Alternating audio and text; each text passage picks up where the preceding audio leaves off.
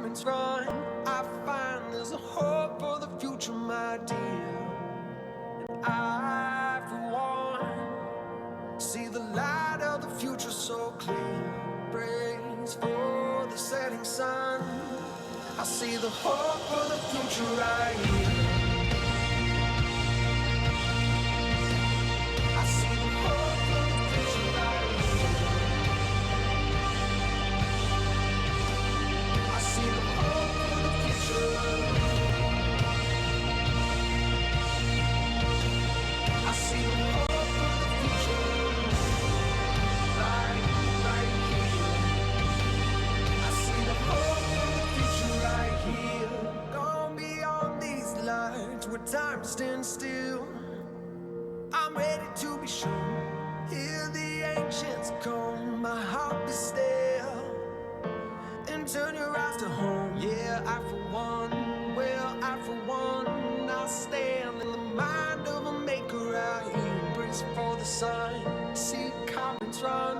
I find there's a hope for the future, my dear. And I, for one, see the light of the future so clear. Praise for the setting sun. I see the hope for the future right here. I see the hope for the future right here.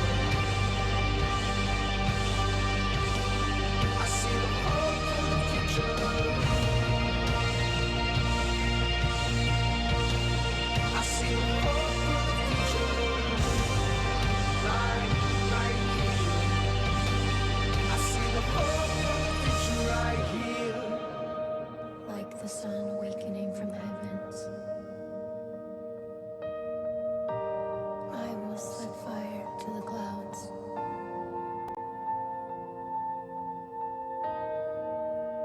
setting their hearts ablaze,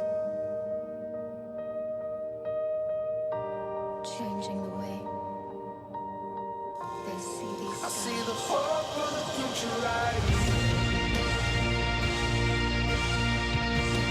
I see the hope for the future right here. I see the hope for the future. I see the hope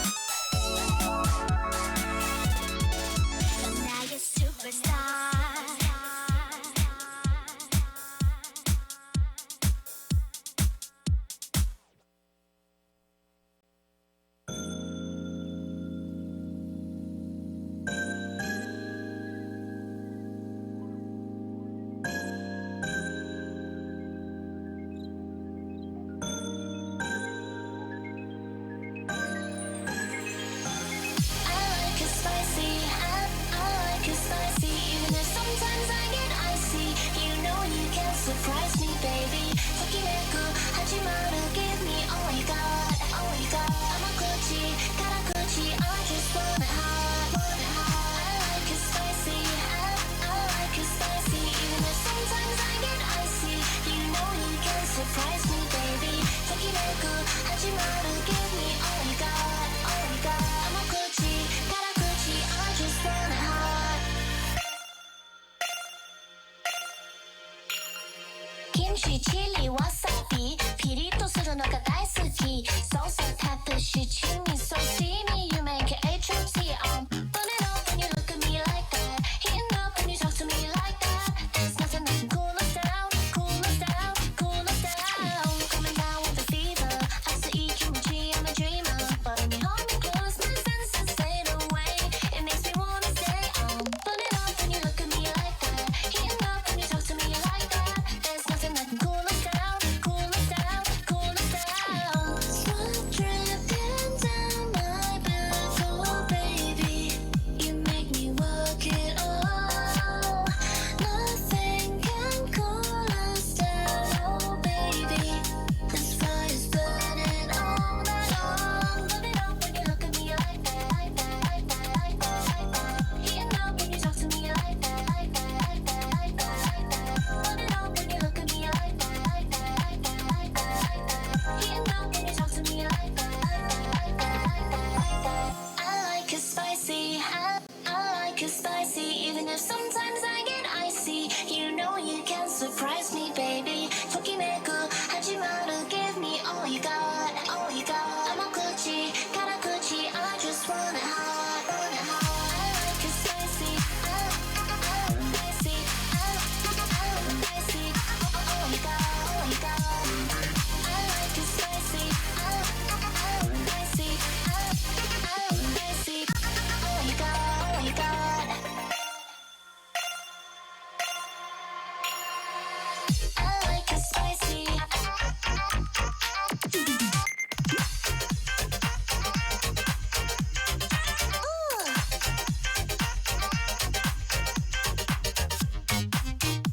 So spicy I like it spicy I like it spicy Even if sometimes I get icy You know you can surprise me, baby ときめく始まる Give me all you got, all you got 甘口、辛口 I just want it hot, want it hot I like it spicy I like it spicy I like it spicy I like it spicy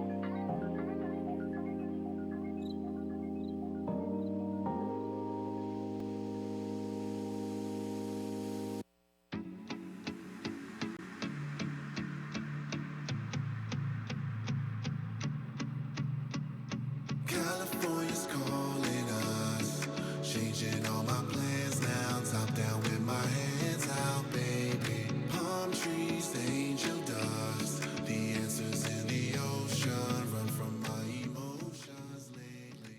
California's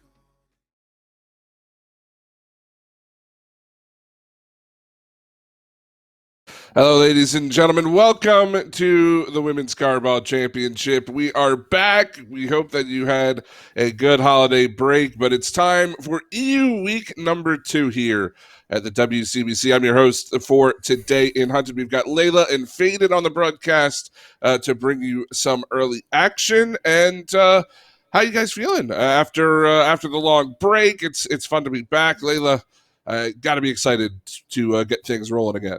Incredibly excited. I'm looking forward to it. We had a really great session back in December, and obviously since then we've always had the Christmas break and a whole lot going on. But it'll be great to see what all of our teams have been up to in the recent few weeks. Yeah, we've got to do battle again today. And Faded, how about you? Feeling good for another long broadcast today?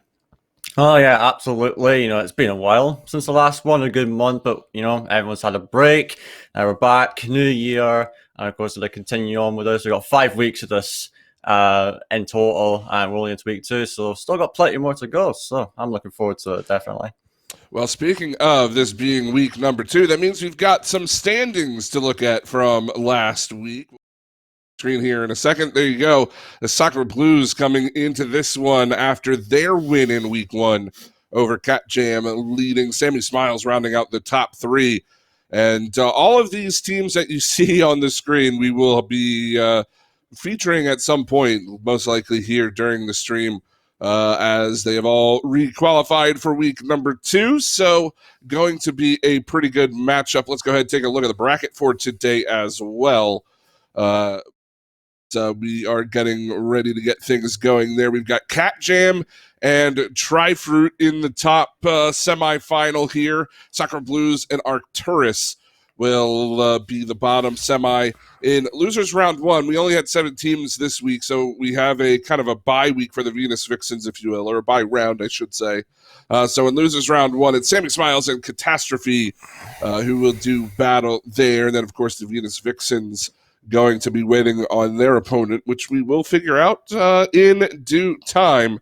But our first matchup here is going to be Cat Jam versus Tri-Fruit. And again, Cat Jam comes into this week, Layla, as a team maybe looking for a little bit of revenge. They made it to the grand finals, couldn't take down the Soccer Blues, most likely looking for a victory here this week. Yeah, they're definitely going to want to do the actual clap back, make sure they get the win this time round. I mean, we saw how impressive they were in the preseason, and again, saw how good they were, translated that into the first week. But again, Soccer Blues, they always seem to be the team to beat, don't they? So we'll see if they can make their way through again. But let's not take anything away from Tri-Fruit as well. They had a decent showing as well, and hopefully we'll have seen them improve considerably and actually take the fight. Well, I mean, you talk about the Sakura Blues, and unfortunately this week, Caro unable to play. So the sub and Ohei will be joining us on the broadcast here, Faden. And, it's certainly going to be a hit to the team, but always interesting to get to see subs coming in, see how they perform with this squad. And I'm sure the talent level on the Sakura Blues will likely carry them through today for quite a while, I would imagine. Yeah, definitely. I mean, I'm not sure how Ohei plays the player, but, it's not Kara, is it? It's definitely going to be a challenge for SKB this week. But we've seen subs come out and do amazing things in the past across all of our elite sports, so you never know how they could do today. I'm just really curious to see how they will perform and see how Ohei really steps up to the task today. Well, and again, you've got a team in Sammy Smiles that took 3rd place last week. And they had quite a good run through the lower bracket, and they find themselves down there to start things off today. And they've got Catastrophe on the docket to open their WCBC week number 2. And you wonder. Of course, with qualifiers, coming into the week, of course, to sort out how these teams are seeded coming in, it's a bit of a surprise, in my opinion, Layla, to see them down there early. Yeah, it's like, especially when you consider the fact that, they were top 3, as you say, going in at the end of week 1. So they must have had a bit of a dip somewhere in the midst of that. But I don't expect them to be down there for too long. I mean, they made it all the way to the underground final last time round and came 3rd. So I expect them to do something similar again here. But yeah, as you say, it's weird to see them down there already, but it's an extra challenge, really. Sure. Well, we will certainly keep an eye on that. Whoever comes out of that first round, they're certainly going to have their hands full, as a lot of teams certainly have been improving over the holiday season. And of course, we don't want to forget about teams like Arcturus and Venus Vixens as well, who again make it into this next round. So it's a day, hopefully, where we will see some teams shine that didn't necessarily get a chance to last week. Of course, Cat Jam, Sakura Blues, probably the 2 favorite teams coming into this one, as they were last week. So we'll just have to see how things play out, and you never know with how the breaks go. Can always kind of be a little bit of some weirdness coming out of a long holiday break in the bracket. But let's focus on this first matchup, Cat Jam and Tri-Fruit here. And one of the cool stats from all of last week that I saw, only Ducks, I believe, only Ducks from Cat Jam actually scored under a goal per game. And they played I think 15 total games in week number 1 did Cat Jam. So that means both Sophie and Ravina had over a goal a game, and I think Ducks was at 0.8, something crazy like that. So obviously, Faded, the goal scoring is there for this team. Yeah, obviously, we have 2 players over a goal per game. I mean, that's just ludicrous, really, when you have that. Of course, we don't want to take anything away from Ducks. She's got a specific role in the team, obviously, not doing as much to scoring. That's completely fine because we've seen her use her abilities to really create those scoring chances. But it just goes to show how insane Cat Jam are. I mean, when they can score that much, it just shows that they are a top 2 team, and it's going to be staying that way for the foreseeable future, at least. Well, and I mean, for Dreiford as well, you've got players like Chloe here that also, she's sitting right at a goal per game as well. They've shown that they can put up a fight against some of these top teams. Obviously, it's going to be pretty difficult to come into this one right off the jump and have to play against Cat Jam. But, maybe that is kind of how they have to approach this game, Layla. Maybe you catch Cat Jam off guard here, get some early goals on the board, and try to put yourself, give yourself a little bit of space before they can warm up. Absolutely, and especially when you look at the other side of the stats as well. I mean, you've got Chloe there with the most saves on 27. So it's like we've got a really interesting matchup where we've got the high goal scorers like Cat Jam, but we've got a really good defensive side from Tri-Food as well. So if they can indeed just keep that consistency up, especially with the saves, they can turn that defense into a good offense, find an opening and go for it. So if anything, this is going to be really cool to see how both of these 2 teams deal with these very different play styles. Yeah, and it is going to be different play styles, as you mentioned, and that's one of the cool things about the WCBC is that each of the teams so far that we've watched has kind of built themselves their own identity, right? The own way that they play the game, and it's always fun to watch them clash. Of course, with big names on both Sakura Blues and Cat Jam, it's hard to bet against them. But already, with Sammy Smiles from last week, who played out of their minds in terms of surprising a lot of us and really making the series that they played against SKB and Cat Jam much closer than I think a lot of people would have suspected. And I think Tree Fruit or Tri-Fruit, whatever you want to call them, falls into that type of role, right? Where they can be one of those teams that has that surprise potential. And again, I cannot stress enough how weird this game is after a long break, because you have some players who will grind it out, don't stop playing over the holiday break. Some teams, they might kind of relax, think that they have it wrapped up, and you never know with how things come out. I mean, I cast for BDS for the grid, and it was quite a surprise when we had a sweep in the first round. I got to cast 3 games, and I was done for the day. And that's not something that you see. And I can't stress enough that I think Tri-Fruit here, Faded, is one of those teams that could potentially have one of our biggest upsets in the WCBC early on. Yeah, definitely. Like, I've seen the potential of these players from the start, and they've got that potential to make upsets against a bigger team. So if you're Cat Jam, for example, you're not going to be safe. And, alluding to the BDS example, they're considered one of the best teams in the world, or the best team in the world. And then, lately at least, they've been getting upset left, right, and center. So, Cat Jam, they've got to be on their A game all the time. But at the same time for Tri-Fruits, they've been improving throughout the season. You never know what they could pull out the bag, and you never know. Maybe this match right here could be their chance to prove that. Well, on the other side of that as well, of course, you can't take any series with Cat Jam lightly if you're any team here in the league. And with the roster that they have in Sophie, Ravina, and Ducks, it's a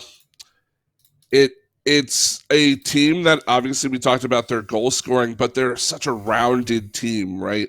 That they might not have a ton of saves. They might not get, individually, they might not have a ton of saves per game or a lot of saves on the board. But Layla, that's kind of a good thing when you look at how they play the game. They're not forcing themselves to have to make saves on the line. Everything seems to be midfield and onward for them.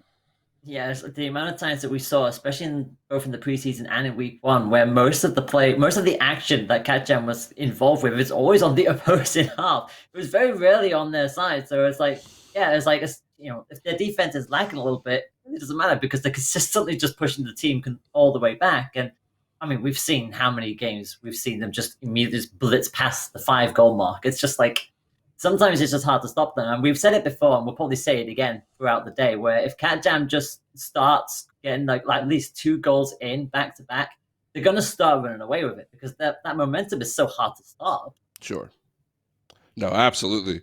And I mean, that's kind of what I was alluding to with Tri-Fruit needing to come out and get those early goals, try to find those early, game 1, game 2 kind of momentum building games. I think you definitely need them against a team like that. But, we've got a couple minutes before match starts. I want to get your takes overall, again, on how things are going to play out today. And one of the interesting questions that now that we've already watched these teams play a week, I want to kind of put you on the spot here, the both of you actually. Who do you think is going to be the standout player today? Like overall, who do you think will be the MVP player today? It doesn't have to be from Catjam or Tree Fruit here, obviously, but I'll start with you, Fade, and who do you think's got the MVP status today? Oh, it's really tough to say, but I think considering today, it's going to have to be someone from Catjam.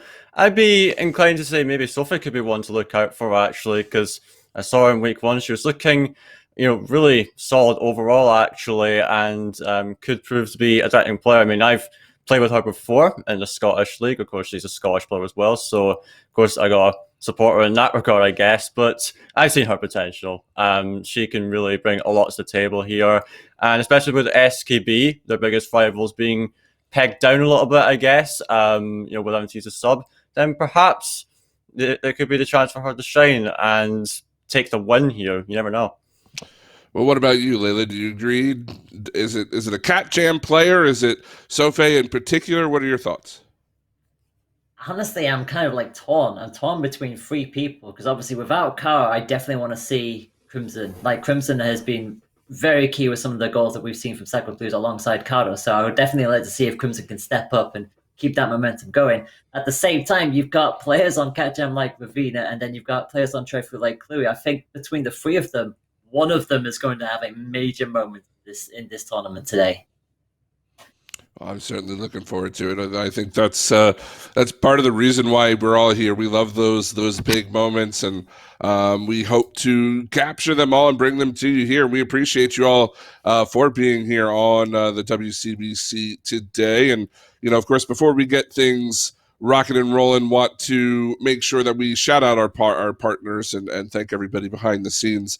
Of course, Psyonix for sponsoring this 3rd season. Our partners in TGS Broadcasting, we've got Jordan behind the scenes pushing on the buttons, of course, as usual. Jordan Wright and the City of Sound for working with us for the intro music and all the wonderful music you hear on stream today. And, of course, Girls House and Girl Boss for their roles in creating places for women to get together and play in their respective esports. So thank you to everybody who has brought things around. Of course, Crimson Wings, everybody behind the scenes. And we'll get into thanking them a little bit later on once we get some Rocket League under our belts. But it looks like the match is getting ready. We'll throw it into that as soon as that is up and running. Let's get some predictions going. It's my favorite part. Unfortunately, we don't have RJ here. Hopefully, she's watching. I always love to shout her out. She'll put her prediction in chat, assuming RJ is watching. Who do you have coming out of this one? Actually, let's go a little bit farther. Who do you see in the winners final here, Layla, today? Is it going to be SKB Catjam rematch? As much as I want to say yes, I don't know. I honestly don't know. I would definitely like to see a surprise from Trifood. I think they may have the potential to give the upset to Catgem. I mean, obviously we know Catgem are a force to be reckoned with, but I feel like Trifood, they're going to come under here with like the Dark Horse kind of status. I think they could potentially do it. I don't see Sakura Blues slipping up, but I think Trifood might do the surprise. I think it'll be between those two. And we didn't talk about the Sakura Blues matchup too much either. Of course, we'll get into that when the time comes. Arcturus is one of those teams that's looking to prove themselves as well. So you never know how that'll turn out. Faded, I want to ask you the same question. Who do we see coming out of these semis into this winners final? I mean, I'm a little bit torn maybe because I'm thinking Trevor could maybe make something happen, but I think the safe bet would be Catgem in this case, so I will have to go for them. And then I think Sakura Blues as well. I don't see them slipping up even with the sub either. So I think we're going to see yet another match between them two. Well, of course, and while the lobby is getting ready, I do, again, want to talk a little bit about Sammy Smiles and Catastrophe. That's the only match we're not going to be able to see on stream. Again, Sammy Smiles, maybe one of the surprising teams that we see in the lower bracket early. Granted, they had quite a lower bracket run last week anyway, so maybe they're used to it here, Layla. Maybe they get... the energy from that the win or you're out kind of mentality. Yeah, I've seen that in a lot of different competitions that I've casted on before, where some people just seem to just excel more in the underground bracket. It's weird like that. So Sammy Smiles are probably like, yeah, we don't mind this extra pressure. We do well under that. So, but having said that, I definitely want to see how Catastrophe bounce back because they didn't exactly have the best of starts last time out. So I want to see if they've managed to sort of like work on that and improve coming into. I mean, there's been a whole month to wait for that, so it's a shame that we don't really get to see that one play out. But I definitely hope that they do take the fight. Yeah, I'm in the same boat. I would love to see Catastrophe on stream. Today, at least a little bit. Of course, it's going to be a tough battle. Again, that Sammy Smiles team, just basing off week number 1, and of course, as we talked about with the whole break and everything, can be quite different. But it's going to be a tough battle. But I mean, you look at that roster, Faded. Is there any player that really jumps out to you from Catastrophe that you kind of put I wouldn't say you put the onus to carry a series, but anybody who has that potential, right, to pop off and say, okay, this is my series now, let's move on to the next round? Yeah, whilst I'm not too familiar with Catastrophe as a team, I've heard good things about Bass Counter, definitely. I think she can be the one to really turn up in the series, and, as we say, that's important against a team like Sammy Smiles, who can seemingly just charge through a losers bracket like this, and just go, right through teams like it's nothing. So for Catastrophe, it'll be a big task, but I'd be counting on Bass definitely to make something of that. Well, good luck to Sammy Smiles and Catastrophe as they will be playing off stream. But for us, it sounds like everything is ready to go. And Tree Fruit underway. Please take it away. We gladly will, and I hope you all sitting comfortably. Our first match is indeed underway, and already we're going to see a demo onto Cluey. No big surprise there. Immediately out with the aggression of the Tri-Fruit in the booth and Jam in the audience. At Jam for their early aggression, and it's been a month, but they're no different seemingly. But you are seeing Tri-Fruit trying to get some early aggression. You see Regina actually stepping in for Tri-Fruit this time, as MEJ is sadly no longer on the team. So new team, new faces here, as we are seeing Regina going to try to get some offensive pressure, and the infield pass straight into Ducks, and just like that, Catgem already putting themselves in the leads. Yep, just under 40 seconds on the clock. And again, a nice little setup, nicely covered. Nobody was really going to challenge that one. A nice easy lead for Catgem. Although, having said that, Tri-Fruit did start off pretty aggressively on their own and get the benefit of the kickoff as well. And that's going to go straight in. Equalizer within 3 seconds. Man, it didn't take long for them to respond, but good kickoff from Azzy. I like her actually trying to delay it and switch it up a bit. And roll straight in, just like that. You know what? Happy days for Tryford if that's going to be the goal to get you back in. But clean slate yet again, and already it looks like Tryford are going to go aggressive off the kickoff again. But he did find himself with some possession here, and it will be Regina trying to make something of it. Going to keep that in Cat Jam's half. I don't think Cat Jam were expecting it to be this aggressive off the get-go. Now they actually forced the saves out of them as well. We were talking how they didn't really do much on the defensive side of things, but now they are finally having to work for it. Not one, but 2 saves in a row. Make that 3. This consistent pressure from Tryford is amazing to see. They've definitely been putting in the work during the winter break.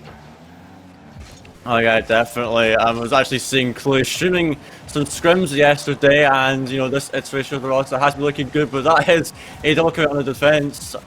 You know, fortunately for them, they will get out of it unscathed. As we're now seeing Sophie here with a bit of space to work with and a shooting chance, but no problem for Chloe to deal with that. As now Ravina's going to try get something done with this, but just forces the pinch out of the opposing half. And now he's seeing Regina on the ball here, flicks it past one, but doesn't seemingly have anything more, but tries to pop it into the center at least and go for the bump.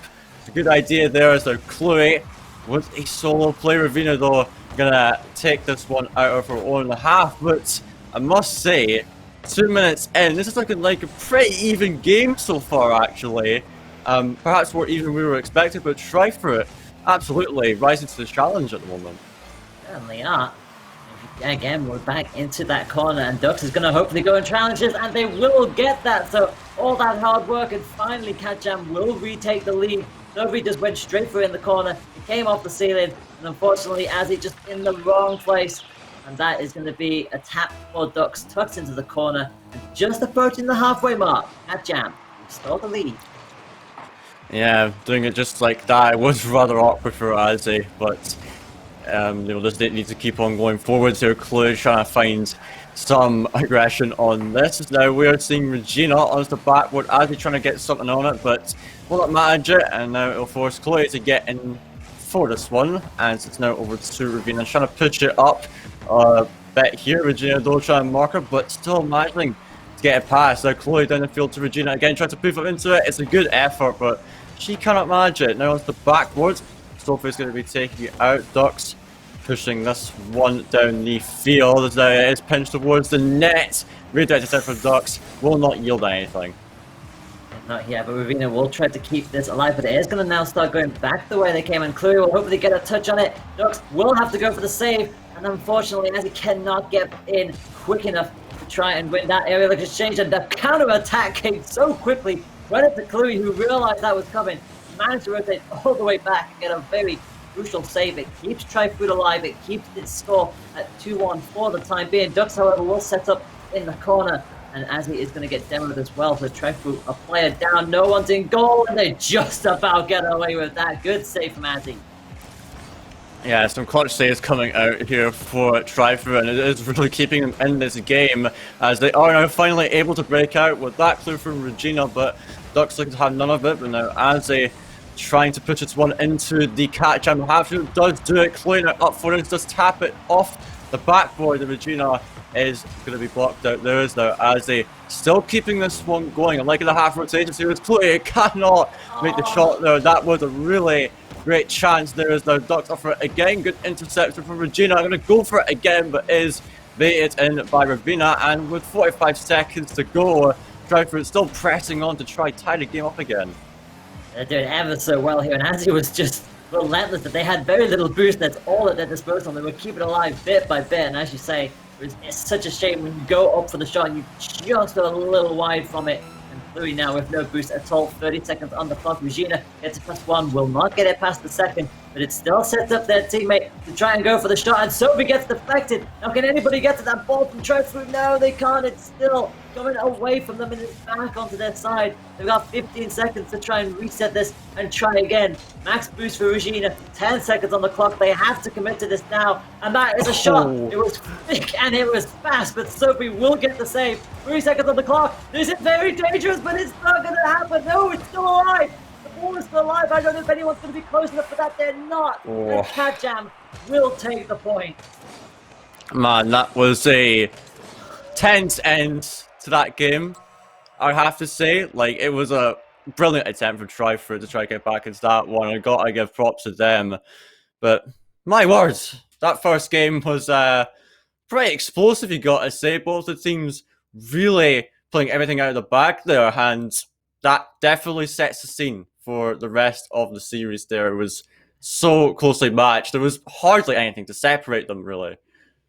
Really wasn't. I mean, Cat Jam start as they mean to go on. They get that first goal. We generally see them get the first goal so many times, but yeah, Tryfruit were just like, no, you're not having that. 3 seconds later, they just had a kickoff goal, and to be fair, it's great to see that kind of thing happen. I think Cat Jam had to really rethink their strategy going forward with that, because it's like, okay, we can't keep doing what we're doing here. We're gonna have to try and slow this down because Tryfruit are actually managing us on speed.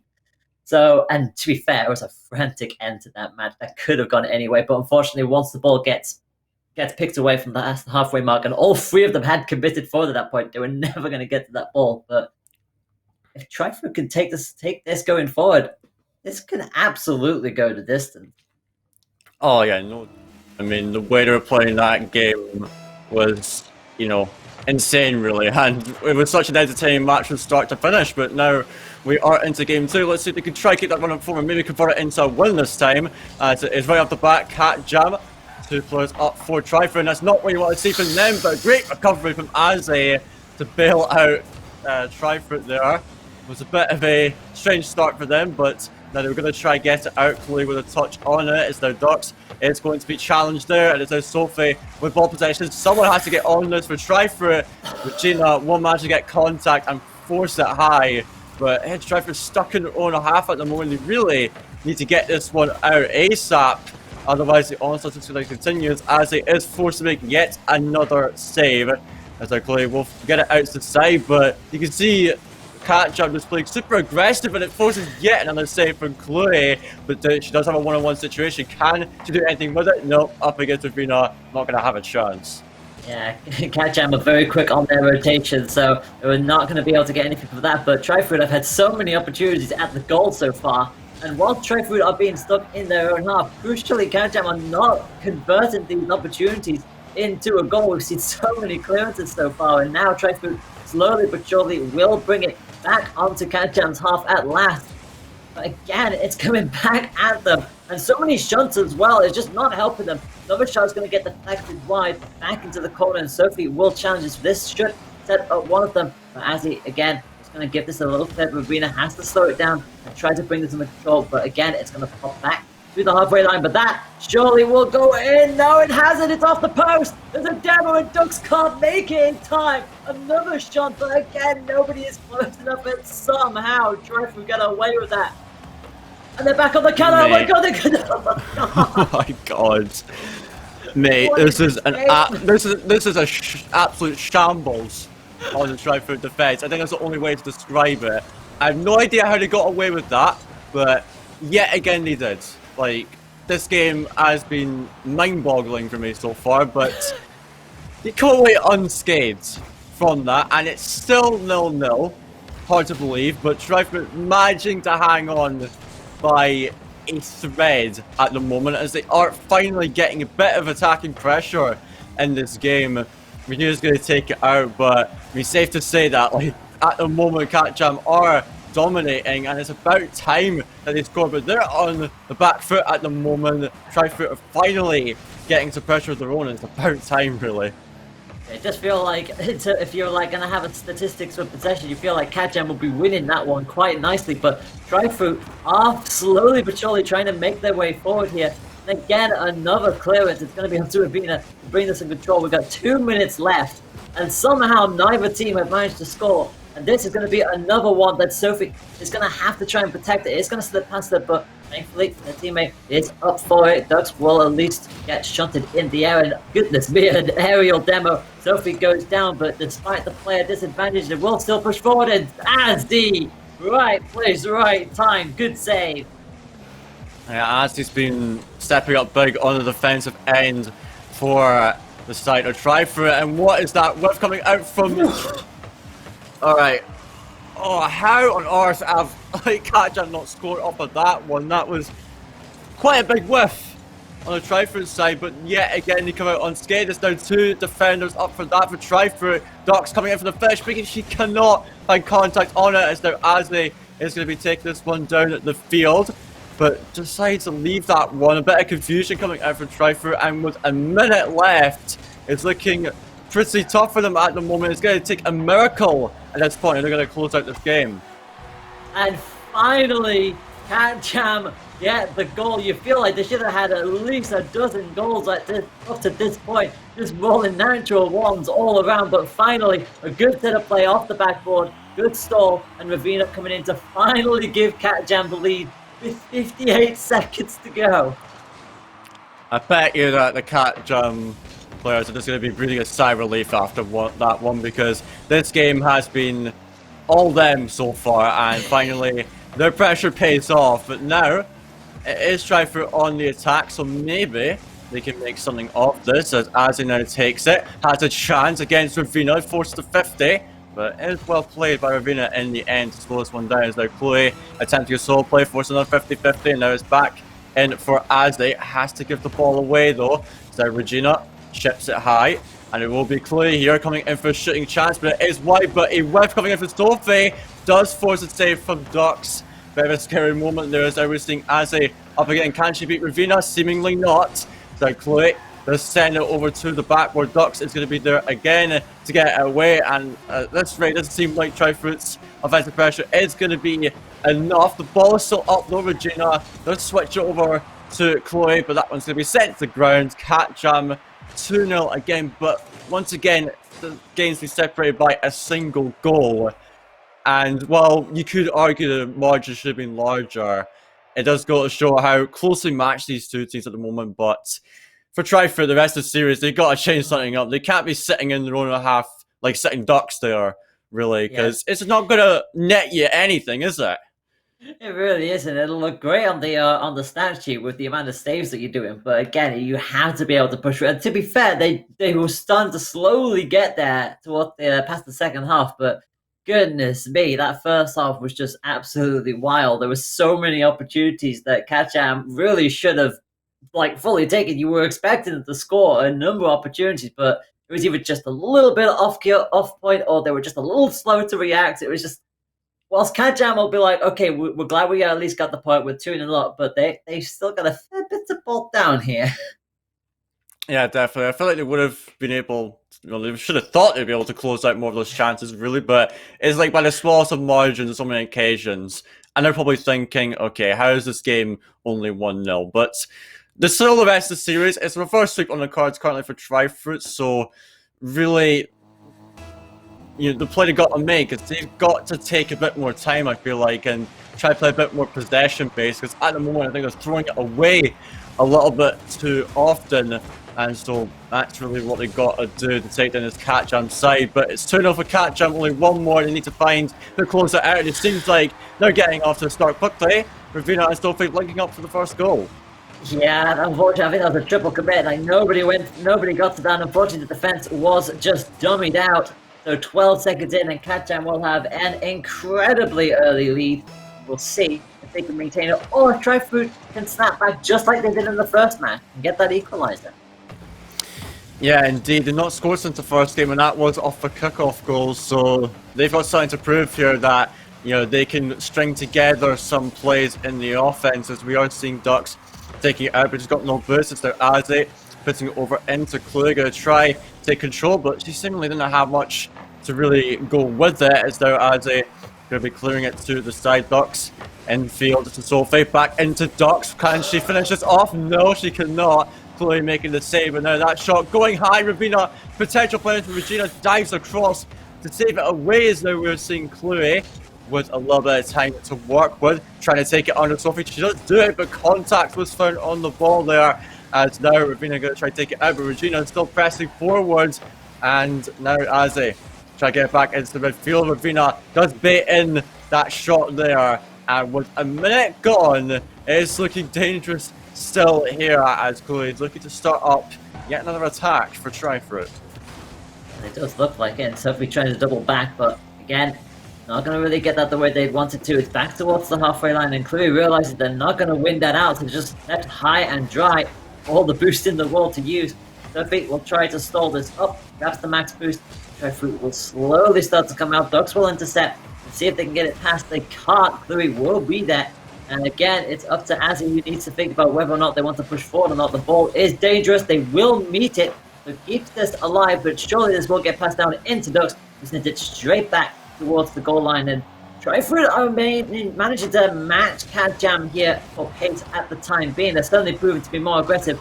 That one just across the face of goal there for Sophie. Yeah, definitely they are matching them on, in pace, but and you can tell the ideas are there of what they want to do in attack, but they are currently lacking the execution really. It's also a case of Cat Jam just able to really predict whatever they want to do, so it's probably going to take something a bit more sophisticated, and maybe it could be this, a demo play coming out, and it's an own goal from Regina. Chloe forcing that, and that's what you need. You've got to change something up, and Regina's doing exactly that, taking the players out. Yeah, unfortunately, wrong place, wrong time there for Ravina. Just unfortunately, like, you can see the ball coming, and it's like, I've got no choice. I've got no chance of getting out of this situation. So, yeah, hate to see it happen, but again, Trifruit forcing the mistake out of them, and the demo was absolutely crucial that they realized, because everyone was so close in. That demo just immediately just swung that away, and like I said, Ravina just wrong place, wrong time, and just past the halfway mark, Trifruit right back into this, and really trying to pop this aggressive play in, but now they're going to have to go back to what they know best, which is that defense. As he not going to get the touch this time round, and that ball is high, and it's dangerous. Finally, let's get pinted out. And back towards the halfway line. 2 minutes left on this one piece so far. Yeah, it's one piece at the moment, and you can see Trifruit starting to implement more of those demos. It did work out for them getting that one goal, so it's them developing their game plan here, as we are seeing Regina with an infield pass attempt, but it is going to be intercepted straight away by Sophie. So Azzy trying to get something on this. Chloe going to come out with the block there, and while possession still allows Regina to take over on this one. And now into Trifruit half. We've got a bit of time to work with, but Ravina slowly closing it down, just responding with a demo strategy herself, as now Ravina tries to get a touch on it. Regina's going to try take this one out, as it's now forced onto the back wall. Chloe up for this, shot is blocked, as they willing to get up this to meet Ducks, but she's going for that corner raid, I think. No wonder, as she is more of a freestyle type of player, but fortunately 60 seconds here, still one apiece at the moment, as now Trifruit do have a shooting chance, but as no power behind it, it will allow Cat Jam to get onto attack again. And again, just pinted into towards the corner, and that's a dangerous ball centered, but it should be cleared in time. Chloe thinking about going for it, but just stays on the ground, knowing they probably won't get there in time. Sophie can send it off the backboard. Will anybody be behind that for Cat Jam? Not quite. Ducks will use some of their boost, take it round through the corner. We're going to see if we can see a setup play here. Another interception in midair. The shot not going to come out. Once again, deflected away. And there's only 30 seconds left here. And Trifruit have an opportunity to try and just slow this down and force Cat Jam into a mistake if they can steal a point right at the death. Obviously, remember, they cannot lose this now, otherwise they will drop into underground bracket. 15 seconds on the clock. We could yet see our first overtime in the first set of this streak today. Yeah, that would be nice to see, wouldn't it? As the clock is running down. It's currently in the Cat Jam half, but they will get it out. As now Ducks is going to try and make something of this, going for that wall way. Now Sophie is up for the shot, but cannot send it towards the net. And first overtime of the day in the first series of the day here, and it is Regina going to be winning out that kickoff into the hands of Ducks, as now Chloe misses that one, and as he is on little boost, the Ducks doesn't know that, and it won't allow her to contest it, as Ravina try to bait in Azzy, but she just goes to the shot and nearly finds an angle on there. That was looking really dangerous there, but Cat Jam will get away without a goal being scored. It is awkward for Ravina. Now Ducks to get this one out. Regina forced into the demo. Ravina has a shooting chance, puts it wide, and it will be a save for Chloe, but maybe not. She doesn't manage to get it, but good bump from Regina, and it will allow an easy clear here for Azzy. As now Chloe trying to pass it back into Azzy. These passing plays working out well, but that bump from Chloe could be disastrous for them, but they do have the reset now, and they will be allowed to start another attack again. You hate to see those kind of those kind of moments, because you feel like Trifruit could have had a goal there. and they may rue the opportunity, but they're still going strong here. A minute on the clock. Chloe sees an opening, will pop it off the backboard. I don't think anybody... No, somebody does meet it. It's going to drop down awkwardly. They don't get the clearance they like to. Ducks will finally force that around and actually takes it past not just one, but two, and pops it straight into the corner. If Katjam win this, it's going to be a straight 3-0. If Trifu win this, we're going to match 4, and that is a demo onto Sophie, but they can't take advantage of it. In fact, Chloe gets demoed in the midst of that as well, and Sophie manages to win out that competition, sends it towards the corner. A minute and 30 done, and we are still level here. Neither team wants to give this up. Yeah, they're both really fighting for this, and that is a missed touch there for Regina, but no one can capitalise on it. Ducks coming for the shot as they save it off the line this time. You can tell there's a bit of nerves there from both these teams. Not at full confidence, I don't think, at least in the way they're playing, as we're now seeing Ravina turning on to this, going for the long shot, and no one in there to save it, and it will be a Katjam 3-0 in the first round here with just a second shy of 2 minutes, but that was, oh my. Oh my goodness me, that could have gone in any which way, and there were a couple of crucial moments. You gotta feel for Trifu. They had a chance to potentially just win that in the death, but as he going for the distraction, going for the bump, inadvertently hits the ball as well. It's just, you hate to see it.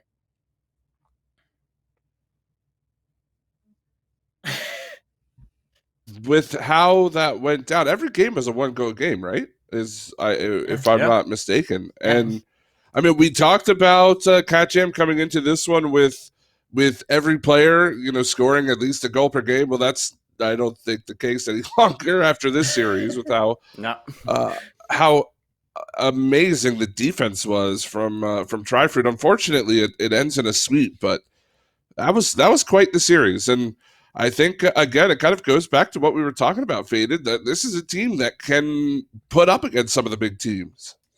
Oh yeah, absolutely. Like, throughout that series, Trifruit were matching the pace pretty much the entire time, and the defense was looking very strong as well. It, slipped up here and there. Really, it's just their offensive prowess is what's lacking. They can find some chances, and they've got some good ideas of what they want to do, but the execution just isn't there for them at the moment. But you can tell they're contending to be a top team at the moment if they can continue to develop and find their footing on the offense. Then absolutely they can be easily into the top 3, if not contending for the top spots here. Yeah, well, I mean, their day is not over for Trifruit. They fall down to the lower bracket where they will play the winner of Sammy Smiles and Catastrophe. I'm not quite sure how that is going right now, but we'll get an update for that as soon as it comes through. Of course, Venus Vixen's waiting for their team or their matchup to get underway here in a little while as well. But Layla, Katjam, first team through in the winners finals. What's some takeaway here? What are they doing well today that we can look forward to in the winners final? I was going to say able to take advantage of some opportunities, but that second match, it definitely felt like it was a bit of a toss-up between the two teams. But Katjam definitely, again, they're doing what they do best. They get those very early goals. I mean, we saw that in match 1, and especially when match 3 as well. They just immediately went in with the 12 seconds. They are very hard to start when it comes to that. So their aggression at the early stage is still absolutely credit to see. And again, able to manage to slowly whittle down Trifu, especially in that overtime period where you saw them suddenly realize, oh, we almost lost this match. We got to up this. We got to actually pop this momentum back. And they absolutely did that. So being able to fight back under pressure, especially when you realize that there definitely were moments where they were definitely showing their weakness, that they've still got that solid defensive line, especially on their attack. Well, that's going to do it for this matchup. We're going to take a short break. On the other side, Sakura Blues and Arcturus will do battle in our other semifinal of the winners bracket here today. Don't go anywhere. We'll be back in just a minute here on the WCBC.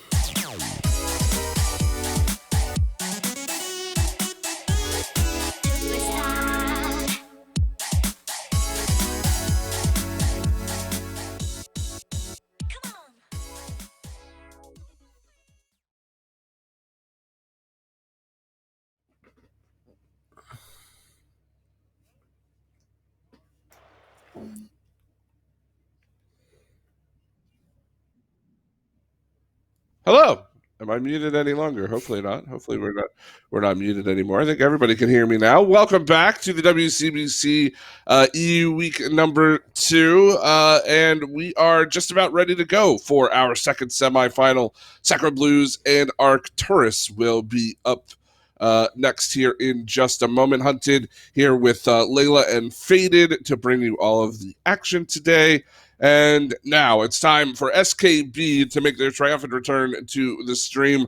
Arcturus in their way. Layla, how do you see this playing out? I can't see Sacro Blue slipping up too much. I mean, obviously, I know we know that there is a sub in place for them, but at the same time, Sacro Blues, they always seem to be the team to beat. But at the same time, I definitely want to see what improvements Arcturus have done since the first week. Obviously, we've had the winter break, and obviously both teams will have definitely been working hard. But I can't see Sacro Blues fall into an upset. It would be cool to see, but this is Sacro Blues. Well, Arcturus, one of those teams that, again, trying to make their mark here in the WCBC, might not have had the week that they would have wanted in week 1, but they're sitting here in the upper bracket with a chance Faded against one of the best teams in the league. Even if you don't win, how do you make the most out of this matchup? And of course, we don't want to count them out. That's not really the point of the question. It's just, how do you make the most out of this series if you're Arcturus, win or lose? Well, really, no matter what, I think you just got to go try their best. Don't care about the result because you're underdogs anyway. So might as well do what you can, see if you can get something out of this series and try to learn from it, because Sacro Blues, they're one of the best here, even if they're playing with a sub. It seemed that if you want to improve, they're a great team to play against and really learn from, because if you play against a better team, you'll often see where your problem areas are. And so that's something they can take away and really develop and improve and come back stronger, because, as we said, there's many weeks left in this competition. So that's something that's going to be very important for them to do. Well, before we get the match started, let's take a look at the bracket here real quick. We've got the second semifinal, Sacro Blues and Arcturus. Sammy Smiles did take down Catastrophe 3-0 in that lower round 1. That means it will be Trifruit and Sammy Smiles. That should be quite a good matchup. We'll get to that in just a little while. Of course, the Venus Vixens waiting for their opponent in the lower bracket. Whoever drops this matchup will be down there to face them. So really, we've got a lot of good games upcoming, and it starts here with SKB and Arcturus. It's easy to say any team that is playing against the victors of week 1 is a team that is coming in as kind of the underdog in the fight. Layla, what does Arcturus need to do to come out ahead this time? Take a page out of Cat Jam's book would be a good start. If you can get that aggressive start immediately, have a decent kickoff, you might be able to catch Sacro Blues off the on the back foot. But having said that, though, we also know that Sacro Blues, they're just an incredibly consistent team. So trying to find any kind of weakness, trying to find any hole in the defense, it's going to be easier said than done. But I think Arcturus can do that. Just please don't over rotate. Please don't overcommit. We've seen Sacro Blues pick apart teams just like that in so many ways. Yeah, and again, I think scoring is going to be pretty important. We have definitely seen the Sacro Blues as one of those teams that can put up goals kind of at will. I think Alyssa is sitting at 1.2 goals per game right now. She's not the top spot. I think the top spot goes to a Venus Vixens player close to that, and we'll see, as it looks like things are underway now. So please take us in, Sacro Blues and Arcturus, this semifinal. Thank you very much, as always. And yep, match 2 is indeed underway. So Arcturus in the blue, Sacro Blues in the orange. Not to be confused. And almost immediately, we're going to open up the scores for Arcturus. They're doing exactly what I hoped they would do. Immediately coming up, it comes off the post. Sacro Blues couldn't clear it. It came off the crossbar as well. And Ali gets in first for Arcturus. Yeah, flying start coming out here for Arcturus. Just caught SKB sleeping on the defense. And this is what we want to see out of them, just put everything they can to the offense, and that's what they need to get started early in this game. It's a long road ahead, sure, but they've definitely got what it takes here. But SKB, they're going to let off the gas that easily. No, it's SKB we're talking about, as we are seeing Crimson going to try and get something here, but it's just deflected off of Ohei's cars. Now we are seeing Elisa going to try and take this one out, and so we're approaching a minute in. Already Arcturus kind of maybe surprising us a little bit, and they're looking for yet another chance, but the super sub Ohei going to come out to save it away. Getting to that one, and 1 minute done and dusted, and Sacra Blues having to really come off the back foot, and again another save having to come out from Ohei, and it's not going to matter anyway because it sets up Sarek, who scores in with the second goal. Great play from Arcturus once again. Sarek went, thank you very much, that's in my direction, and neither of them in the goal could do anything about it. Arcturus doubled their lead. Yeah, I mean, if you were to tell me last week that Arcturus would be 2-0 up already against SKB, I would think you're lying there, but, you know, it was an awkward save from Ohei there, I will admit, and she just, like, you know, couldn't really keep it safe away from the attacking player there, so was a bit unfortunate there, but, you know, it's Ohei's first series. You know, she really needs to get really accustomed to this competitive environment, really, as we are seeing Crimson. One's look out for, going to try and make a play on offense. Alea couldn't get to it, and it will be Elisa to try to take it on to the defender, but Ohei has an open net, and her first goal in her very first game coming out here to bring one back for SKB. You like to see that one happen. Unfortunately, they got a clip on the ball for the save, but unfortunately not enough momentum. It inadvertently almost got in the way there, but just about it crosses the line before it hits the car and bounces back out. That would have been a story and a half if that happened, but it is 2-1. Sacra Blues do half the deficit. See if they can come back with a vengeance. Sarek does at least manage to get a decent intercept. The Sacra Blues can't get any purchase on that one. They'll try to send it back around, but another solid clearance from Arcturus keeps their lead alive for the time being. 3 minutes left, still a ways to go, but Arcturus definitely being strong here. Oh yeah, absolutely. They've had a great start, and whilst it has simmered down a little bit, they're still looking pretty good here and competitive with this SKB side, as we are seeing Sarah, what a dunk, but off the post. My word, that could have been 3-1 there, but unlucky that one went just a little bit wide. Now SKB on a counter-attack. Ohei is going to send it out to the side, but can't follow it up herself. Crimson having some possession now, takes it past one. Emma's there to intercept it. So Elisa sending it downfield, but a good interception for Leia as well. But halfway through the game, Arcturus still really threatening the Sacra Blues side. And if they can hold on to this, they could close out the game. And, you know, so far, really, SKB actually haven't looked that potent on the offense, not had that many opportunities, but could be one for Crimson. Bar down, that's what it's capable of, and we're all tied up now. Yeah, Crimson doing what they do best, going for the aerial, hits it, nice, dunks it right off. It actually bounces off one of the players from Arcturus as well. But crucially, they won't care. It is 2-2. Sacra Blues come back from 2-0 down and finally get this game level. But now can they see if they can find that winning third goal? But we know Arcturus, we've seen them fight so hard so far, and you feel like they've been unfortunate with that third goal. You feel like it should have come, but they're going to have another opportunity. But oh hey, will it get the save this time around and keep this score level?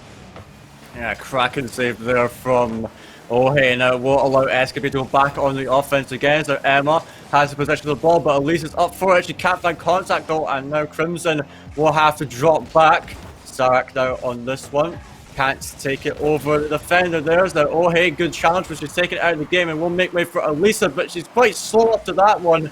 And now Crimson will have to find a clear downfield. Sarek now dropping it over to the side. Crimson ships it high. Alea now putting it onto the opposing backward. Elisa's going to have to try and take control of this one. Crimson, an awkward touch for her. Ohei coming through for this one. So Sarek going to try and get it off the corner. But approaching 60 seconds, still tied up here. Elisa threatening for a chance. And this one could potentially go out to an overtime at this rate, because both these teams playing quite level at the moment. Certainly are. Another good touch, and that will get the score! Commentator's curse immediately striking. 10 seconds later, Arcturus from their own half gets a really good setup, and Emma, nice poke, stolen opportunity, and that will give them the lead once more. 3-2 is the score with 50 seconds to go. Yeah, but unfortunately for Ohe, which is slightly mispositioned, and now it will be Arcturus in the lead. But here comes Elisa for a shooting chance, can't land it. It's our Crimson, sends it high. Where is Ohe? There she is, off the back. We're going for a double tap. Good effort from her. That Elisa can't find contact on that one. Crimson can't get it either. Now will be Emma trying to make a play. Ohe does make a good challenge. So Crimson booms it down at the field, and this could be just going in. It's off the post of the way, and there's a bit of a scramble in front of the net. Elisa just waiting patiently for an opportunity to present itself. The Crimson with a potential solo play tries to bait out a defender. Elisa now needs to get onto this. They have the pressure, but can they find a goal? It is a good touch at the backboard, but it could spell disaster. Here comes Ohe for another centre. Elisa tries to find an angle to the ball, and Ohe had a shot on net, but she just couldn't get any power on it. Arcturus just barely get away with that first game win. That was incredibly close from both teams there, and you felt like right at the death, if the angle was just a little bit better, it may have just slipped in, but just not to be. But my goodness me, Arcturus came out with surprise in tow, and that was amazing to see that happen. And yes, Sacred Blues having to come back from behind. Not once, but twice, essentially. You know, they were 2-0 down, got the equalizer, and then right when they thought, okay, we should be able to take this, we can either get this win or just take it to overtime, they lose the goal within the first 10 seconds of that last minute. It was just unfortunate to see, but great showing so far.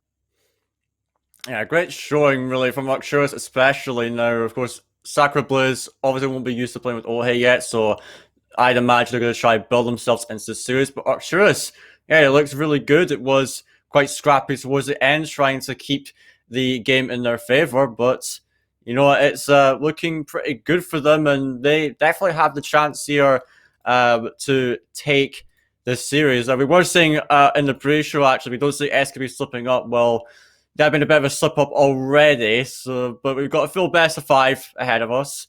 So I'm sure SKB will be able to string something together here and warm up into the series. I think that's really the state of play.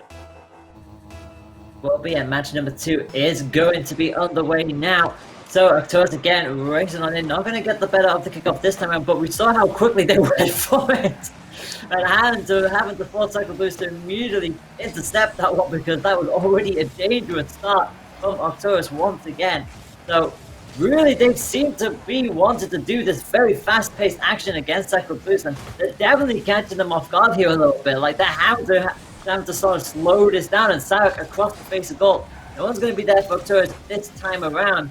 But this is red flags here now for Sacred Blues. They've got to find a way to stop it, and they're not going to, because once again, Arcturus get the opening goal. Yeah, yet again, brilliant infield from Leah, and he's too slow to make it to that interception. Was a good finish from Emma, but again, Arcturus, they got that first goal in the bag. They're starting early in this, and that's exactly what they need to do. They need to get themselves into lead, into a comfortable position, and hold out from there. But we are now seeing Elisa going for a wall read. Perhaps she can't land it, and it will be a long clear here for Emma. Now going up for it again. Ohe will be forced to make a save. Is there another shot on net? Elisa going across net to get that one away. But a minute in, it is again Arcturus, same situation. They got that first goal, but now you just got to try and hold it out as a banging shot coming in from Crimson. A lot of power on it. But Sarek in the net to send it away. Still alive though, with Crimson right back onto the scene despite the demo, but unfortunately not only are they going to lose that ball, Elisa are going to have to really come in clutch there to make that save, and does so, and now they're going to come in with the counter-attack off the wall. They'll get the double tap. Will they get their teammate to bounce on in with the feedback? No, they don't. Crimson at least takes it past one, but again, that's a long shot and no one's in goal! No one's in goal for that! Actor's got a second! You do have a second indeed, and you see what SKB were going for, that infield pass, but really risky for Elisa to go for that as the last man, and they do get punished for Arcturus. Now 2-0 up with 90 seconds in. Like, this is pretty insane if you were to see this from last week. But of course, considering the circumstances, maybe not too surprising. But now SKB got to try bring it back. They have a chance here. It's dropping down into the goal, but just out barely. And Alea will be forced to get it away, as now we're seeing Elisa back into the half. Ohe trying to go for the cross there, as now it is an open net again. Sarak 3-0 for Arcturus now, really starting to run away with this already. That was a really, really crucial touchdown. I don't think they were expecting that at all. So, yeah, 3-0 with 3 minutes left on the clock. And goodness me, Arcturus are really coming out massively strong here. They are absolutely primed for an upset and a half. And Sacred Blues cannot do anything to slow this down, because they are just relentlessly getting it past them as well. Like, Sacred Blues, they're trying to do some really key setup, but it's just not quite working out for them. And another shot across the face of goal with nobody there to get the follow-up.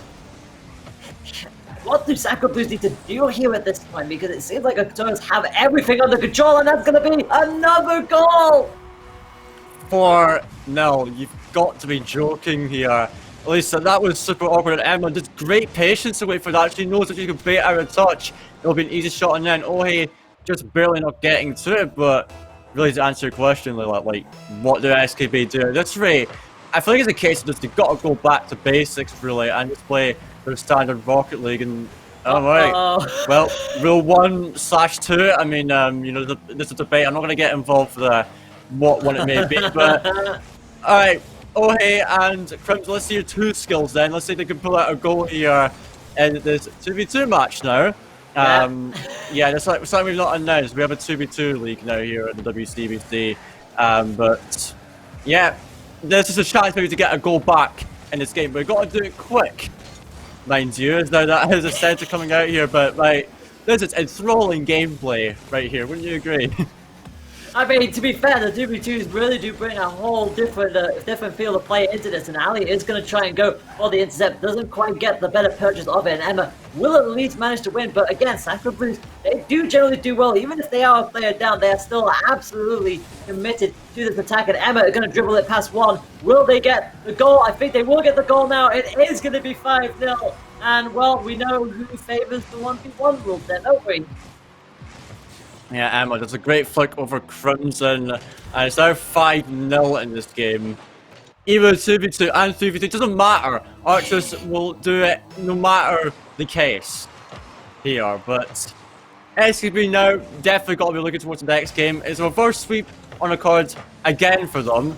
I had to say this about Tryfruit, but now it's Sacred Blues are the ones to back foot, and oh dear, that is a bomb coming out, and Emma scoring her 4th goal of the game. She is on a roll at the moment. She really is. Unfortunately, nobody got to that, and then was just like, thank you very much, that's an open goal. I can take this as slowly as possible. And that is, cannot believe I'm saying this, but this is Arcturus 6, Sacred Blues 0. What? Arcturus have worked on so much since last month. It's just been incredible to see this happen. And obviously, this is just match 2. We've still got a long way to go if Sacred Blues want to try and bring this back onto match 3. But yeah, with 1 minute to go, Sacred Blues, well, they got one back. They get one back, yeah, you know, from Ohe hitting the ball into the corner and then own-goaling it, but, you know, they'll take it. They'll take it, and, you know, it's Brazil sap as well, so I really hope Arcturus now go on to score another one, and they got a minute to do it, so I don't see why not, but, yeah, we are right. Sacred Blues, they do have potentially a long way to go. It could be as short as one game, and there we go, losers bracket, but if they really make those changes and can solidify up, then absolutely they could bring this series potentially back into their favour, but they're against a strong-looking Arcturus side, so it's going to take quite the step up from them if they're going to achieve that. As the clock is running down, I think the players are having a bit of fun here because they know, yeah, it's over, go next. As another shot goes towards the net, but Ohe will save it, and half a minute left. Let's see if Arcturus can maybe get one more, or someone can get one more just to have the consolation. Yeah, Very much so, and you feel like Arcturus want to get that 7th. They want to do the Brazil. They want to try and get the Brazil-Germany 7-1 in there, but they've got 20 seconds to do it. Sacre Blues are hanging on for dear life to ensure that does not happen. With 10 seconds to go, Ali is going to juggle it up. The teammate's going to bring it into the corner. Can they at least get it past another one? Not this time around. Everybody pretty much triple committed for that. They really want that 7th goal, but it's not going to happen. Arcturus will take this with a 6-1 lead, and Sacre Blues are 2 down in this set. Yeah, it's a bit mental to think of it that way, that Sacre Blues are 2-0 down in a series, full stop. Never mind to Arcturus, but some big changes have to come around. I feel like, as I said earlier, they got to go back to basics and really find their footing again in this game, because Arcturus, they've shown they have improved since their last showing in week 1 a month ago. So it's going to take something big here for SCB, but we know they're capable of it. Elisa and Cribs especially wants to look out for to maybe pull a bit of weight here. Of course, Ohe getting herself settled into this team, and maybe they can make this happen, but they've got to win 3 straight. And at this point, it's looking like quite a bit of an ask, I would say. Yeah, reverse sweeps are hard to do in the best of circumstances, let alone when you've just came off the back of a 6-1 defeat. So, but if anyone could do it, I guess it'll be Sacre Blues. They have won this time and time again, so they definitely have the power to do that. But get to speed. Remember when my predictions when I was just like, yeah, I feel like Katja might get upset, but I don't think Sacre Blues will slip up. I guess I was half right in the fact we were going to get an upset, but it was the wrong bracket round. It's just the wrong way. Exactly. So, we got the wrong series here. We were thinking it was going to be an upset in the opposite side, but I guess it will be in this series, or I don't know, maybe not. We will have to find out as we're getting into Game 3 just shortly. Here we go into Game 3. Kicking ourselves off. So, as you can see, yes, you guys do not deceive you. Arcturus 2-0 up against Sacre Blues. Going to take a reverse sweep here. Let's see if they can do it, as it will be Elisa who's going to try start things off here. Alea with a shot towards the net, and a nice easy save for Ohe to take it out. As I was saying, Sarak take this down the field. Crimson now takes a pass to defenders, but Alea not going to slip up just yet. Instead, it's a shot towards net, just off the board. Sacre Blues getting away with that one, but things looking threatening already as Archers are striving to get that first goal on the board. That was such a fast ball, wasn't it? It was a blink and you miss it. It must have just clipped the post, because I honestly thought that was going in. And with 40 seconds in, Arcturus are already starting off incredibly strong, but Sacre Blues doing great on the defense so far, and Elisa is going to cover that as well. Try to at least win that out. Does actually win out through 1, and actually now pops this into Arcturus' field. So, oh hey, all about going for it, but realized not quite ready for that just yet. An awkward ball to deal with for Arcturus, but slowly but surely they are going to start getting this around, and Emma will be there to meet it in the corner.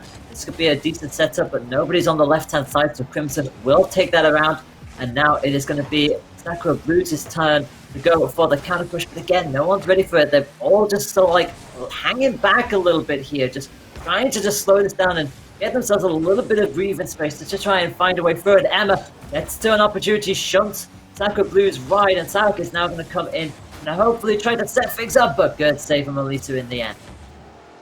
Yeah, I must say that SCB are looking quite timid when they're starting to get onto attack. It just seems a case of one person standing up and then the other two are just waiting back. And, they know that their defense maybe not be at their strongest, but they really need to push this Archers team to the limit, because right now Archers look very comfortable in the way they're playing, which is not good for SKB. They got to try force them to play out of their comfort zone at the moment, as there is another chance. Crimson is going to get past one, and this looks like a pretty good-looking opportunity, as he's going to go for the solo play here, and she will manage it. That's the class we know from Crimson. And for the first time, Sacre Blues do get the opening goal of the game. I always love it when Crimson comes out with this sort of stuff, and she does exactly what she does best. Those aerial plays are always a joy to see from her, and just guides it comfortably into the back of the net. So, 2 minutes done and dusted, and Sacre Blues, as you'd say, finally get the first goal of the match in this series. So let's see what the response is going to be from Arcturus. We've seen them come back from behind in the I say come back from behind. They managed to get the goal that led them from that equalizer in match 1. So we'll see if they could do it again. But it's going to be a different Sacco Blues team coming in here now. They're finally starting to open up these plays. They're getting that a little bit more comfortable. But Sarek is going to guide it past one. He gets demoed in the process. But again, Sacco Blues are able to meet it this time round.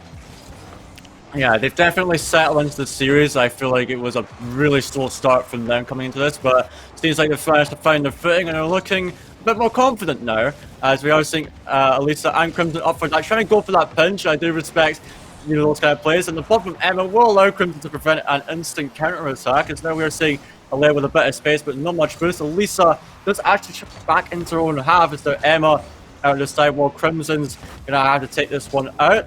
We'll find a dunk, now looking for a center, does go across goal, but always not going to be there, but she does manage to get off the opposing corner. Elisa, shot going high, forced two defenders up, and we are seeing SKB starting to get some more offensive pressure. They found that confidence, and this could really work in their favor as this game goes on.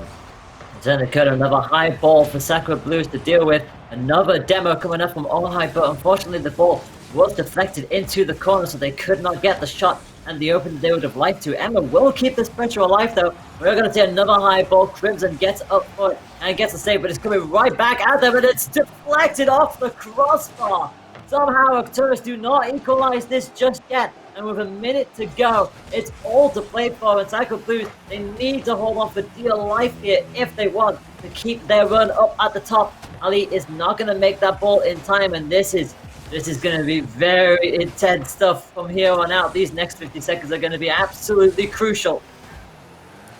Yeah, crucial indeed. And, you know, we saw a long stint on offense there for Arcturus, but they aren't able to get anything through. But now on attack again, he's trying to go for that one, but he's got no boost for it. Crimson does meet it in the ceiling, but it's still a dangerous ball. Elisa's going to be here to deal with it.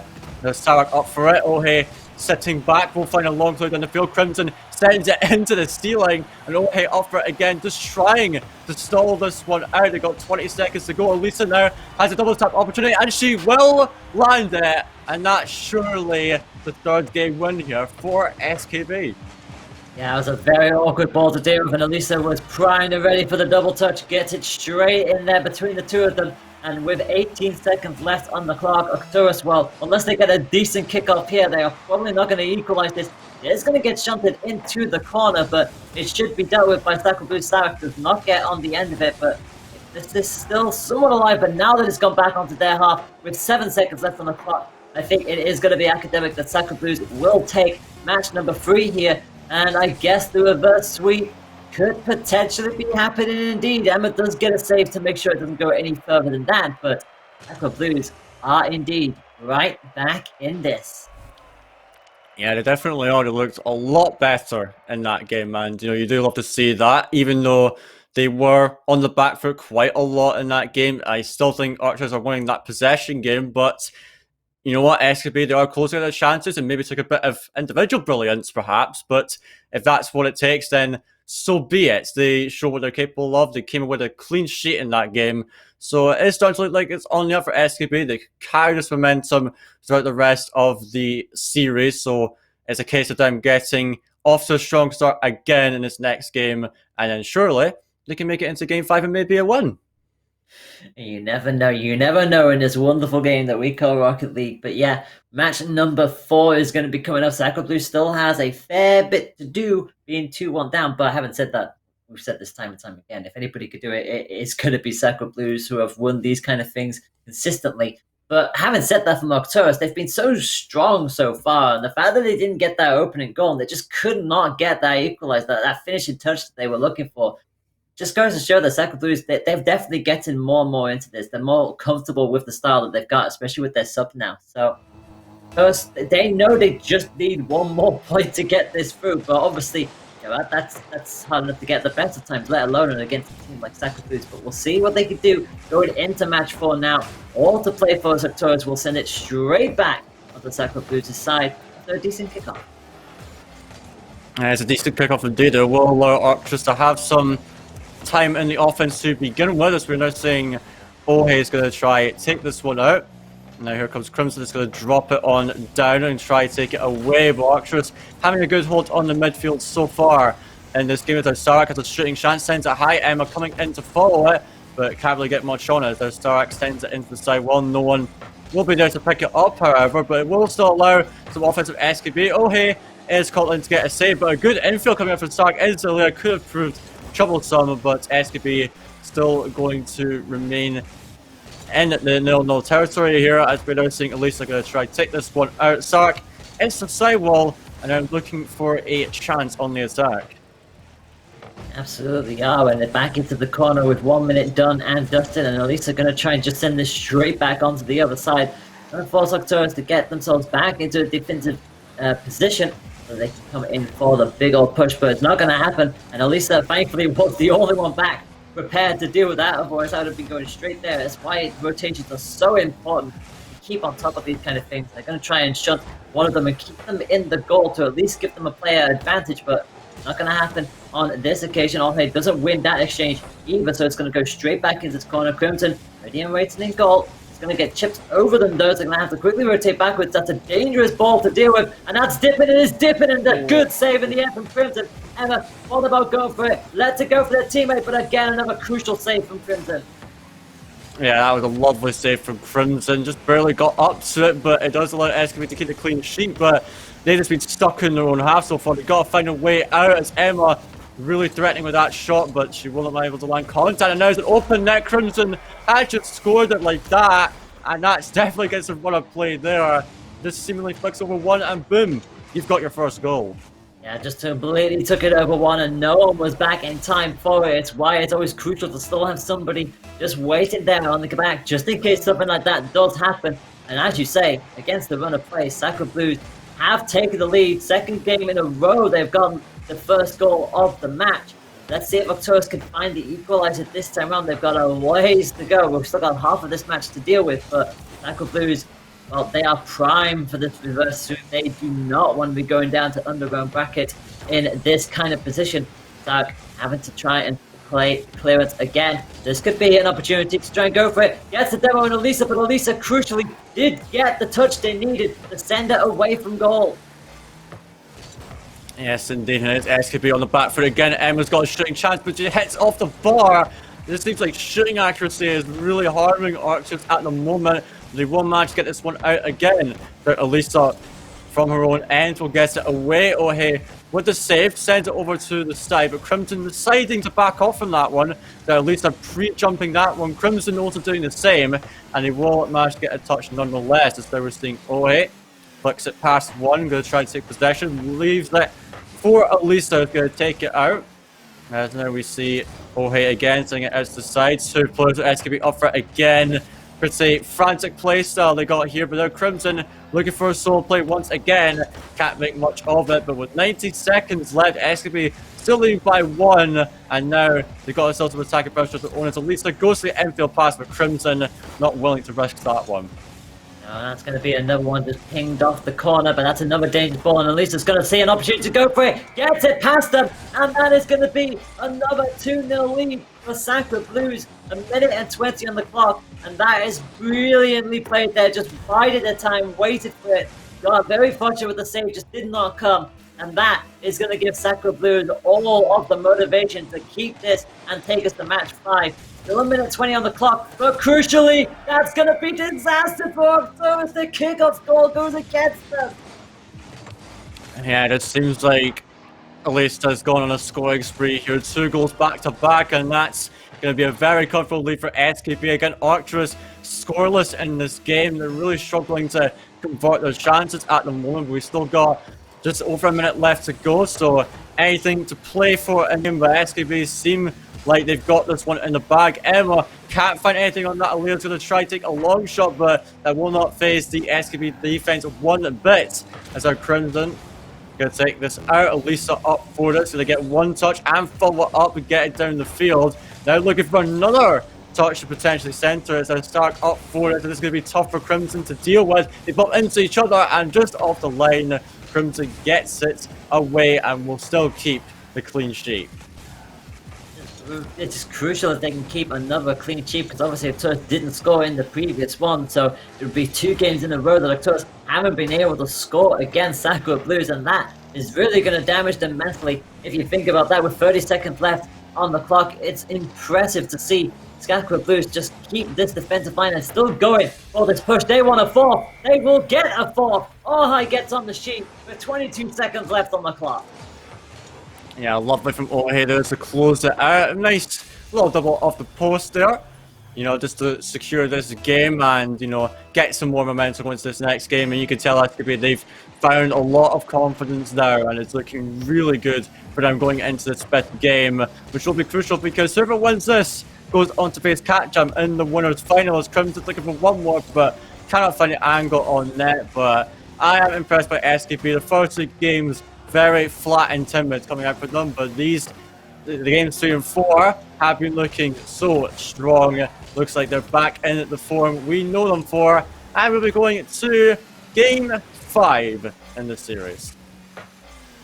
Very great showing from Sacred Blues to come back from 2-0 down to tie this up 2-2. It took them a while to get back into this, but boy howdy, they are definitely showing up now. It was a 2-0, now it's a 4-0, and crucially for Arcturus, they haven't been able to score in 2 games back-to-back now, and bearing in mind that they were so quick to get those first opening goals in the first 2 matches, Sacred Blues have absolutely managed to adapt to their playstyle, and they're on a roll now. This is going to be very hard to stop them.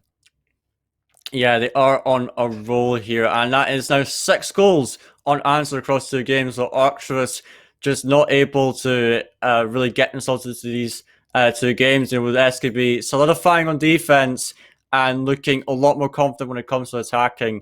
You know, it's looking very dangerous indeed for Archer's side. So this game 5 is going to be crucial. They have to really get off on the good foot. They have to really find themselves with their shoot accuracy, actually, because their shooting, whilst they had the chances, they've not been able to convert really any of them these last couple of games. And, you know, you can tell you know what to do on attack. We just got to get it past the final hurdle and really push on in here. So this 5th game is going to be very, very important here. They have to start off early and really bring the fights to SKB here. So really, I'm expecting this 5th game to be, you know, an absolute battle from both of them to make it into that winners' final. Going to be very crucial, and both teams are readying themselves up. We are going to have match number 5. We have gone the distance in our 2nd match of the day, and off we go. Arcturus in the blue, Sacred Blues in the orange. Another sort of like stalemate kind of kickoff. Elisa will chase this into the corner and try to get this out of her own half, and slowly but surely will do so. But Arcturus, they are coming in with a vengeance here. They do not want Blues to be opening up with the first goal this time round. Yeah, absolutely not. They want to get themselves on the score sheet to begin with, and they are looking to try and do that, as Emma will not be able to get anything on it. Will now start to try and continue, and there's the counter-attacking chance for Sacred Blues. Crimson gets it on the layer, but it just goes off the line, and now Ojai will come out for the finisher, and that is Sacred Blues with their early lead again. Yep, 3 games in a row now. Ojai gets the shot on target. Unfortunately, Emma just could not get it up to it in time, and the reverse sweep, it is potentially going to happen. There's still 4 minutes and 20 seconds left to go, so there's a long way in this matchup, and Arcturus can still pull it back. But crucially, when you concede the opening goal 3 games in a row, there's so much pressure now on Arcturus' side. They've got it all to do. Yeah, absolutely. They've got a lot of time to play with, but their form in the last couple of games hasn't been too great, at least on the attacking side, and it's not looking to improve at the moment. Elisa has a shooting chance, and no one there to save it. And SKB just seems to be piling on the pressure over and over again. Yeah, really great setup, and Elisa just going to guide that comfortably in to the left-hand side. It's a 2-0 lead just after the 1 minute mark. And goodness me, Arcturus will have to do something mightily impressive. They want to bounce this back, and oh my goodness me, this is disaster! Yeah, it's quite the opposite of impressive, really, considering a kick-off like that, but that was brilliant from Ojai. Just perfectly calculated the angle on that and sent it straight in, but Archers, come on, you've got to be pulling yourselves together here. They've got plenty of time to work with, but it's going to take a monumental comeback to bring this game back at this rate, because they've not found anything on offense recently. They've really got to find something here, and it looks like Alea's going to try to do it, but she just beats the ball by Crimson, who finds a second touch now. As a high bounce, it's going to be awkward. Ojai puts it onto the backboard, and here comes Elisa for a finish. Forces two defenders out, and now there's a counter-attacking chance for Archers. What can they do? A bump from Sark onto Crimson, and Ohe comes in to finish off that clear, and it will be boomed back down the other end. Yep, they're back into the corner, and they've got it all to do once again. And we know how aggressive Sakura Blues have been so far, and they are determined for that, but they will miss out on the first shot. At least they will at least come in and at least get the save in front of the goal. Quickly tip that back onto their favor. Sakura at least intercept and try to get it through one.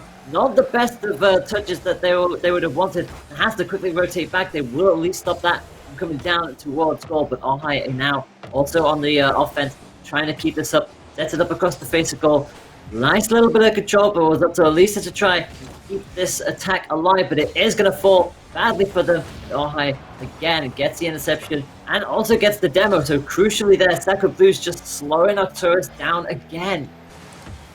Yeah, indeed. They don't want to give anything up to Archers because I'm sure they know what they're capable of. So they're going to just keep on playing and keep everything solidified, because that's going to be important, because they've got a series against Katjam later, who's going to be a really formidable opponent. As we do see Alea getting this one into the side wall, it will be Emma to get along through in the field. Elisa's going to be up for that one, but she misses it and forces Crimson to make a save, and now it could be a chance for Archers, but they cannot capitalize on it. Ohe will manage to get it out again, and with 2 minutes left still, it is Archers who have not yet to find a goal. Alea now diving in for that one, but a good block there coming through from Crimson. So Sark with them yet another weak shot. That's not going to do anything for them at the moment. Not going to phase them. Is that Emma up for this, trying to get a beat, but both of those players miss, and now it will allow Alea to get the reset here. Does chip it up. Sark tries to get a shot on it. It's open, but the shot again going wide. What is it going to take at this rate for Archers to get anything on the board? They're just lacking that finishing touch. It's just consistently just off the post on the bar, or just across the face of goal. It's millimeters, if that they're looking for. And at this stage of the game, on match 5 with 90 seconds to go, you've got to be able to turn that around into your favor. There's a demo onto Crimson, but they can't take advantage of it again. Now Crimson gets demo twice in a row, and finally Arcturus are back on the board. Yeah, it seems like it's been coming for a little while, but they finally managed to find a way through. That is a great down from Sark. It made it so difficult, and not just for Elisa who was coming in, that smoke screen is which you couldn't see what was happening in front of the net, and that is what you like to see out of Archers. They've got just over a minute to play with, so if they can use this to their advantage, get these two goals back, and they could force overtime. But Sakura Blues just to keep on pressing forward. Crimson attempting a slow play. Emma into her own corner. What can she do with this? Does seem to be quite a bit. She manages to find a pinch down the field. It's like, oh hey, an awkward ball for her to deal with. Now off the corner, Alea going to try to take a shot. She does find it, but a good save for Crimson coming out again, as they will try to take it out. But Archers managing to keep a hold on this midfield. Sark tries to put it back into the centre, but I see a back pass has been in play there. Now it is going in, no, off the boards. Oh hey, can't finish it with half a minute left. It might not matter, as SKB seemingly have a good grasp on the end of this game. 20 seconds to go. So they need to find 2 goals in, they need to find a goal every 10 seconds essentially. And Sakura Blues are just hanging on here to make sure that they do not get any kind of a chance. And that is just going to take it up and over the entirety of the team. And Sakura Blues have indeed done it with 12 seconds left on the clock. It's 4-1. It's coasted in dead center. And Sakura Blues have done the sweep. I cannot believe that. Yeah, after those first 2 games, I was like, it's looking quite dire for them, but these last 2 games have been I mean, in terms of stats, just for their shooting, they have managed to score that, 10 goals to 1 in these last 3 games. That is absolutely ridiculous from them. They have stepped up onto another level and brought this series back into their favour. I mean, brilliant stuff with Sakura Blues to make it back in, but we've got Hunter back in here. What do you make of that series? Wow. Well, after game number 2, I thought I was going to be back on the broadcast a little bit early, to be quite honest with you. I thought it would be Arcturus making their way and surprising everybody along the way. But, I mean, you kind of summed it up there at the end. What a performance from the Sakura Blues in those final 3 games to pull off the reverse sweep, I think. And if anybody knows better, correct me if I'm wrong, I believe that's the first reverse sweep we've actually seen in the WCBC. At the very least this season. I can't remember a time in seasons past where we even saw something like that. So could be, I'm probably wrong about that, but it is a rarity that we see a reverse sweep like that. So well played to the Sakura Blues. And I mean, Layla, it's got to be a bit of a heartbreaker for Arcturus. It will be. Like, they were doing so well in the early goings, being up, especially against a team like Sakura Blues and having a 2-0 lead. You go into match 3 with so much confidence, but you can never write off a team like Sakura Blues. We've seen them win time and time again, and it's just unfortunate just to see Sakura Blues just slowly adapting as the series went on. And I mean, we saw match 4 where they had so many goals in there. We went from 2-0 lead to a 4-0 lead. It was just, you gotta feel for Arcturus, but at the same time, they still did an amazing job. Throughout the entire series, they did not give up in the slightest. And even getting that goal back, I mean, it was still always going to be a hard fix to come back from 3-0 down. But credit where credit's due, they gave it everything. And I mean, coming so close and falling just a bit short's got to be tough on the mentality here for Arcturus. But the good thing about it, Faded, for them is that their day is not done. This was a winners bracket semifinal, so they've got another chance. They've got to play through the lower bracket. They've got the Venus Vixens up next, who again is one of those teams that kind of a similar boat to Arcturus. They want to show that they can reach into that top 3. It's going to be a close matchup, but in the interim, in the downtime between then and now, I mean, what can they do to kind of reset themselves, get themselves refocused because after a long, tough 5-game series? Yeah, I mean, I think the thing they need to think of is that, you know, they are up against one of the best teams, right? And so, yes, it's a heartbreaking loss when you were like so close to getting a win. You were 2-0 up and then you got reverse swept. It sucks, but they have a lot to learn from that game. They show that they can contend with players of that caliber. So really, it's just a case of, you know, you reset, you've still got stat losers bracket to go through, and you have something to prove against Venus Vixens that you can make it into the top 4 spots. So I would just say, like, it's easy for me to say, obviously, but don't get too down on themselves, really, and to come back stronger and show what they are made of against the Venus Vixens. Well, folks, that will conclude our winners semifinals. Cat Jam and the Sakura Blues making it into that winners final rematch of last week. But we are going to take a short break. When we return, we'll give our top teams a few moments rest, and we will jump down to that lower bracket. It will be Tri-Fruit and Sammy Smiles when we return. Don't go anywhere. This is the WCBC.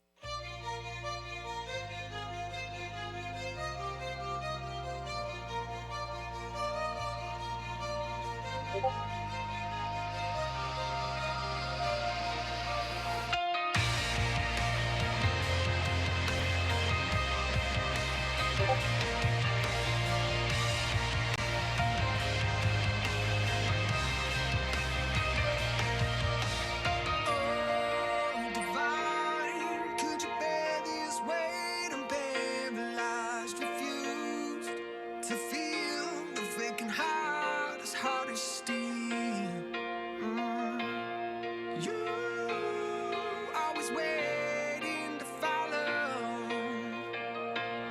Choose if you live before you die.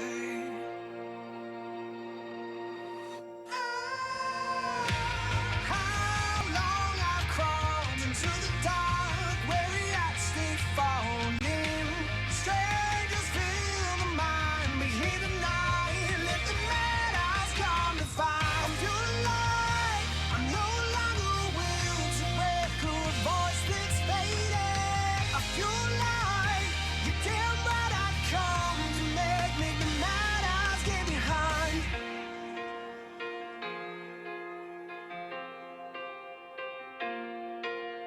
Cloak device, every silhouette, a mask, a might of you. Though near, face to face, evades me still. Ever said your home was sorrow?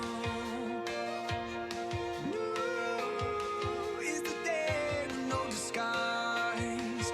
Oh, again you'll find the past ignites a world of dreams you used to hide. Will you be bound again? How long I've crawled into the dark, weary eyes stay falling. Strangers fill the mind, but here tonight, let the madhouse come to find. I'm pure light, I'm no longer will to break a voice that's faded. I feel like you damn right I come to make the madhouse get behind.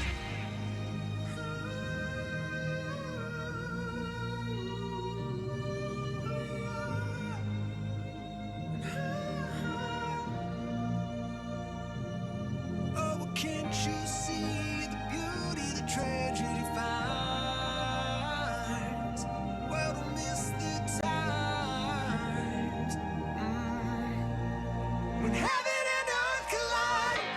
How long I've crawled into the dark, weary eyes stay falling. Strangers fill the mind, but here tonight, let the madhouse come to find. I feel like I'm no longer will to break a voice that's faded. I feel like you damn right I come to make the madhouse get behind.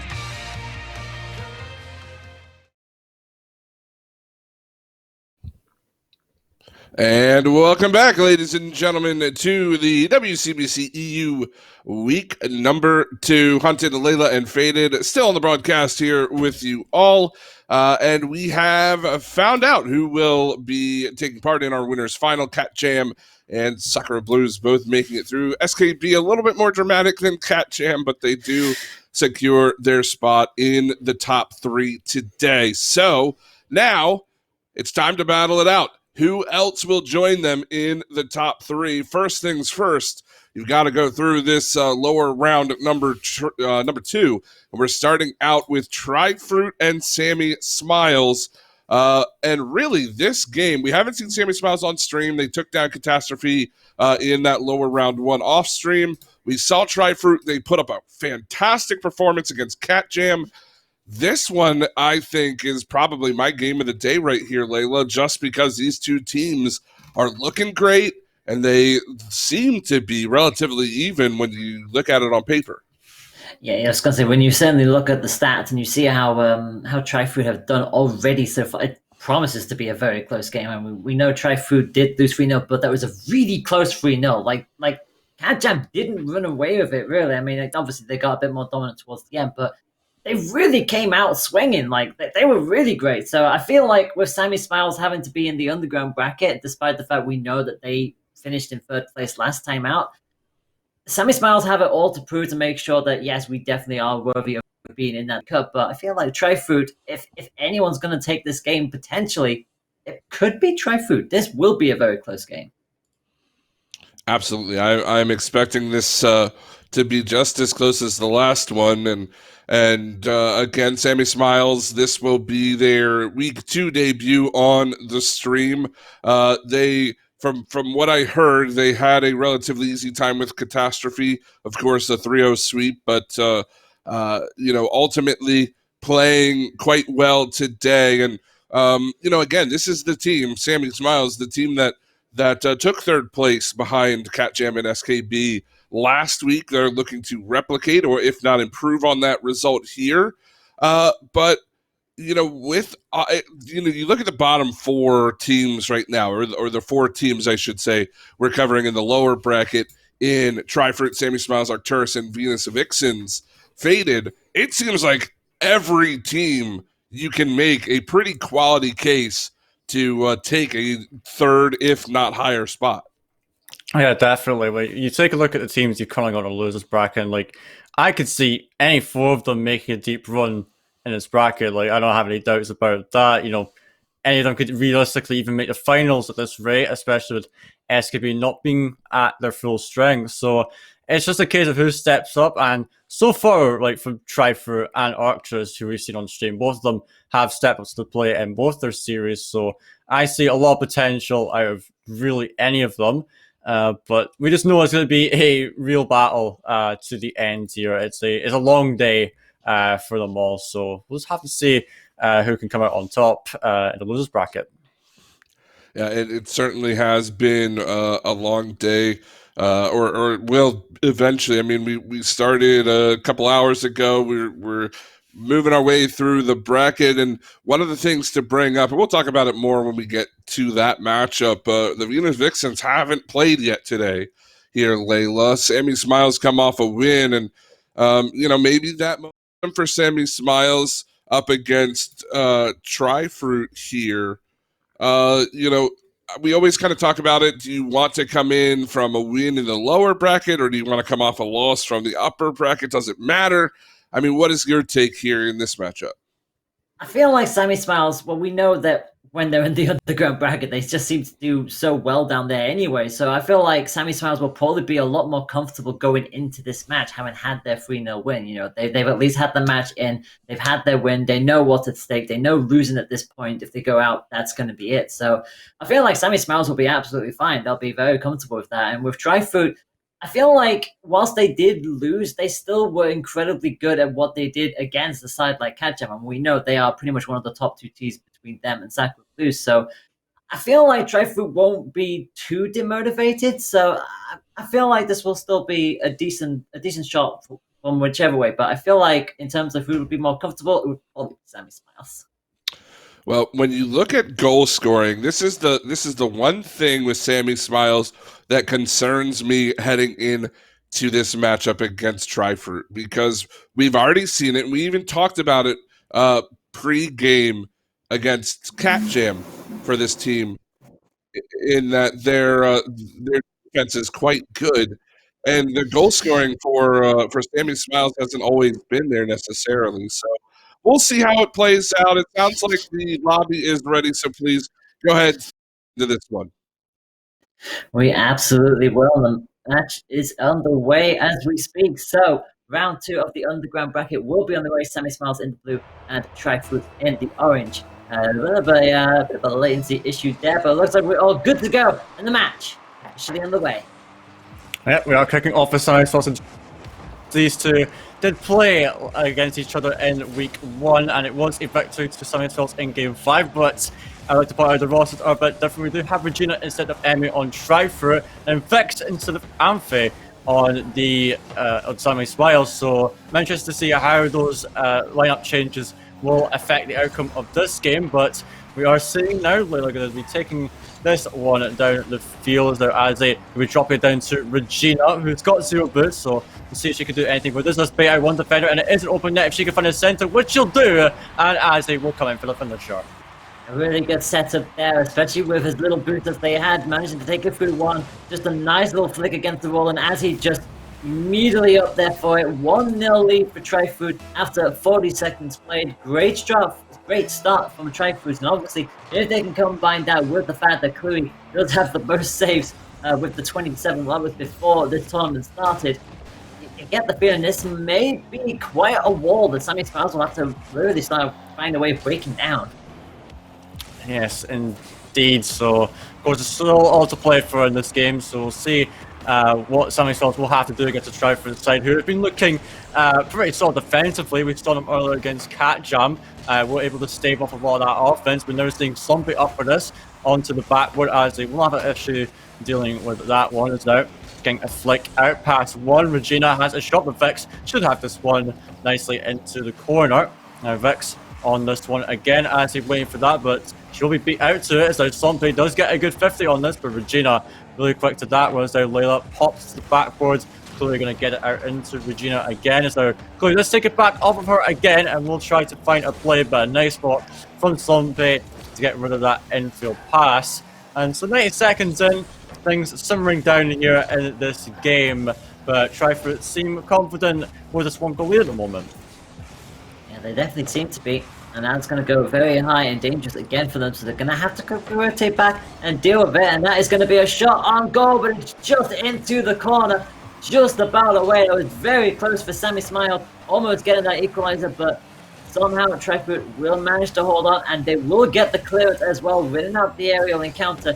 Vix will have to be on hand to try and pop that back towards middle, but that's actually a very dangerous spot to be in. Layla sees an opportunity, goes for the long goal, but it's going to be Chloe who gets there in the end, in the nick of time, keeps this game at 1-0 as we rapidly approach the halfway mark. Yes, you see Sammy Smalls is starting to ramp it up on offense. We've had a couple pretty dangerous chances, to be fair to them, as Vix is trying to find something else, but you can see both these teams looking even at the moment, pretty similar to how they were in the week 1 matchup. So we'll see how the game progresses as they had to touch into midfield, and Layla will be forced to make a save as Slumpy does take it off of her, and then we'll go back into Layla, who will find a pinch down the field and we'll let them reset. So as they take it up and over, Vix up for it into the corner, and a bump from Slumpy onto Chloe will force a mistouch from Regina. Will make the save. Now Layla following it up, shot wide, and will follow it up. Good speed on that. And the equaliser with 2 minutes to go has been found. Yeah, I was just going to say, it felt like it was knocking on the door of it. Sets themselves up, missing on the post, but had enough boost to come speeding on in and just tip it right across the line. And with that, the equaliser has been found. 2 minutes left on the clock. We'll see if Triforce can find that second goal back to retake the lead, or Sammy Smiles are going to come from behind and start off with the first point. They're already looking for that goal very quickly. It's up to Regina to have to defend that and save it away from goal. But the onslaught is just continuing here, and Slumpy is going to finally lose out. It's going to be off the corner, and thankfully and crucially, long shot it down straight onto the upper half. Yeah, so now seeing Vix with a good 50-50 there. Now Layla's up for it. We know her individual capabilities. What can she do with it? Not a lot, but lays it up for Slumpy, who, despite getting a demo, will have to concede possession. As now it will be back in Sammy Smalls. Have Regina going to be stripping it into the corner. Layla with a touch back into Slumpy again. As it looking to get the clear out to Regina this time. As it now drops on down. Good speed from Azzy again into the corner. Chloe can't get the read on that. Lays it off for Regina. Tries to go lower, but will get it out. And now there's a counter-attacking chance. Stumpy having a shot. Tries to go for the back post, but Azzy backflips into it. Again, Sammy Smalls looking very dangerous on that attack right now. It is the counter coming out for Triforce, but not going to come to fruition just yet. And not just yet, as he thought about going for it, but realized there was everybody down. It was not going to help them, so they'll hang on back, be able to try and save the next attack from Sammy Smiles. The ball is going to go up high and long into the corner it goes. With 30 seconds left on the clock, both of these teams trying to find this winning goal to kick themselves off in their set, but it's just not coming up, and just every single time they're being met before they even know what's happening. And with 15 seconds on the clock, we may yet be seeing our second overtime of the day. And with max boost, Regina knows they're going to have to try and play this from their own half. They have 5 seconds on the clock. It's going to be a touch. Who's going to try to set this up? But it's going to be cut out. And I think that will probably do it, unless Sammy Smiles wants to get one last push up. It's going to come. Oh my goodness me, it's in! It is in! Layla gets it! That was absolutely brilliant there from Vix. What an infield to Layla, and just come in to finish it. Wonderful stuff from Sammy Smalls, the clutch up on 0 seconds.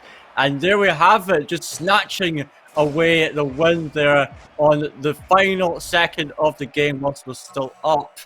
That was wonderful from Sammy Smiles, but albeit it was a great game altogether. Both these teams evenly matched, but the clutch factor comes through for Sammy Smiles here. That was the definition of a last-second goal. So I do love the rule where overtime does not activate until the ball hits the floor, and that pass, that setup was beautiful, and Layla just, yes, thank you very much, just took that in beautifully.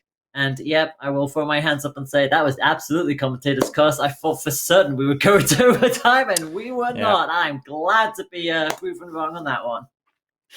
Yeah, and with a play like that, you know, you can't really complain, can you? That was magnificent stuff from Sammy Smiles. Love that from them.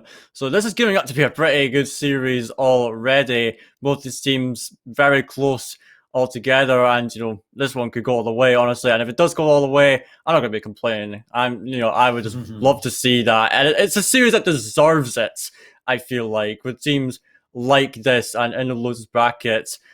Because keep in mind, these are teams that we think could go on to perhaps make it even to the finals at this rate. So it's great to see these teams facing off once again. You know, we got to see them in week 1, now in week 2 again, and all day it is showing its worth as we're now kicking off with game 2 of the series. As we said, Sammy Smiles leads by 1 here, and now it is Strifer looking to make the response this time. We'll see what they can do, and immediately having to do a very quick save from Chloe. Trying to get this back into Sammy Smiles' territory, and they slowly but surely managed to do so. Layla, not really with much boost at all, having to really play defensively. Does get the initial save, will try to pop this downfield, but only going to go as far as the halfway line. And that is going to be a very quick attack. This could be a potential going in. Slumpy doesn't get it, but thankfully Vix does. The very tame save at the end, and it's up off the corner. So many opportunities coming in from Trifer, but they just can't take it away. And Vix will see an opportunity, but also saved in the nick of time by Chloe. Fast and frantic start to this second match. Both teams just can't quite find the goal. Yeah, it was just on the line there, but you know, Vix managed to make that save out, and it will allow someone else to be scoreless here. But Chloe with a boomer goes the backboard, and will have to follow it up. Very speedy play there, and drive for it. This time will be getting the first goal again. Yeah, I was going to say just above the crossbar, but perfectly set up for Regina.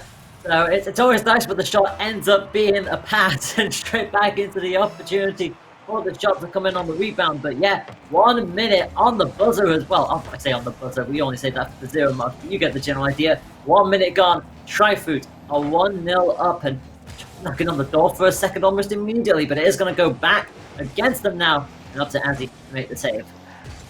Yeah, and Regina trying to get this one down. Somebody forced to turn on it. It's now Chloe infield to Azzy. Where is she going to go for the long shot again? It's off the bar, and Chloe tried to steal it off the line, but it will bounce out of the way. And now it is some really cluttered defense here for Sammy Smiles, but Vic's going to dive across to get it away. And now into the middle for Layla. Booms onto the back. We're going to be tough for Chloe to reach. And it's off the bar yet again. So many close calls of both of these teams, but no one will be able to capitalize just yet, as we are seeing Chloe trying to get it out again. Finds the demo and has 20 bits to work with. I imagine she wants to go to the infield, but Slumpy has it covered. What is it with match 2s today and it just being post shenanigans? There's just so many hits that are just coming off the bars on this opportunity. It still remains 1-0 for Trifood as the ball is dangerously heading back towards Sammy Smiles' goal. Vix will save, and Layla has to try and come up with the follow-up, but not only did it not get it, Regina beats her through it instead. It's a beautiful little setup in the air. They just could not clear it, Sammy Smiles, and Regina just tucked a lot of them out there with that 2-0 up. Yeah, great stuff from Regina to dunk that one in. You see Sammy Smiles, they tried to hold on the best they could there, but the save just was not enough, as we're now seeing Regina coming out again. Slumpy getting a bump on her though, and now Layla going to try to take it down the field as it cuts her out though, and now has Chloe in the midfield to work with. So what does he decide to do? Goes for the 50, now drops down, but Slumpy's got it and under control. There's now Regina, another shot towards the net. Layla's calling to get it away again, and now trying to find his dunk once more. Now Chloe into the corner. Slumpy, what can she do with it? Just sends it away. It's now Azzy with a long shot going towards the top corner, but yet again off the post as Slumpy heads towards the back wall. Now Chloe drops it into Regina. Can she do anything with it? The shot is yet again wide, but try through, looking very very threatening on the offense as Chloe cannot find a shot there, but they've got all the pressure on their side at the moment. I feel like a third goal is imminent with the amount of shots that Tryford are just lining up with. And Sammy Smiles are doing incredibly well to defend this and keep them at bay, but a demo will take it all away from them, and that is going to be 3-0 for Tryfruit. They were doing so well, but the second the demo happened on the line, Regina was just going to took that comfortably into the middle. And, well, Tryfruit do get their triple.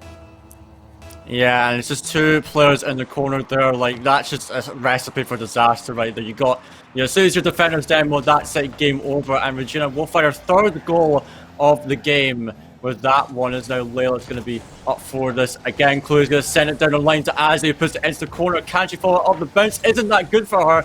And she tries to get it into the centre, where Vix is there to save it. And on the counter, Regina will get it up again. As now Layla drops it to Vix, a good opportunity, but yet again will be stopped. It's now Sompe sends it high. Another touch into Vix. What a setup, but again, brilliant read from Regina. And with almost a minute left, still as Sammy Smiles, they've been knocking on the door, but they've not found anything just yet in the game.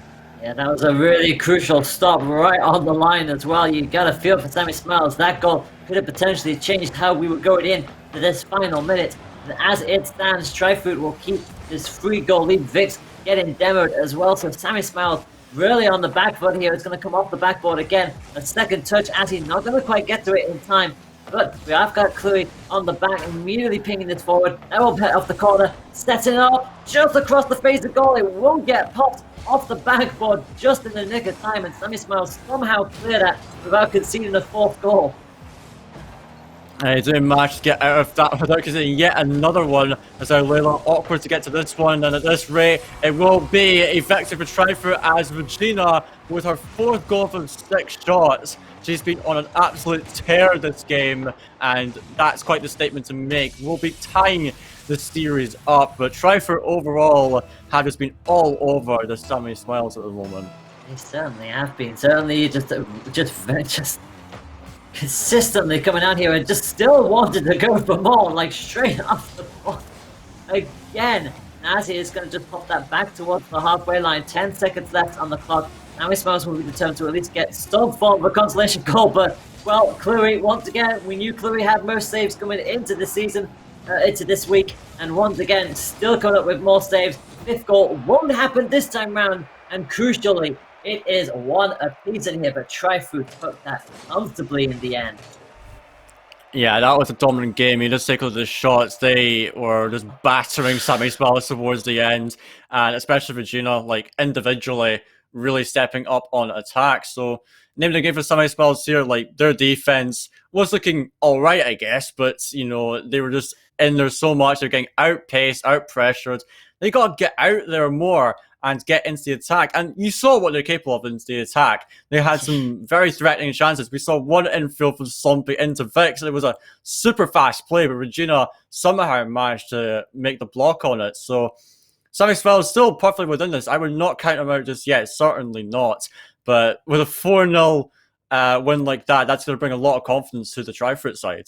Yeah, that's exactly what they needed, especially after how their set with Katjan went earlier. So they've definitely got the momentum to be able to take this just a little bit further forward. But we know what Sammy Smiles are like. We've seen them in the top 3 before. They'll likely try and pull a Sacra Blues and just start pinging it from behind again. But as you say, like, they were able to hold off the aggression with Tryfruit for such a long time, but they weren't really getting the chances to really push forward properly. And even when they did, they were either just a little bit unfortunate, just a little behind what Tryfruit were coming out with, or they were just about able to match them for the same kind of speed and get back there in the nick of time. So match 3 is going to be incredibly important to see which way this is going to swing, if Tryfruit can keep this momentum going and take the lead of this set.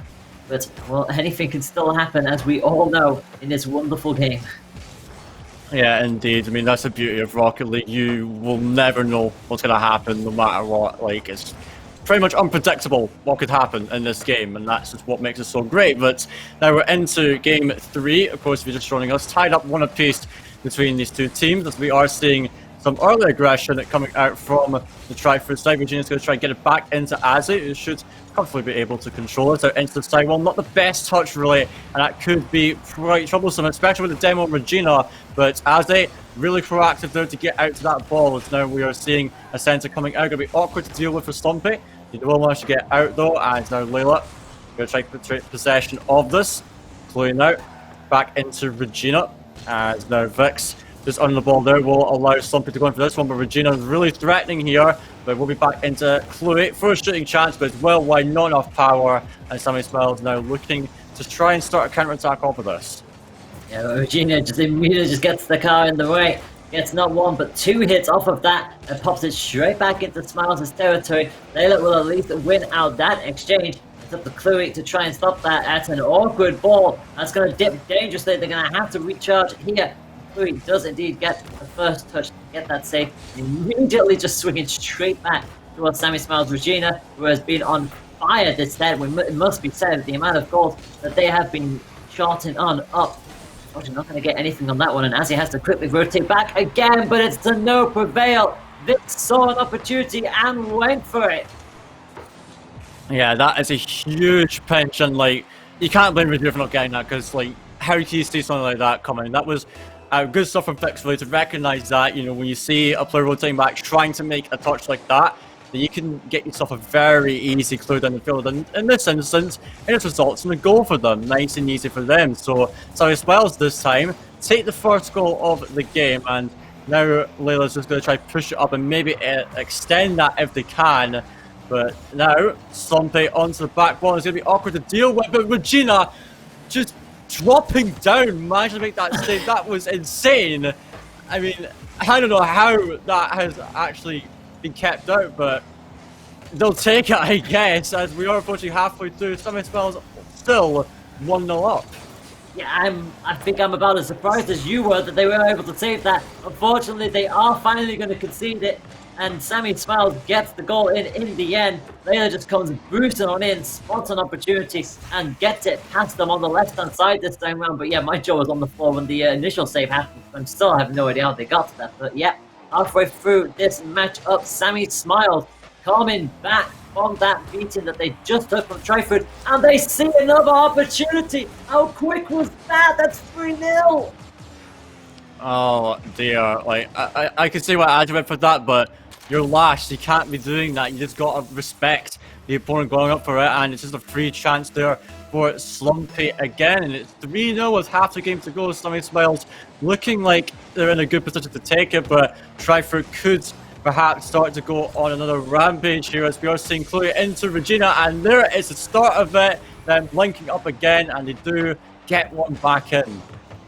So making up for what happened there, Regina just comes charging on in. We know how good they are with that consistent goal scoring consistency they've got. So we'll see if they can keep this up now. They've got to find another 2 goals in the space of 2 minutes, and goodness me, that kickoff went very much in their way, and Chloe, thinking about what to do here, has to quickly rotate back because they know they're going to come straight back at them just about as he gets in that save in. But Slumpy will keep this threat alive. It's a dangerous ball again. Layla comes boosting on in, but can't get to it this time round. Yes, indeed. It's a clue. It's going to try to take it out again, but Slumpy's not going to have any of it. So Layla pinches it back in the centre for Vix after shooting chance off the post. Chloe going to get that one away from there, as now we're seeing Slumpy intercepting that one. And now here comes Regina dropping it into Azzy. We'll put it into the side wall, but that's just where Layla's waiting, and then she has a chance. Chloe cannot stop it, and Slumpy will bang it into a wide open goal. Yeah, they were going to miss that from there, were they? Just setting that up beautifully. Layla pops it straight towards Slumpy and tucked in beautifully onto the bottom left corner. 4-1 is the goal. They've restored that 3-goal deficit with 1 minute and a half to go, and Tri-Food have it all to do now if they want to find a way back into this, because Sammy Smiles will be trying to take this comfortably, but Tri-Food are not out of this yet. The 2-goal cushion back down. Yeah, here comes Azzy with the skills there, just flicks it past one of the defenders, and that's really it. You know, nice easy goal for her. She's given the space and she made brilliant use of it, and so it does have a bit of hope now for Triforce to bring it back. Of course, if it came back to 4-4, that would be a bit ludicrous to see. But then again, it is these two teams playing. Anything can really happen between them. As we are seeing Slumpy charging down the field. Regina couldn't get anything on it, and it's just an open net for Vex. Well played for Slumpy to set up that chance. And nicely set up indeed. Somebody managed to get it past one, tucks it right across the face of goal, and Vix went, thank you very much. 1 minute 10 to go. We've had 7 goals in this match. It's 5-2 to Sammy Smiles, and you just get the feeling that Trifood just seems to every single time they get a goal back, Sammy's just like, no. We are not letting you get back into this. Please just stay down. Yeah, definitely. As we got a minute left, 5-2 here. Looks like Sammy Spells will be moving on to match point at the end of this game. But of course, Triforce is going to try and get what they can out of this game and really look forward to Game 4, because that's what's going to be crucial. They need to, win the next 2 in a row if they want to advance in the bracket. As we are seeing, as he's trying to drop it down for a teammate, but it's not going to happen for her. It's now Layla down the field. What can she do? Sends it off the backbone, and here comes Sloppy for the finisher. Shots high, but it will not matter too much as Regina does get a demo to potentially open up the Saraswell's defense as he can't find a flick and finds contact with her own teammate.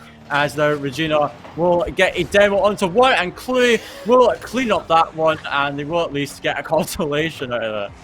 5-3 the scoreline. Can you believe that with 18 seconds to go? And Chloe just taps it into the top corner. You like to see Dryfoot still coming on in with these goals. I mean, 2 goals in 18 seconds. I mean, stranger things have happened, but Sammy Smiles would really have to drop the ball considerably if they were going to concede 2 goals at this stage. But Regina's going to try and go for it anyway. It's off the back foot, but thankfully it's going to get cleared. That was way too dangerous that Sammy Smiles didn't let that happen. That's what Regina's capable of. This came up with a nice flip free set there, but no one was able to follow it up. And now it's Sammy Smiles with match point. It was, again, a very strong showing from them. It wasn't as lopsided as the last game, sure. Trifoot trying to fight it out, but Sammy Smiles definitely looked like the better team in that one. And so it's Trifoot now on the back foot. They've got to bring this one back. And, it's going to take a big step up. It just seems like Sammy Smiles are back to the usual selves. This very aggressive play style, not giving up anything for free. So, I mean, Leo, what do you think Trifoot have got to do to bring this one back? You've got 2 games to find. What's it going to take? I mean, if they can find that consistency they had in match 2, where we just saw them just immediately fly forward, I mean, they definitely had a bit of a harder time there. I mean, Sammy Smiles, every single time they were able to sort of take that lead back, and we just kept seeing Trifoot be like, no, we're not out of this yet. And Sammy Smiles is having to force Sammy Smiles to get another goal to make themselves feel a bit more comfortable. Because, I mean, keeping that aggression alive, Sammy Smiles were definitely starting to fade towards the end of that. There were so many chances that were still coming up. Even in the dying 20 seconds, they were still committing to that push. I mean, on one hand, obviously they're going to, because, they're behind, they've got nothing to lose, but they cannot afford to underestimate Trifoot's tenacity. It's continuously going at it. Indeed, but now we're going to be moving on to Game 4. So it is crunch time here for Trifoot as the kickoff goes immediately in favour of Trifoot. They do find themselves in possession, but honestly not really sure of what to do with it. As now we're seeing a good demo on Vex, could perhaps open the floodgates here, but Sompe will be able to collect that ball. Now double commit coming out from Trifoot. Chloe will manage to get past one defender, gets it past another, could be a chance. A great demo, but equally crucial touch here for Layla to prevent the first goal from going in. As I was saying, Vex with a long shot. Chloe going to get out to this one. A nice touch out. Sompe cannot get to it, but Layla finds herself with some space and time to work with. Can't do much with it though, as they're as of the corner wall. Vex can't reach it, but the shot cannot be found for Trifoot there. And again, you always see Layla just immediately quickly on the back foot, trying to save out Sammy Smiles and stop Trifoot's aggressive plays coming up. Slumpy getting in the way of yet another potential goal scoring opportunity. And they're not going to win out that one from Vix even. That's going to get sent straight back into their own corner. And with 1 minute done and dusted, it's hard to see which of these 2 teams are going to find this opening goal first. Trifoot are at least on, they're at least on par this time round with Sammy Smiles' attempt. So it's just a consistent seesaw here. Neither team are being able to find that opening. Just so consistent between the lot of them. Although that's off the backboard and dangerous. Slumpy will surely find. They won't. Regina crucially gets in the way and saves it. and it's up to Layla to stop Trifu from coming on the counter-attack. Yeah, my God, that was a shambles on defense there for the Trifer side, but they do manage to get it out in the end. Now we are seeing Slumpy waiting for a chance on the post. Can she follow up? No, she can't. It is a miss there, and now the ball is forced high once again as he tried to get out, but crucial block coming in from Vix to prevent the counter attack, and he won't manage to keep some pressure for the time being. As now we're seeing Chloe still being pressured here. Somebody Spells not letting up at the moment.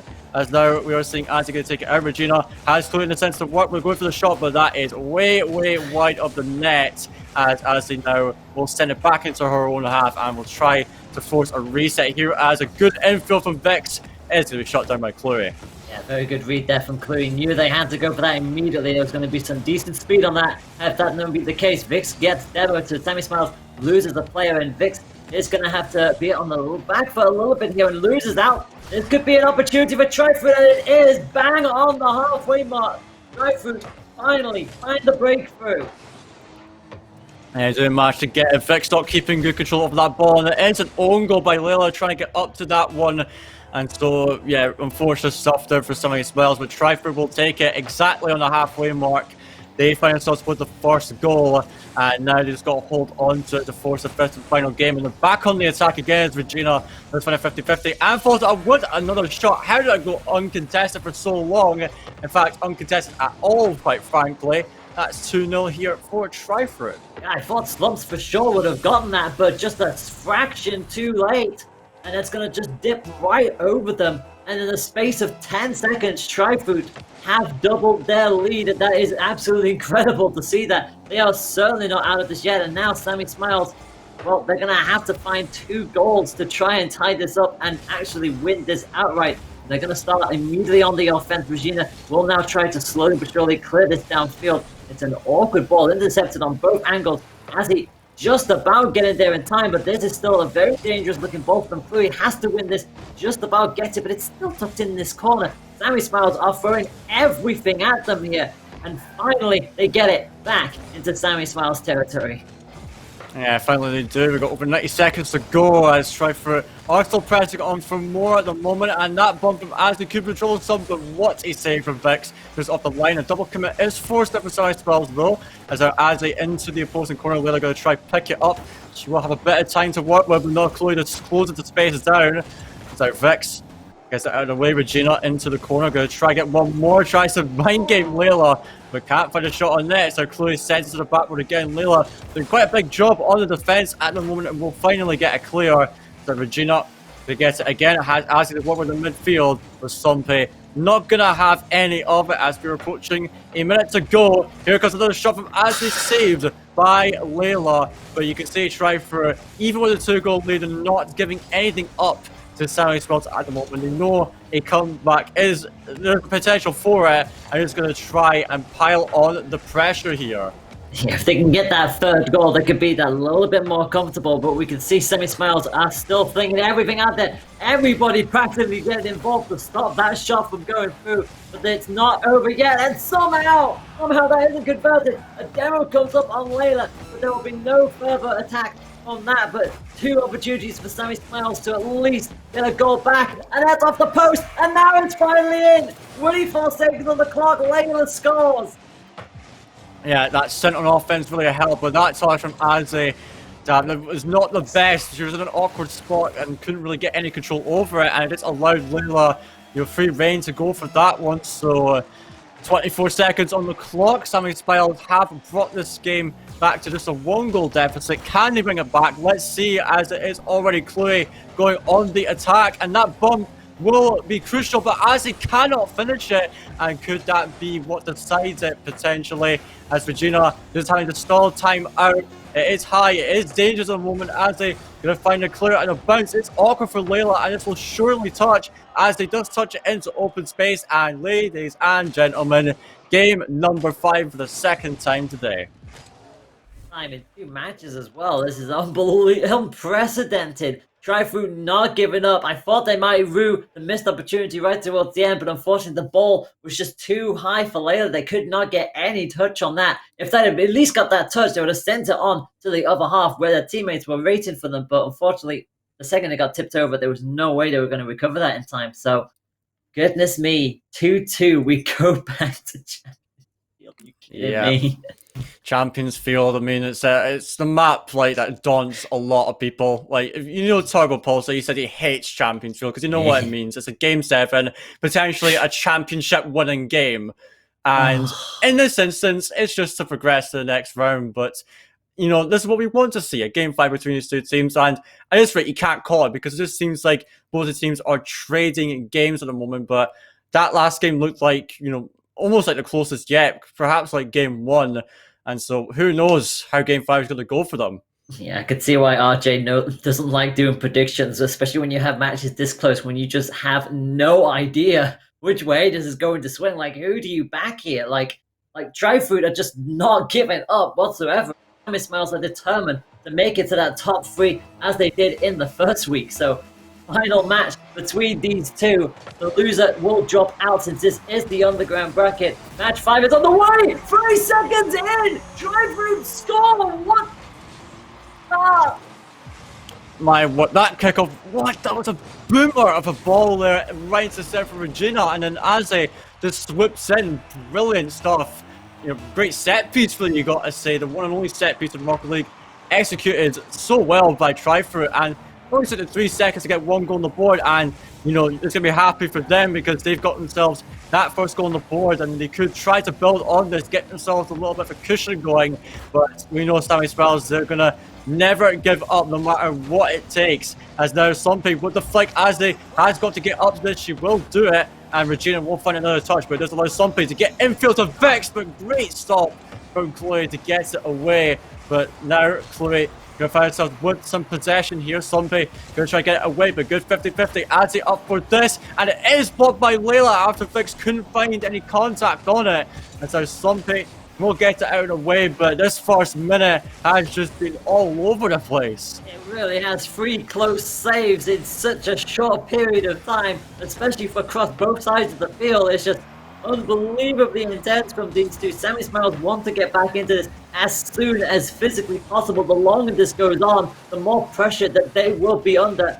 And Tryfruit are just flinging everything at them to keep and maybe double their lead if they can. They've been under so much relentless pressure from Sammy Smiles, so now it's up to the blue team to get themselves back in, but unfortunately they're going to go player down, make that 2 players down. Layla and Slumpy both demoed at the last thing they need, but they still score! I don't believe they still score! How on earth after those 2 demos, now just Vix just booms it, and where on earth is, oh my god, Regina just pushed too far forward. It was just super awkward for her to get up to that, and Vix capitalizing off of a rare misplay there from the Tryfruit side. I'm not sure what happened with Regina on that one, but you know, credit to Vix for getting onto that one when she had 2 teammates out of the game, and now probably the most unlikely way possible, that's what ties it up. And we're approaching 2 minutes into this game. Who knows how this one's going to progress through. I like the fact that on both of the goals in this matchup, we were both completely clueless as to how both of those goals happened. One was in 3 seconds, one was after a double demo. It just goes to show that these two teams just cannot be split. They can't be divided, it seems. And as we go past 2 minutes done and dusted, I still have no idea which way this is going to slide. Vix going to try and quickly rotate back because they know Tryfruit are not going to be happy with that. They want that second goal. They need to re-establish that lead. And Regina going back in towards the goal line as he needs to try and clear this. Doesn't get a touch on it, but it's up to Regina to help get that back onto the field. Vix do a nice little flip. But again, it's just back on that halfway line. Slumpy finally gets it through. And this could be a little bit more dangerous here. Slumpy just waiting, but they've got no boost. They're going to have to rotate back, surely. Yeah, surely they're going to just let off here and allow Tryfruit to come to them this time. As he's up for this, but brilliant speed there from Layla. I'm going to try follow it up, but that definitely not going her way. As now Vix having to drop back for this one. Tries to get to it. Slumpy will instead have to come in for it. It's off the corner. Regina going to try get it out. Layla touching it down. Chloe is going to try find Regina upfield. Now drop against the centre for Chloe. Again, the 1-2. And it's off the bar. Layla will have to clear it cross goal. And that was looking like a great play there for Tryfruit, but they're not able to finish it. It's Aze coming through once more. Regina going to try to pick it up, but Vix is fighting for dear life, seemingly with zero boost, never giving up. As now Azzy going to boom it down the field again onto net. Layla has to get up to it, staves it to the side, and now into the middle again. Vix will clear across net. Just under 90 seconds left to go, and somehow this game is still at 1 apiece. Both teams giving us everything they've got, and you never know just what these two are going to pull out of the sleeve next. Regina is high and has to use pretty much all their boosts to get to that one. And pretty much deep into Sammy's territories, and Chloe will save that. Can't get the proper clearance, though. It's straight back into their respective corner, and we now enter the dreaded 1 minute remaining. Vix has to be up and save that one from going any further. The danger is still high. We got Kui going up for it, I do believe, and just about managed to hold on here. As Sammy Smiles later will meet it off the back wall, and now slowly gets that away from their goal.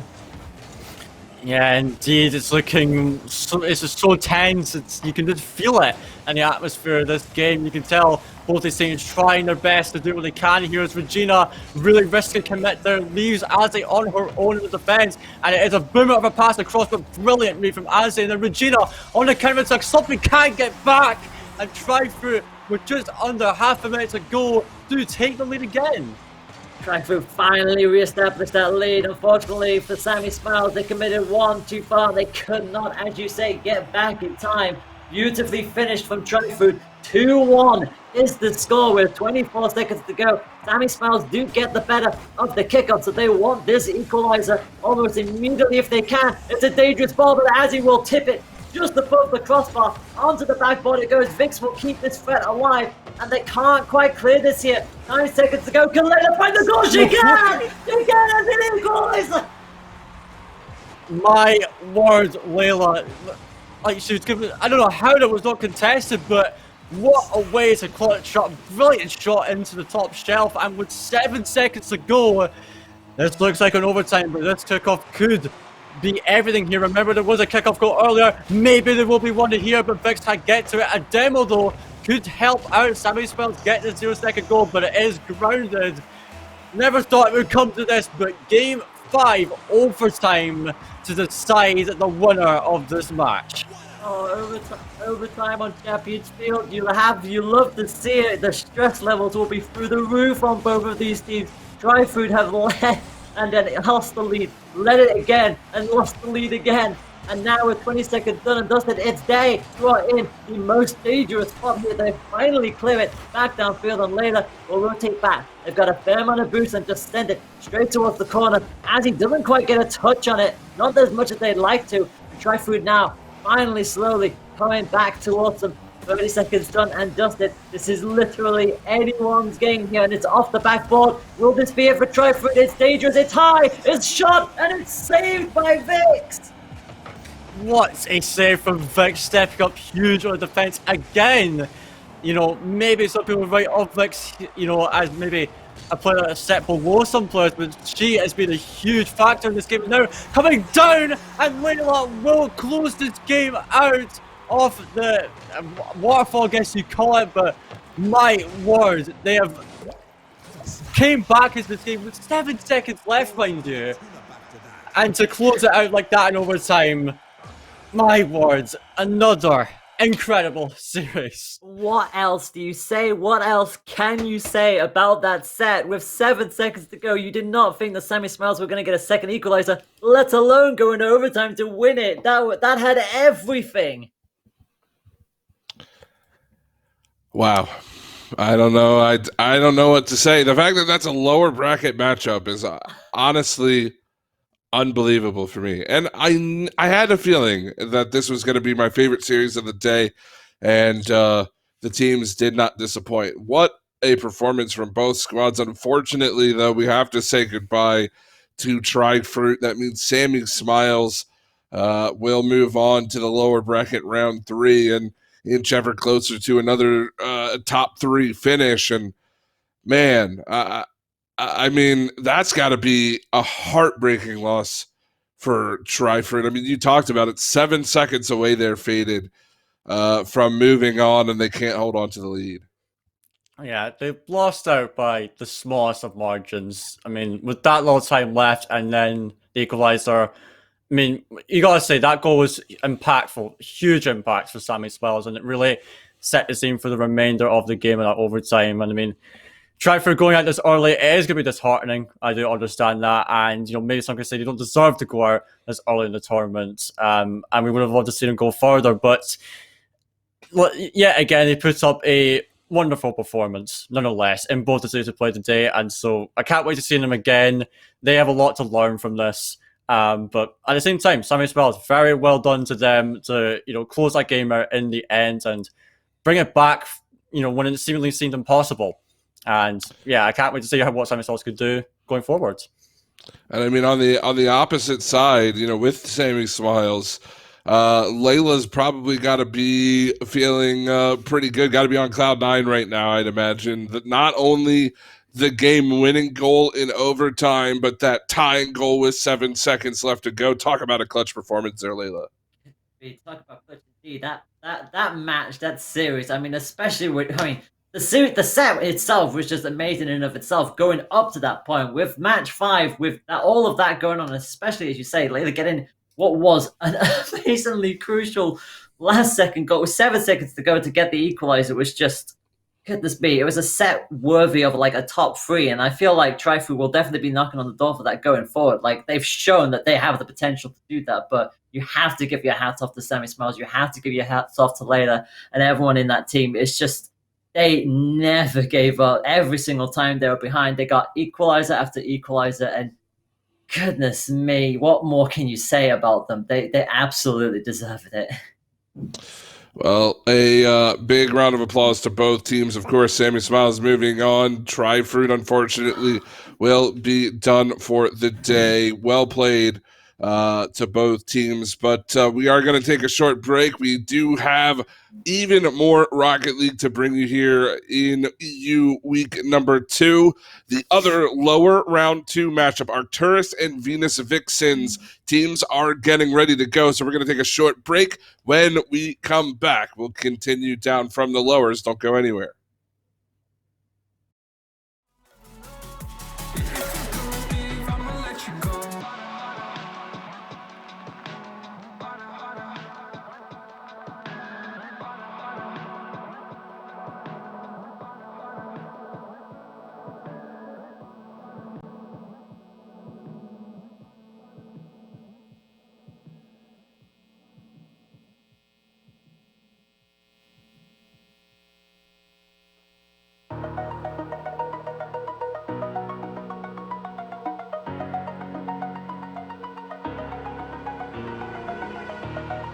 Over the edge, feel like I'm floating through the air.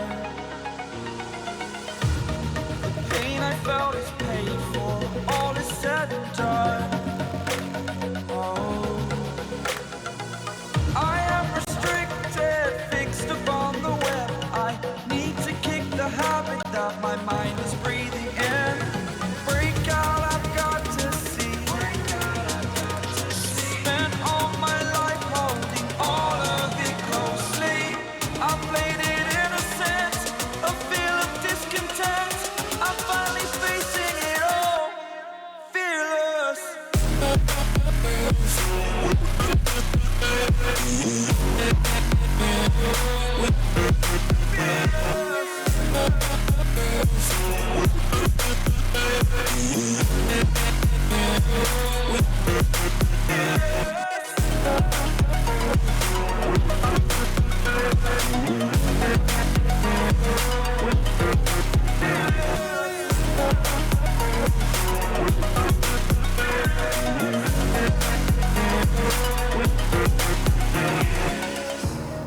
Burning the bridge that keeps us.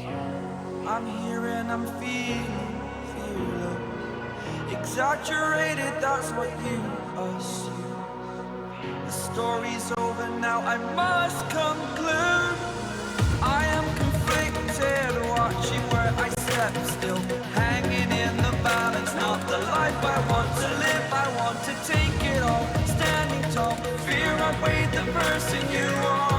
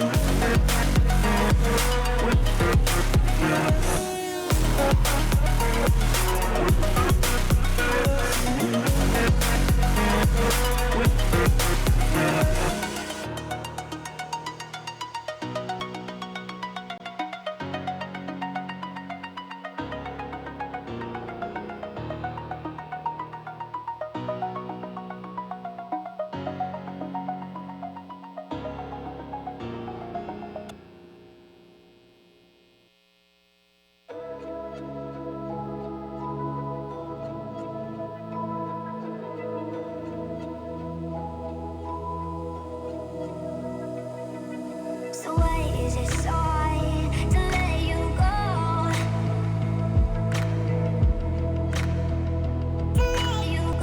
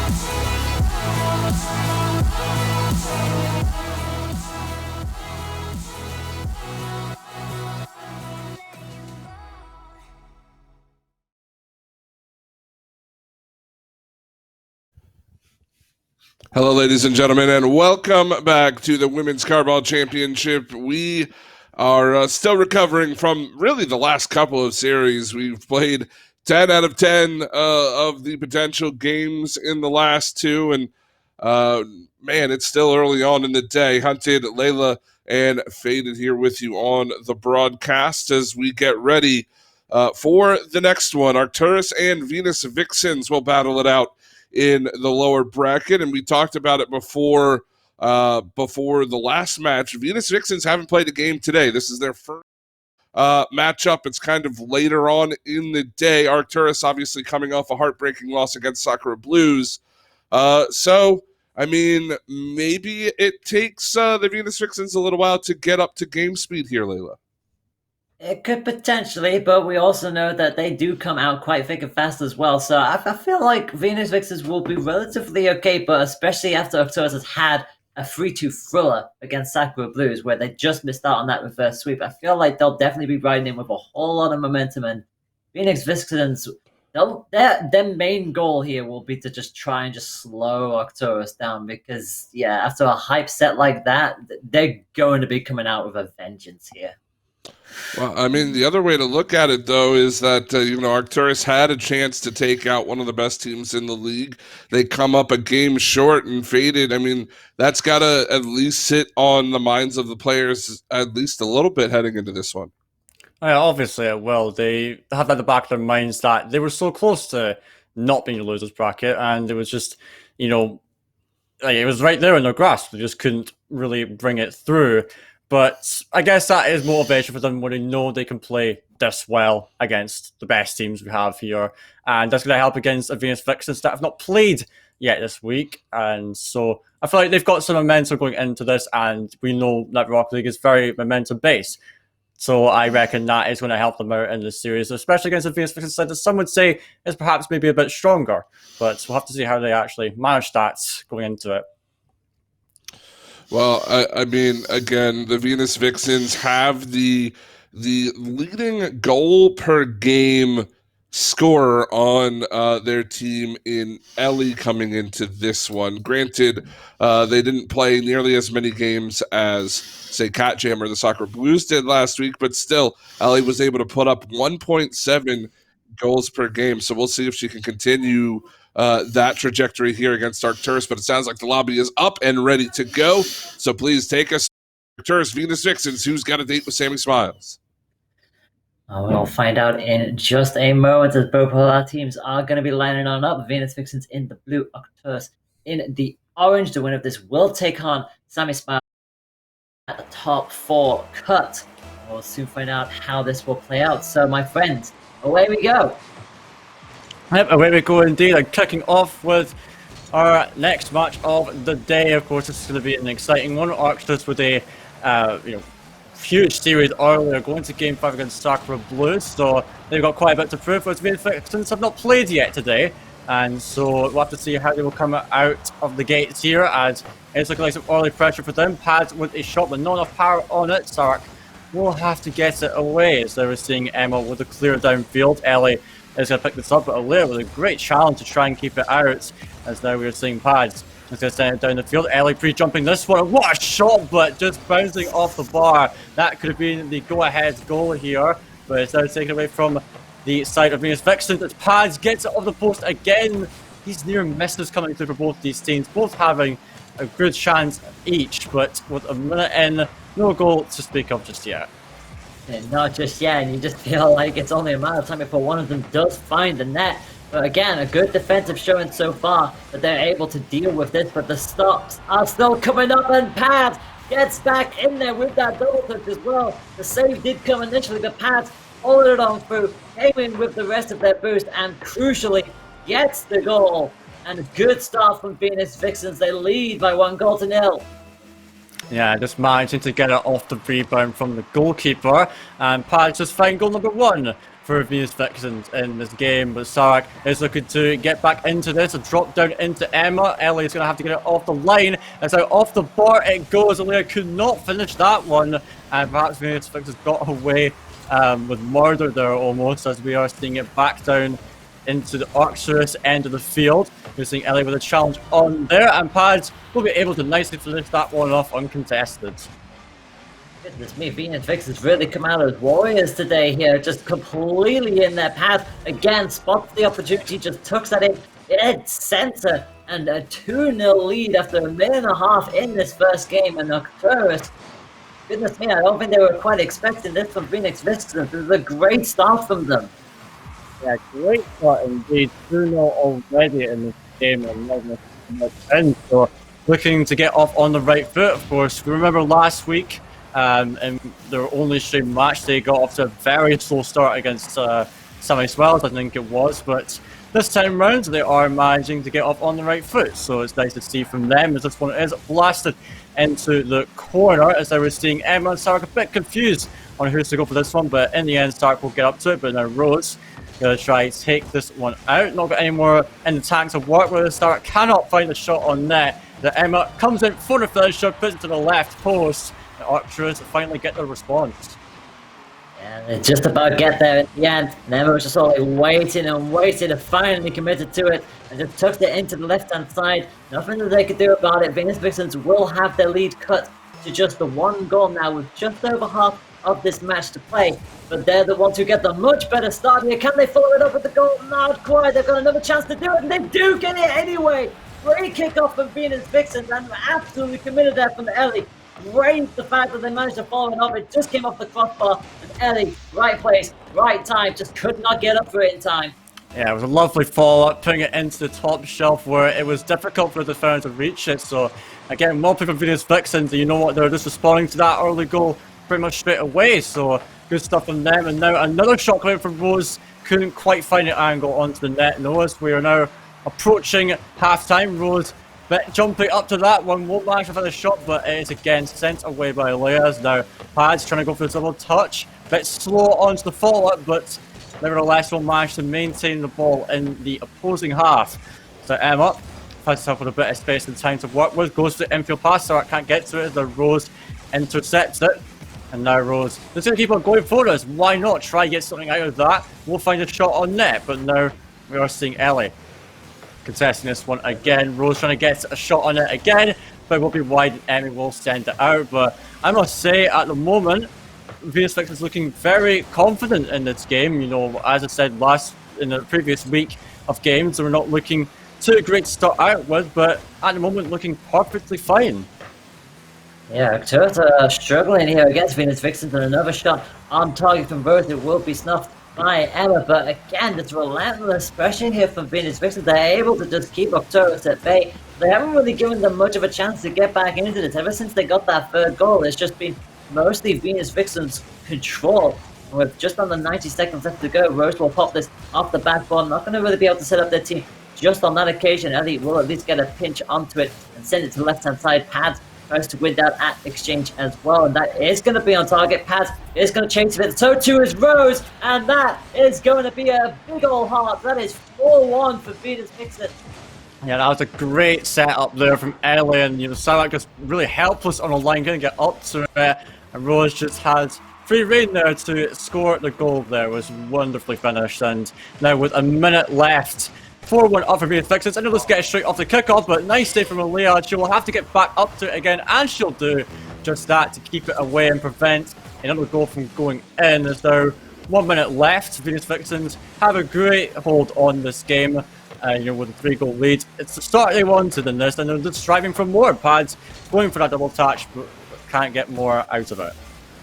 What you like to see that even though you've got like a 3-goal cushion, you're still pushing for that goal. You're still keeping your opposing team having to worry more on defense than offense, and somehow it's not a fifth. It's just caught off the post, and it's just nipped over Rose that they can't do follow up off their own. But the long ball is still going up, and Rose will try to commit for it. It's off the backboard. It's dangerous. It's high. It's still dipping, but Emma finally gets the touch and just about pops it towards the corner. But the longer that they have to spend with defending, the less that they are on offense, and with 10 seconds to go, it's pretty much academic. The Venus Vixens will indeed take the first point off the set, a demo onto Sarah, but unfortunately for Arcturus, that will be that.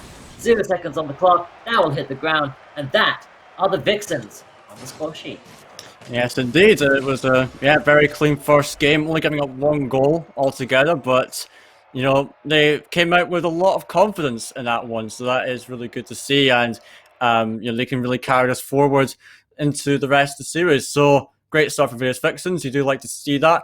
But now it's time for Arcturus really to respond there, of course. They were struggling to really find any convincing chances, really. They were able to convert 1, and it's a case of you just need to try and tighten up a bit more on defense and make sure you've got people contesting those high balls, especially. I feel like that backboard was left open a lot of the time, and that caused quite a lot of issues for them in my eyes. And especially when you see how the kickoffs generally went, like Venus Vixens most of the time just continued to control from the get-go. And even when they went a goal down, they were still very quick to just immediately re-establish that lead. So, yeah, Arcturus have got it all to do to try to find a way of slowing Vixens down and get themselves back into this. Remember that they had a very long set against one of the best teams of Sacra Boost. So now they're going to have to try and regain that kind of momentum again, because Venus Vixens have kind of just snipped it away from them here. So, but just Pads and Rose respectively were just on top. Pads started off and Rose just kept getting stronger and stronger as the match went on. Yeah, indeed. So we'll go on into the next game. Venus Vixens lead by 1 at the moment. So we'll see how they will work to extend that lead. It's an early shot from Ellie, and it will be forced off the line by Sark again. And now Pads go for the double touch. She can't put it angled though, and Venus Vixens are very pushed up at the moment, so they got to track back immediately. They will be able to get back in time. Everyone's trying to slow us down in the corner, cause some issues for the Venus Vixens here as now Pads out onto the side. Ellie now going to pick this up, going to go send it to the backboard. As now we're seeing Alea coming out. Rose going to try pick this one up and just send it down the line again.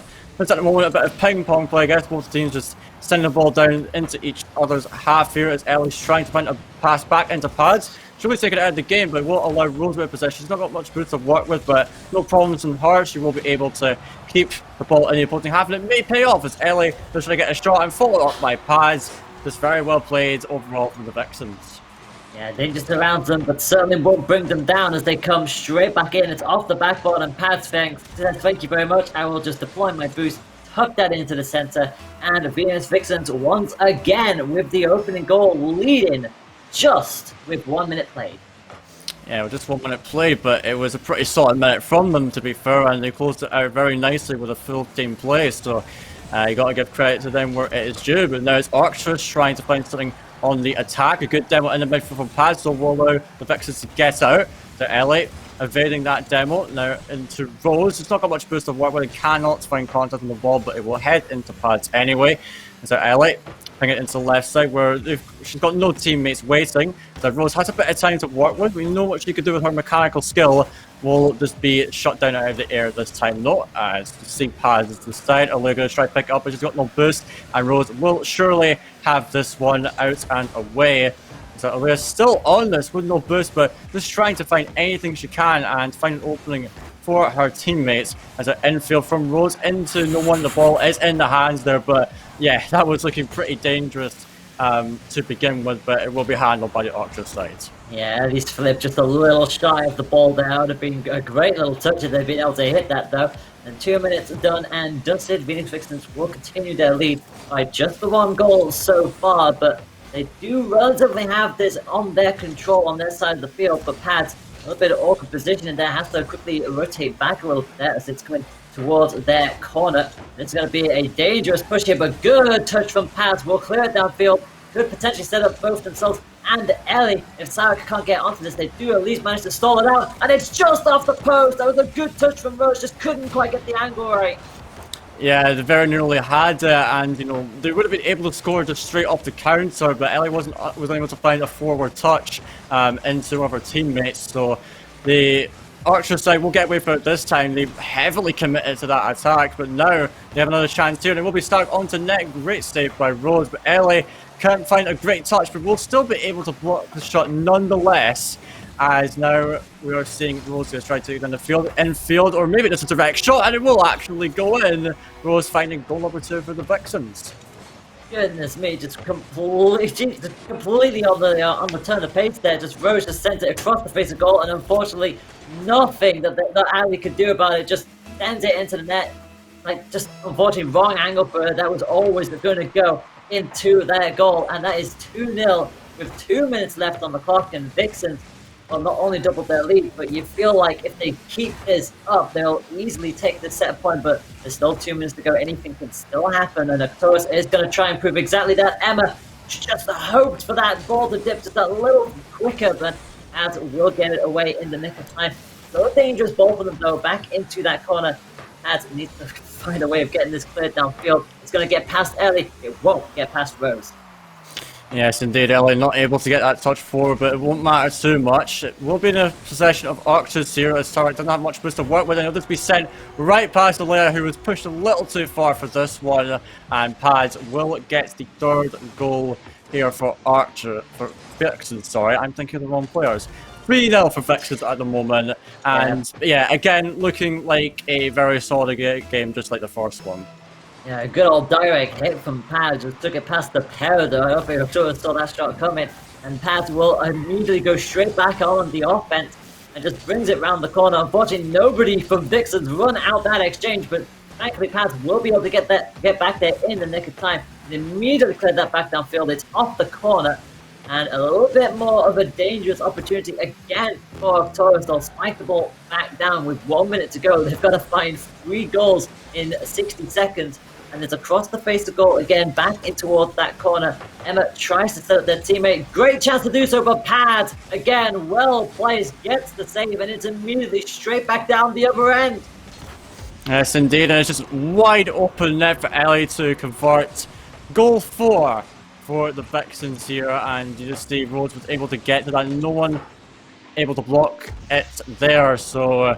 yeah, they will take that any day of the week, and the Vixens again running away with this game once again. Archers just seemingly don't have a response at the moment. They've had some chances, but not too convincing. But here's a chance. They will manage to get one. No one back for the Vixens, but I'm sure it won't matter too much in the grand scheme of things. Like coast to coast right there, just tucked all the way down. And I love the fact that Emma was just like, can I please have that? I want to get a touch to it. No, you're not. Do not take that away from Star. That was a really nice coast to coast from their own corner. 35 seconds to go, and they find another 3 goals. I mean, it's wishful thinking, I would assume, but with 30 seconds to go, well, 1 goal every 10 seconds. I mean, I've heard of other things happening in this game. Yeah, for sure. 20 seconds to go. We are going to see the Vixens back onto the attack again. Is now Emma going to get it out? Having a double tap chance as Rose, or Ellie, sorry, cannot make it to that. As now we are seeing Ellie again. Going to get onto it. Emma, sorry, going to be dropping it down. So Ellie again into the centre. Pads going to go up for one more chance, but will not be able to convert it. And that's Vixens now onto match point 2-0. Again, very dominant showing from the girls there. Yeah, Venus Vix is just not relented in the slightest, despite the fact that Sarah did get that goal very late on. It really did feel like more of a consolation goal than getting it back into it. Although, having said that, we know what Arcturus has been able to be capable of. You know, they did lead 2-0 against Aqua Blue, so you felt like, you know, like I said, stranger things have happened. But Venus Vix is just a little too clinical for them, and just like every single time you saw either Pads or a Rose commit to there, it was just like they were just right beside each other. They were ready to fight. They were ready to score more goals. And, even though they're also not quite getting that consistency, like they're hitting the post every now and then, but still between the pair of them, and obviously Ellie's in on the act as well. There are some really good saves all around from all three of them. So yeah, this could be a hard one to reverse sweep here, but you never know. But Arcturus will definitely be reeling from this. Yeah, it's a mountain to climb, isn't it, for the set of Arcturus? I mean, they're the ones that got reverse swept earlier, so maybe they'll just do it back to the Vixens era, who knows? But by the way things are looking, it's like 2-4-1 wins for various Vixens. There's quite a big margin between those two. They've shown that they're the better team at this rate, but Arcturus, maybe if they come with some big changes here, they can find that consistency again, then perhaps they could make something out of this series. But at the moment, the Vixens looking poised to win, but we'll see how the next 5 minutes goes for them as we are kicking off again. Solid kickoff coming out from the Arcturus side as we are seeing Rose just sending it straight into the backboard, and it's already Vixens on the attack as you're seeing Pad with a shot. It will go just hide in there. Ellie trying to get it off the rebound. Rose now with a weak shot, but won't force a save out again. It allows them to continue this as our Pad's trying to force a 50 there, but let's go back into her own half. As our Rose up for this, can't find a touch on it. Ellie tries to sniper out the air as there is another attack here. Pad's able to shut that down. Not very well played there from Arcturus. They had the numbers advantage in that one, but unable to do anything with it. And now we see Rose once again trying to go for it. Sark will be able to bait her out, and now Arcturus looking to get themselves onto the attack. They certainly are, and they've got, unfortunately, no turn out. They tried to go for that attack. It almost got shut down immediately as Venus Vixen just cleared it back downfield. They'll now have another opportunity now, but again, just the merest of touches from Ellie, just sends it straight back there, and they'll chase it as well with Rose right behind her, ready to swing on if they need to. Has there as well, just rotated back, but now definitely rotating hard. Rose goes all the way back down. Despite the demo, could have actually gone for it, but again, at the angle, not quite what they were looking for. Rose back in on the action, but they've got to rotate back. Has to be able to meet this one, and just about does so. Dangerous ball in the center. And again, back towards the corner, a minute and a half done, but Predator Arcturus, they haven't conceded that first early goal this time round, and actually trying to go on the offense as well. Rose just about getting there in the nick of time and keeps this scoreline level, but Arcturus definitely bringing in more of a fight. Just can't quite get that breakthrough yet. Yeah, can't quite get the breakthrough just yet, as they now have a chance here. Sark has a wide open net, no one in the defense, and it will be Arcturus this time getting the first goal of the game, and that demo there was huge for the side of Arcturus. And Sark just scores open net, made it a little bit difficult how to get posted in, but you know what, they got the goal in the end, and that's all that matters. And with 2 minutes gone, Arcturus find themselves up in this game, but we never know how long that's going to last considering the way this series went. We certainly know that one. We've seen Venus Vixen have the lead twice so far in this set, but being a goal down, they're bound to the struggle. They know what they need to do. They'll bring this back. I mean, you probably know they'll try and bring this back as best as they can. And Ellie try and clear this back downfield. It will be met by Arcturus once again. And Pad, despite not winning that initial exchange, gets the better touch off of it. And it's going to set up Ellie, who has a chance to maybe go for this, and sets up Rose beautifully, but it's too high. It's too much power, and it goes off the crossbar. That was unfortunate for Venus Vixen. They should have had the equalizer. Yeah, that was really a case of Rose just putting too much on it, and it was only going too high, but it will not matter as Ellie does eventually get a goal for Venus Vixen. I feel, I think it's safe to say I should have gone in earlier, but nicely done from Rose nevertheless, despite kind of mucking up the shot, let's be real here. Or she does make a lovely touch back into Ellie, and they're able to get the goal back. So, but the Vixen still looking very strong nonetheless, and now with that goal, should be able to open the floodgates and get themselves the win in this series. And so we'll see how the next 2 minutes will pan out for them. Yeah, we'll soon find out, won't we, with 2 minutes on the clock.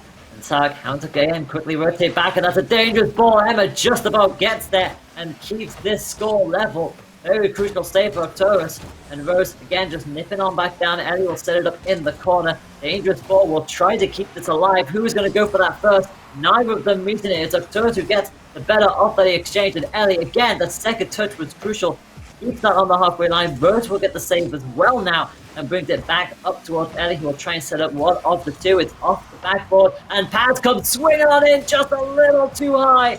Nearly got that. The devil on Sarek. That might leave the goal open. It does leave the goal open, and Venus Vixen strikes back with a vengeance. They retake the lead.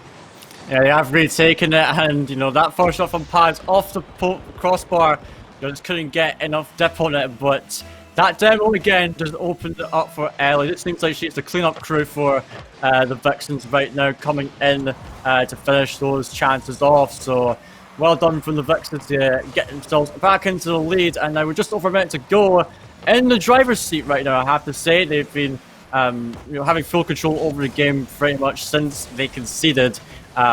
Once they got themselves back in, and then that was that. As Rose has a double tap opportunity, going to try to get it into the center for Pads. Lovely pass and great finish again. Joining forces, there's one beautifully done there from Vixens. Rose just twisting and turning, takes it off the wall, and Pads sitting on the ground, takes that up, scoops it perfectly, and that is 3-1 with a minute to go. Venus Vixen have a 2-goal lead and could still yet seal this by 3 points to 0 in this set. Arcturus have it all to do now. Yes, indeed. 50 seconds left. You've got to find 2 goals in the space of time, which is going to be a tall task. It's Elaine needs to get up to this. Good speed on it, and Rose will have to go and make that save now. Looking upfield for a pass. Pads can't get to this. Can potentially has the flip preset, but cannot get anything on it. And Sarek, that shot could have been everything, but she side flips, and now on the counter, Rose going to try put it into the center again, puts it across net, but will not be enough. But Archers, you feel like they got a bit robbed there with that one, as now they have another chance. Pads with a touch, not the best, but it should do just fine as Ellie comes across for the save. And with 10 seconds left, the ball in Archers' half, looks like the Vixens with a 3-0 sweep will be advancing to the next round to face off against Sammy Smiles. Yeah, beautifully done for Venus Vixens in the end. Unfortunately, Arcturus just lost it right at the death. You thought if that goal had gone in and you were just thinking it was going to, it might have turned that completely around, and you never know what those last few seconds would have been like. But Venus Vixens, goodness me, they did not want to concede that one this time around. Despite being a goal back, they managed to bring that back slowly but surely, and goodness me, rising above it all to take that 3 points to 0. Their ferocity, I should say, on stream for the first time today, and yeah, I mean, again, Arcturus, it's one of those stories, Faded, that they were a game away against the Sakura Blues. It didn't seem like they played that same style of game against the Venus Vixens, and granted, I think SKB got out to a slow start in their game, and the Venus Vixens certainly showed up to play, but it didn't look like Arcturus, the same team that we saw in the upper bracket. No, definitely not. It just seemed like they had nothing in them from the get-go. It felt a bit like SKB, actually, where it was really slow to begin with, and they just could not string much together at all. They were only led once at the entire series, and then it got taken away from them. So, I mean, yeah, sure, they did not look like the same team, but you know what? They showed their worth overall today, at least. But against this Venus Vixens team that have definitely improved since last time, even though they didn't show it there, I feel like they still had a good performance overall, nonetheless, and they certainly have good things they can take away from this.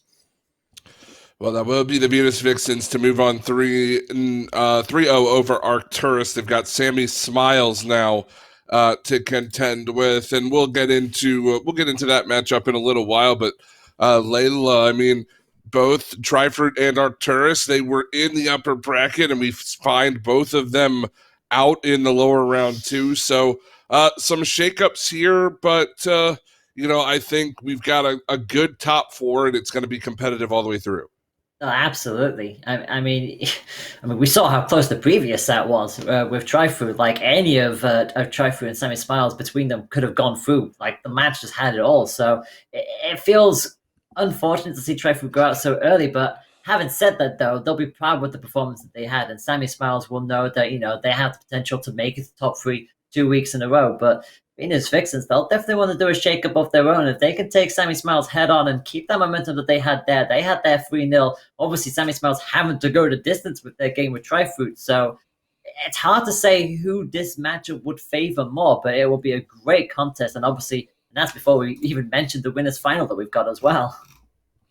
Well, let's go ahead, take a break, and as you said, winners final. I know a lot of us are thinking about it. We're going to come back with that. It'll be Cat Jam and the Sakura Blues once again doing battle to see who moves on to the grand finals of week number 2 here in EU.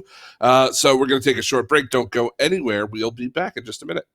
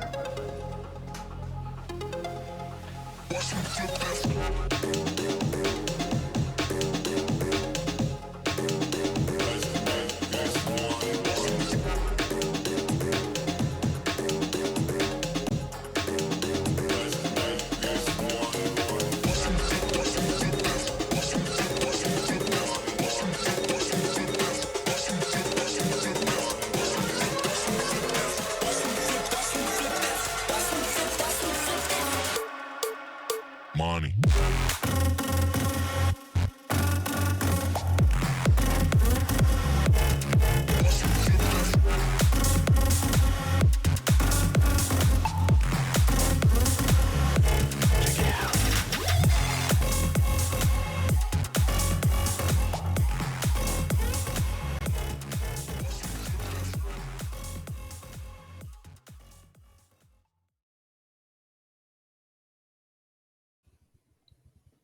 Hello, ladies and gentlemen. Welcome back to the Women's Cardball Championship. Hunted, Layla, and Faded here with you.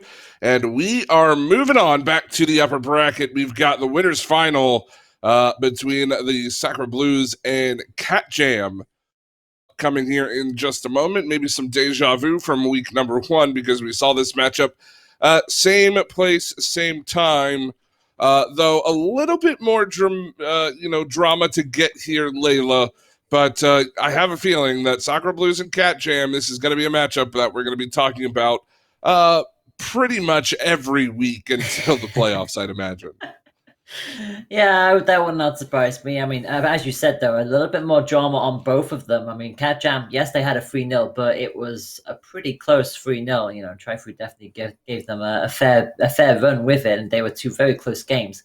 And then, obviously, with Sacra Blues having to do the reverse sweep, no less, against Octorus, who were mightily impressive in that first showing. So I feel like with both teams, they're going to have a bit of an interesting little side. I'm not so sure how this one is going to play out, especially considering the fact that obviously we have the sub coming in with Sacra Blues as well. So it's going to be an unpredictable winners final. I don't know which way this will probably go between these two.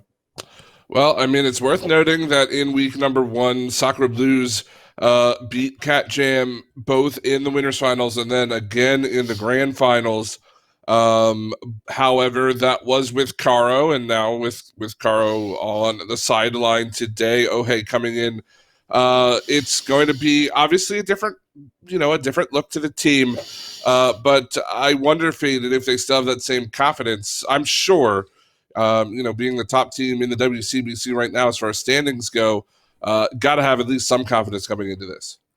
Oh, yeah, for sure. I mean, when you're playing with a sub, oftentimes you're just playing with like, oh, yeah, it's whatever. We're with our sub, people maybe don't expect as much out of us. And so they're going to go in and do what they can, really. Obviously, Ohei is not Caro. And so maybe the team isn't as strong or accustomed to each other as they usually are. So, I mean, yes, it's all the same confidence. Obviously, they're just going to give it what they can and see what they can do at this series because they know it's going to be a tough battle. It is anyways with their usual roster. So, yeah, I think they'll just go in and just see what they can do. Well, I know that I'm certainly looking forward to it. I'm sure the players are looking forward to it. The lobby is being set up now. We'll get that underway here in just a minute. And then, of course, in the bottom side of the bracket, Sammy Smiles and Venus Vixens taking a short break. We'll get that coverage to you as soon as this finishes. But, I mean, this top 4, it looks to have the makings of a great run here through the winners, losers, and grand finals. And really, I'm not sure how this is going to play out. I think this first matchup obviously is going to paint a lot of the picture of what to expect. But really, I mean, it's been today has been one of those days of Rocket League, Layla, and I just you always get this weird sense after a couple of pretty big game 5s that just about anything can happen today, and it likely normally does.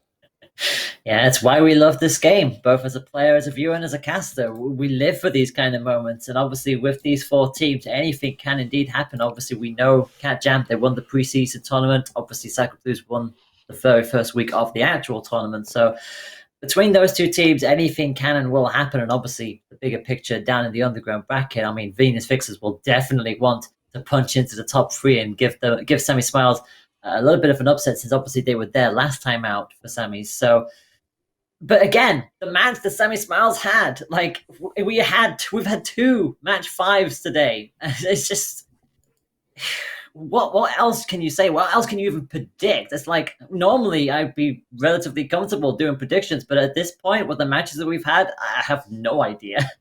Well, I mean, speaking of, while we wait for the lobby to get going, we've got the bracket look at here, and you can see there are those match 5s. Soccer Blues and Arcturus went to 5. Sammy Smiles and Tri-Fruit took 5 games. Elsewhere, it was sweep. So it seems like it's either goes the distance or it's a quick series. And I mean, to be fair to Cat Jam and Soccer Blues, last week there were no sweeps and there were no full series. So we'll see how this one plays out again. But I really, again, do enjoy just how close everything has been. It feels like, of course, this is kind of small sample size, right? We're going to have to see how the rest plays out. But really, I could see any combination of these 4 teams making it to this grand final. And Sammy Smiles, Venus Vixens down below, you can't sleep on them for sure, Faded.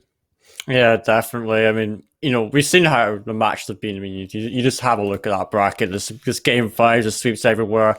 And we like to see these, more tense games coming through here. But, with some other spells in the works here, you never know what could happen. I mean, with SCB with their sub, for example, and, many other factors, you never know what could happen. And, Sammy Smiles and VS Vixens, could definitely come through to challenge for the top spots here. So it's exciting stuff here, and can't wait to see how the rest of this bracket will play out from it. Well, it is time to end the speculation. Let's get the match underway. Cat Jam and Soccer Blues once again going to do battle, this time in the winners finals. Take it away, please. Absolutely. So yeah, winners final is underway, and the kickoff is an odd one to say the least, but it is going to get cleared from Soccer Blues, who are indeed on the blue side of the field this time around. Cat Jam in the orange, and this is for a spot in the grand final. So best of luck to both of these teams, and that is going to be a shot pretty much towards target. Ravina nicely done with the opening, but Lisa is going to be on hand to save. And well, these two pretty much starting where they left off in the previous one, trying to justify position, trying to get that all-important opening goal, which we have seen decided so many times between these two. Yes, indeed, and it's just another one of those battles, but it looks like Cat Jam will be starting out with the first goal of the game from Ravina this time. I just think Sophie coming straight in, like pushing Ohe's the ball almost. And Ravina quick to get the first one on the board, and so Cat Jam can maybe favour in this match. As a team, still with their main roster, but they're the ones to get off on the right foot. We'll see what Soccer Blues can do as response. Sophie almost immediately goes straight back on the offensive, just a little too high on that occasion, and couldn't quite get the rebound off the back wall either. Ravina is going to try and keep this somewhat alive, and now Dux is going to now follow on through with the rest of their boost, just holding on to it for the time being, just in case they have to rotate back and make a quick getaway. But it's going to be another chance for Ravina, and it's another goal for them. Just over a minute played, and you'll love to see that kind of thing happen. It just completely pokes up by Soph, and Ravina is on hand to ping it right underneath the crossbar.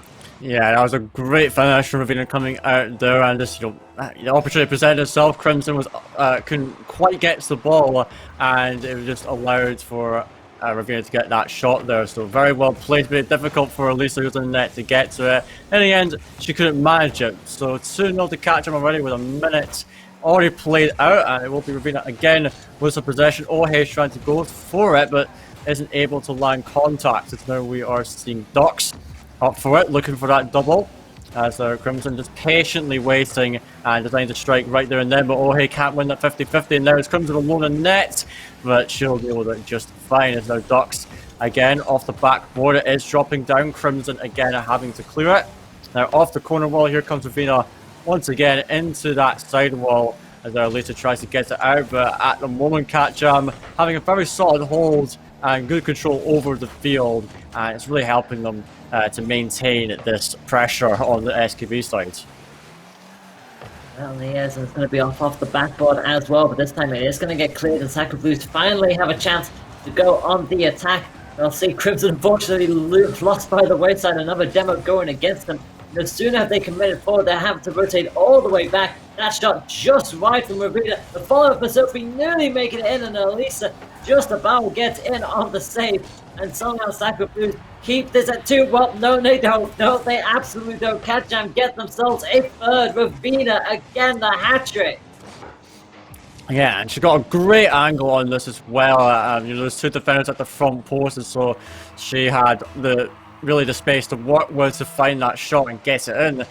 So it is Ravina, doing bits for the catch-up side so far. 3 goals so far for her, so I'm sure all the fans will be happy about that one. As we're halfway through the game, 3-0 to Catcham. It's just a brilliant start for their series. As Ravina and Crimson having a bit of a fun time in the corner there with each other, just saying hello, and yeah, lovely stuff there. Let's see some friendly banter on the field here, but now back to business as we've seen Ducks trying to make a sensor, but no one's there to get to it, as Lisa's now going to try and make something of this for Ducks with some demos, but it does leave an open net, and Crimson will find SKB's first goal. Having nearly got themselves locked into a Rule 1 over there, they finally do manage to ping it back and at least get a goal back. So 3-1 is the score. Really good shot from Crimson. Saw the opportunity to go for it. With just under 2 minutes to go, they need to find another 2 goals. And just like how in the previous set, where we saw that it took Sacred Blues a while to get back to actually get into the match and figure out their style, especially with Ohai as their sub. They're slowly coming back into this now, and now they are taking these shots and going for these offensive moves. Catcham are going to now need to be a little bit careful here as Ravina is waiting up ahead, but Crimson again going to get to that one and just poke it towards the corner and hopefully get this away, but that's a dangerous looking ball. They've got to get a touch to it. Thankfully they do. It's towards the corner, but it's still dangerous for them. Oh, that's lovely finish there from Ravina, and that pass to Ducks is great as well. Just showing their class. That was just picture perfect almost. Ravina getting that in. It was actually an own goal from Crimson, so it would have gone wide had she not touched it, but you can't blame Crimson. She needs to get onto that one to get it away, but nevertheless, 4 goals for Catcham now, looking to run away with game 1, and it's been very dominant overall. SKB have had not really much to say in this game, not much they could have done, and so as we approach the final minute, it's a case of SKB trying to figure out any way they can shut down the Catcham side. It is Sophie off the back wall, and Ducks trying to get the finish. She doesn't manage to land contact, and Ravina doesn't get to that either, but they still have the ball in the SKB half, and finally it will be taken out. Yep, except not quite, because Ravina will get a nice little tail whip and keep that threat alive. Slowly but surely, Sacred Blues need to push their way out. They're down by 3 goals here. 4-1 is the score with 40 seconds to go, and again it's straight back into their own half. And hit the speed, this relentless, just pressure, just unrelentless here from Catcham, and they're going to go up for another. Elisa will at least come up into the sky to stop that one from going down, but now with 30 seconds on the clock, you feel like it's academic. The Catcham will secure the first point here, and that goal pretty much finalizes it. Yeah, absolutely does. Very well played there, Sophie, with a good setup. The flip reset into a 50-50, and that just launched it into the air for Ducks to finish off. So 5-1 now. Catcham looking, just really great. They're like their usual selves in this game. They were a little bit shaken earlier, in the match against Tri-Through, but it seems like they have warmed up now, and they are just playing like they normally do. As they're looking for potentially one more, Ravina takes it past Crimson and centers it.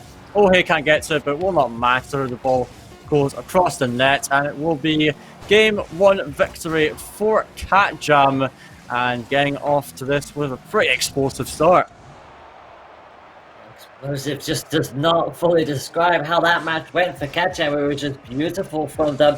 They did not give Sacred Blues much of an opportunity to get back in. Look at the shots from Ravina. 7 shots from her. Sophie getting in on the act as well with the 3. And again, I like that. Ducks, 2 shots, 1 of them went in. A nice 50-50 ratio. We'll take that. They'll take that nicely. But yeah, Sacred Blues definitely on the back foot there. That was not great for them. Not great, yeah, definitely not. It was just, yeah, they couldn't really do much at all. Catcham was just all over them. So something's got to change this next game. I feel like Sacra Blues has got to try come out with more, try really bring it to this Catcham team. Otherwise, what are they going to do? Like, you just got to try get yourself into that attack more. I don't think the defense is that big of an issue, to be honest. It does need a bit of solidifying, but you just need to get into that attack and find those opportunities. They're only able to get one goal, and that was off of Crimson. They need to find something more in this and change the way they approach it. Of course, it is Catcham, though, considered one of the best that we have here, so it is going to be a tall task, but I'm sure SKB can do it. We know what they are capable of. Yeah, we've seen them do this time and time again. And I mean, watch, Catcham will go 2-0 up and suddenly Sacra Blues will find their footing and come back in with the reverse sweep, because that's just what they seem to do these days. But we are going to get ourselves ready for match number 2. And we're going to see if the kickoff will favour the Blues this time round. Not exactly. It's going to be Catcham who will make the first offensive play. Ravina immediately taking it towards the backboard. It will get intercepted, but Sophie is on hand and ready and waiting for the follow-up to begin. Off the right-hand side this time around, Sophie will twirl on it, but again, just cut off this time by Crimson, who is going to follow through, takes it past one. Going to be up for our defender to clear it back downfield, and again, just both teams jostling for positions in the early going to, and Ravina will see an opportunity, tries to get the setup, not going to happen, but again, Sacra Blues, the second they commit forward, they lose somebody via demo.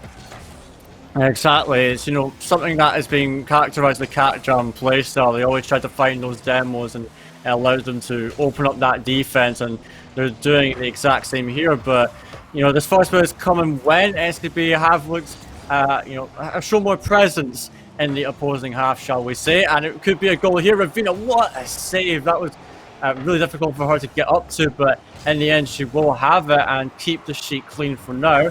As Ohe is trying to do something with this, and Lisa now going for that. Crimson now can't do much with it. We'll have to get up to this though to help out Ohe, who's just waiting patiently in it, and now trying to push out for this one, and he will manage to get this one out, but not for long, as Sophie is now raging back in for the attack. There's a lot of close moments for both teams so far, and again, Crimson trying to get the interception, just going to wait on out, but it's going to get taken away from them, and they're going to have to go backwards here, because this is starting to look a little bit precarious once again for the Blues. And that's going to be a shot on target. Crimson is in the right place this time though.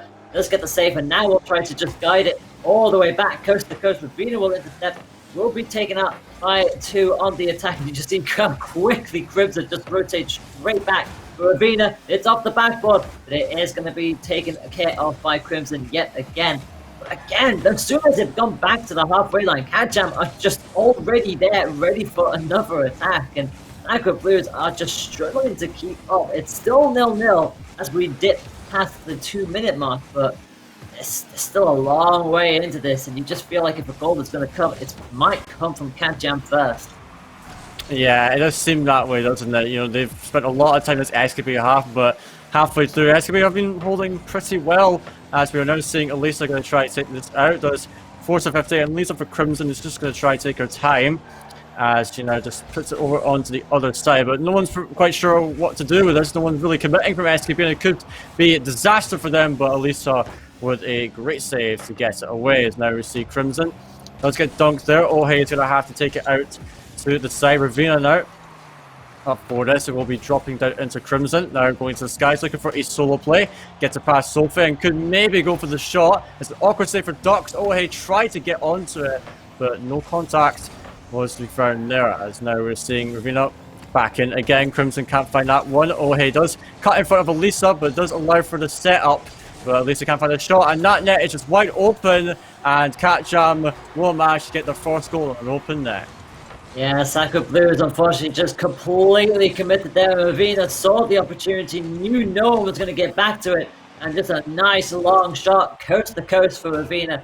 1-0 for Catcham, 1 minute 44 on the clock, and Sacra Blues, for all they're trying and get that opening breakthrough goal, it just did not come for them. And yeah, again, just that triple commit, you hate to see it happen. You kind of just throwing everything at the table, but you just have players as good as Catcham. They're going to see an opportunity to just send it That's exactly what they did. Crimson will at least get another save and keep themselves in this matchup, but they've got it all to do. They've got plenty of time to do it. Crimson will try to set up, and it will be up to Elisa, who's going to send that towards Crimson, but it's not going to get to her in time. Yeah, it will not, as we have a minute left. SKB going to have to try push now as Ohe getting a challenge on that, but will not amount to much as this allows Catjam to get out. It's now Crimson is taking it out of the game. Ravina sets it up for Sophie. What could she do with it? Not a lot. Ohe with a drop down as now infield. Duck's going to take a touch, takes Elisa out of the game. They're going to get over Crimson. It's just Ohe back in net, but she cannot make it back, and Ravina will extend the lead to 2. Yeah, last thing Sacred Blues did was to concede a goal at this point when they need to be doing the comeback, and Ohe just could not get to it in time. And that is just going to take it away from them. 48 seconds on the clock. Catjam are 2-0 up. They definitely do not look like they're in the mood to be conceding any more goals in this set. They already conceded one in the opening one, and that is going to be a third so quickly after the second. And it's Sophie who gets onto the ball this time round. It's kind of deflected in towards that way, but it will at least just get tucked in the end. Yeah, it is tucked in by the SKB defenders, unfortunately. They were just not quite sure if it was going to go for that, and it resulted in an own goal. So, not what you want if you're an SKB player or fan, but the game is coming to a close, and so they can look forward into the next game, which will be Game 3. Sophie does get yet another goal off of Ravina's setup, and yeah, that was just very nicely played from her. Yeah, so a nice little spike straight down, just rebound straight on up just before the crossbar. And yeah, as you say, if you're a Sakura Blues fan, you're just hoping the checkered flag just comes sooner rather than later, because it's goal after goal. All the goals are coming out in the last minute, it seems, and Catjam are they're not done yet. They want more. They are absolutely thirsty for more, and that could be another one. It's just off the post. A fifth denied by the woodwork this time, and they are still just queuing on up, just coming in for hit after hit. 7 seconds on the clock. I feel like the clean sheet is likely going to be theirs. No one from Sakura Blues was on the end of that, and that will be that. Catjam are 2-0 up in this set. Yeah, indeed they are. Another solid performance. Of course, it was a bit of a long stretch before they managed to get their first goal, but after that open net, it just let the floodgates open, and now the goalies went on a spree. So we go into Game 3 now. Of course, it's definitely very heavily sided towards Catjam at the moment, showing their dominance. Looking poised to just make it into that grand final, but SKB, they at least showed more confidence there. They had more presence in the opposing half, at least in the first half of the game, but it kind of fell flat again. So I think the important thing for SKB is they just need to get off on the right foot and maintain that consistency throughout the game. Otherwise, they're just going to bow out here and send themselves down to the losers final. Yeah, they got it all to do here. I mean, like you said, they did so well in that opening part. They were only a goal down going into the last minute, and then it just all went wrong. It was just like, you're like, okay, yeah, we're done with this now. Let's just go straight on through. But if Sakura Blues can just sort of like replicate what they did in those first 4 minutes and just sort of like bring it back, they need to find a goal. They need to find a goal or something back at them, because it's just, that defensive line from Catjam is just unbelievable, and they're able to spot out like just holes in the defense that Sakura Blues just like they're not as high as they normally do. So we'll see if they can bring it on back. I mean, we saw them do the reverse sweep. They've got to do it again, but crucially, it is winners final. They've got to do it in. There's so much pressure riding on this. Yeah, indeed. Of course, this carries a spot in the grand finals, which is going to be huge for either team, really. So all to play for here. SKB got to make their second reverse sweep of the day, only against a very tough side in the form of Catjam. So let's see what they can do here. Sophie is up for this, going for that reset. Also has Ducks up with her, as the 50-50 does come through eventually. So we see Crimson off the ceiling, trying to make it solo play. Stays her flip, tries to go for the flick. Cannot to get it, but was looking pretty good up until that point, as now we see Sophie off for it again. Ravina going to send this one forward. Elisa up a bit prematurely for that, and Crimson cannot make the save, and Sophie does get the first goal again. Yeah, first goal once again for Catjam, and Sophie just takes that away, and Crimson, well, they came boosted in, but carried too much boost, just went straight past it and did not collect a single bit of pixel that they would have liked. 40 seconds in, and Catjam already have the lead, and they're going to want to go for that second almost very quickly. They got so many goals in the last minute, they want to get a second one in the first minute, and so that, I thought that was a Rule 1 that was happening under the goal there, but thankfully the curve is going to break that up for us, thank goodness for that. That is again across the face of goal, and Ducks with the follow-up is going to tuck that comfortably in, and yep, Catjam double the lead. Yep, they do indeed. Pretty awkward defensive positioning coming from SKB, and they could not get the clue they were looking for, and Ducks is ready and waiting and could just bang it into seemingly open net. As we're now 2-0 up in this game. Ravina is going to try keep it going in this one. Of course, they got a pretty comfortable lead now, and they're looking like they'll be able to hold it for the remainder of this game. As we do see now, an attack coming out from SKB. Good chip here from Elisa into Ohe. Tried to pre-flip into it, but not much power behind it. Will not phase that Catjam defense just yet. As we're now seeing Ducks up for it again. It's back into Ravina. Over to Sophie. Good play coming out, but excellent save from Crimson. And we'll keep the scoreline still at 2-0. Very good save from Crimson. It was just exactly what Sacro Blues needed. At least they've shown that they can still hang on in there with Catjam. They've still got another 3 minutes of this to go, and it's off the backboard again, and Ohai is not in a good position to do anything about that, and just consistently using their boosters to try and curve back around. Elisa will again tip it towards the backboard. This threat is still alive from Catjam, and they are just consistently going at it. Ravina with another opportunity. It is going to get met this time around by Crimson as the ball comes right back at them, and Sophie hits the backboard. Is anybody there for it? Not this time around, and is now going to finally chalk on back onto Catjam's side, and here comes Elisa. This could be what they're looking for, and finally they get back on the scoreboard. Finally, they do. Elisa all by herself, descends into the corner, and then very quick follow-up to get it in. And so great stop from Elisa to get a goal back with just over half a minute left. Could be trying to bring it back into their favour, but it's still a long way to go as Ravina is looking for the kick-off goal and gets it post and in. Ravina is just seemingly having none of it, is she? No, it's like, oh, you got a goal back? How pretty. Kick-off goal for me. Thank you very much. Ravina just takes that all the way on her own thumb, and yeah, 2-goal lead immediately restored. You got to feel for Sacro Blues. They did the hard part, they got the goal back, and then immediately concede. Catjam do not want to let this lead go. They want the 3-0 against the Blues. Yes, indeed. Half the game to go now, and it's Ravina and Sophie up for this. Crimson will be going in for the save. As Elisa had a shot on net, goes to the wide post. It is hitting off the post and away, as that could have very well been the second goal for SKB, but Catjam do get away with that. As now Sophie going to try to take it out. Elisa onto the backboard, going to maybe waterfall down, as now Ravina sending it into the opposing corner where Crimson is waiting. Now trying to take control. Back into the box. Elisa going to try to take it away, but they've got the time version now. It's 2 minutes still to try to find another goal and not concede any. It's all three players from Catjam in front of the net, but very fast to recover on that. Now Crimson with the shot going for that top corner. Ducks will send it over to the side.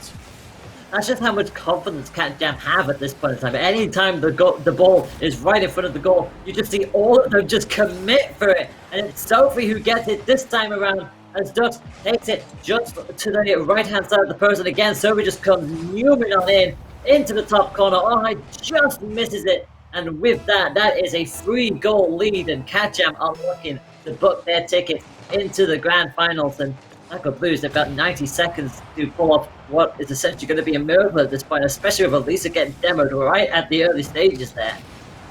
Yeah, it will take a miracle indeed at this rate, because Catjam look super strong right now, but I don't think we expected much else out of them, to be frankly honest with you, as we are seeing Elisa attempt a double touch, but Ravina is just very patiently waiting on the backboards. As there's the Ravina does get a lovely touch out, Sophie and Ducks both onto it, but it will not matter as this counter-attack from SKB isn't coming in quick enough to facilitate it, as now we're seeing Crimson again pre-flips into it to try make something out of this. And as we approach the minute mark, Crimson, oh my, what a banging shot, but yet again the defense of Catjam standing very solid at the moment. Yeah, that was a really high speed shot as well. So credit where credit's due for Catjam there to get that save was absolutely important. It stopped Sacre Blues from coming back into it, but they're still trying to go for these shots, but they're just so clinical in the defensive line here at Catjam. There's no one that seems to be able to get through them at this point. With 30 seconds left on the clock, however, that will certainly do it. I love the commentator's curse sometimes. I think we've had it way too many times this stream already, and keeping in mind we have 3 more series after this, so it's gonna happen many more times, trust me. But I mean, yeah, there we go, Sakura Blues. I mean, you know, yeah, thanks I guess for the Casters course. There you go, have your goal. Will it make any difference? Well, I don't know. Let's see. We'll see if this 20 seconds won't yield anything for the Sakura Blues. At the moment, seemingly not going to happen. It looks like a 3-0 sweep for. It's the finishing goal, never mind, at least they're saving it off the line, but I think that'll do it. 3-0 to Catjam, and they've booked a spot into the finals, and we'll have to play the rest of the losers bracket to see who will be facing off against them in that matchup. And a very dominant Catjam side indeed, and they were trying to still sneak in a last-second goal. Not gonna quite happen. I'm gonna just a few millimeters shot, but Catjam absolutely dominant. They definitely won to finally win one of these tournaments for the second week. I mean, we obviously saw Sacre Blues win last week, but yeah, Catjam definitely want to get their name on the scoreboards for that, and well, that's the right way to do it. Wow. So Catjam wasting their time, certainly playing into those grand finals. Well done there. Sacre Blues will drop down to the lower bracket finals where they will play the winner of Sammy Smiles and Venus Vixen. So still some more Sacre Blues action along the way, but wow, yeah, I mean, Catjam haven't dropped a game yet today. I think this win looked more convincing than their Tri-Fruit victory here, Faded. Yeah, definitely. It looked very convincing indeed in this match. You know, Catjam definitely stepped up to the plate this time.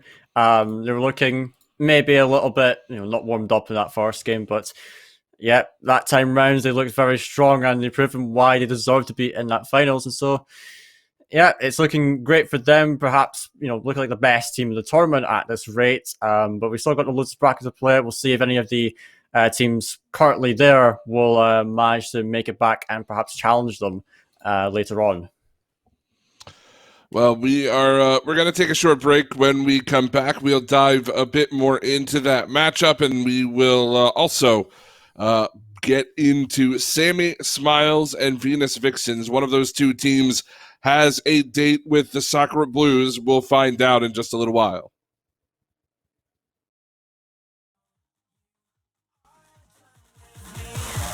It's just fired.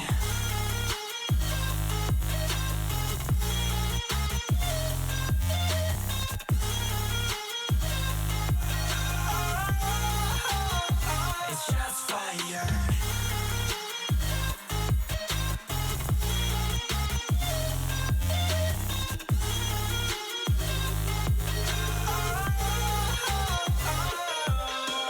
I was wrong, but I made it right. You came begging day and night. I don't wanna hit the bottom. Don't go out of your state of mind. I've been counting 1 to 10. I'll be back when you be down.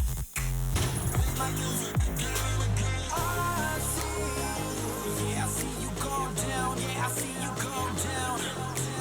I see. Yeah, I see you go down. Yeah, I see you go down. And I know you keep asking me. Flames and fire. I know you are done with me.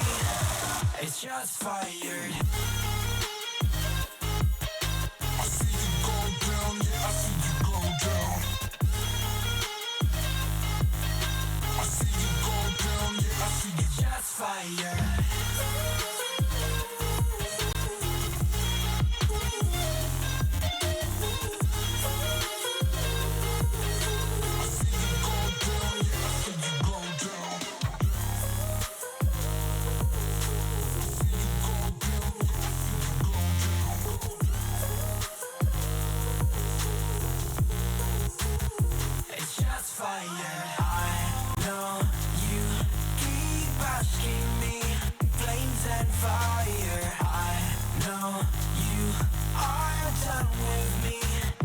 shots fired.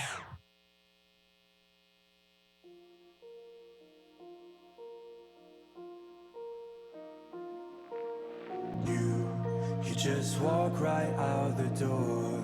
Don't wanna do this anymore. Now I'm lost without you.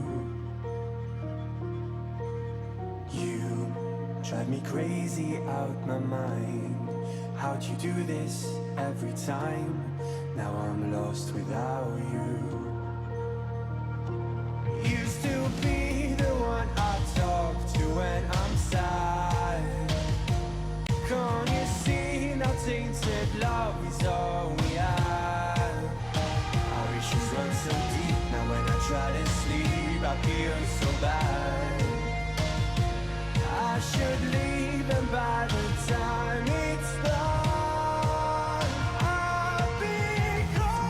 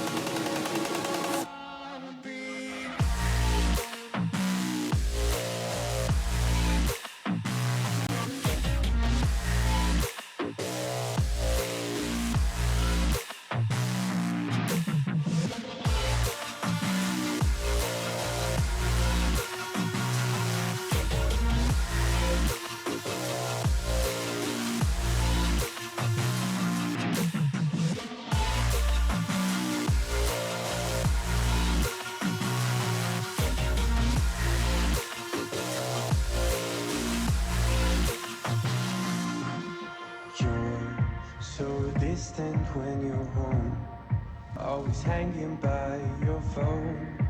Do I even know you? And I get paranoid sometimes, 'cause I know that you ain't mine, and I'm lost without you. You still be the one I talk to when I'm sad.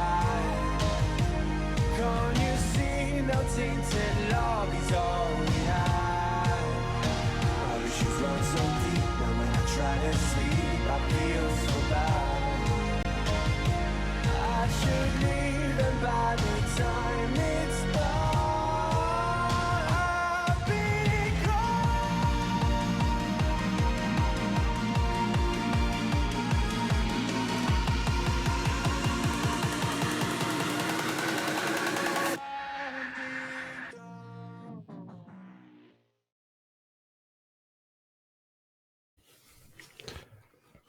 Cat Jam is the first team to punch their ticket into the grand finals.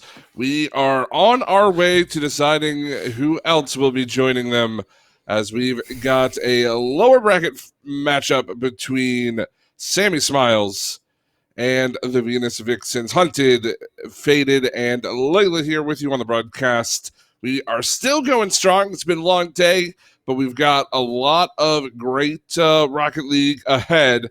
And I don't know about you here, Faded, but I'm really looking forward to Sammy Smiles and Venus Vixens.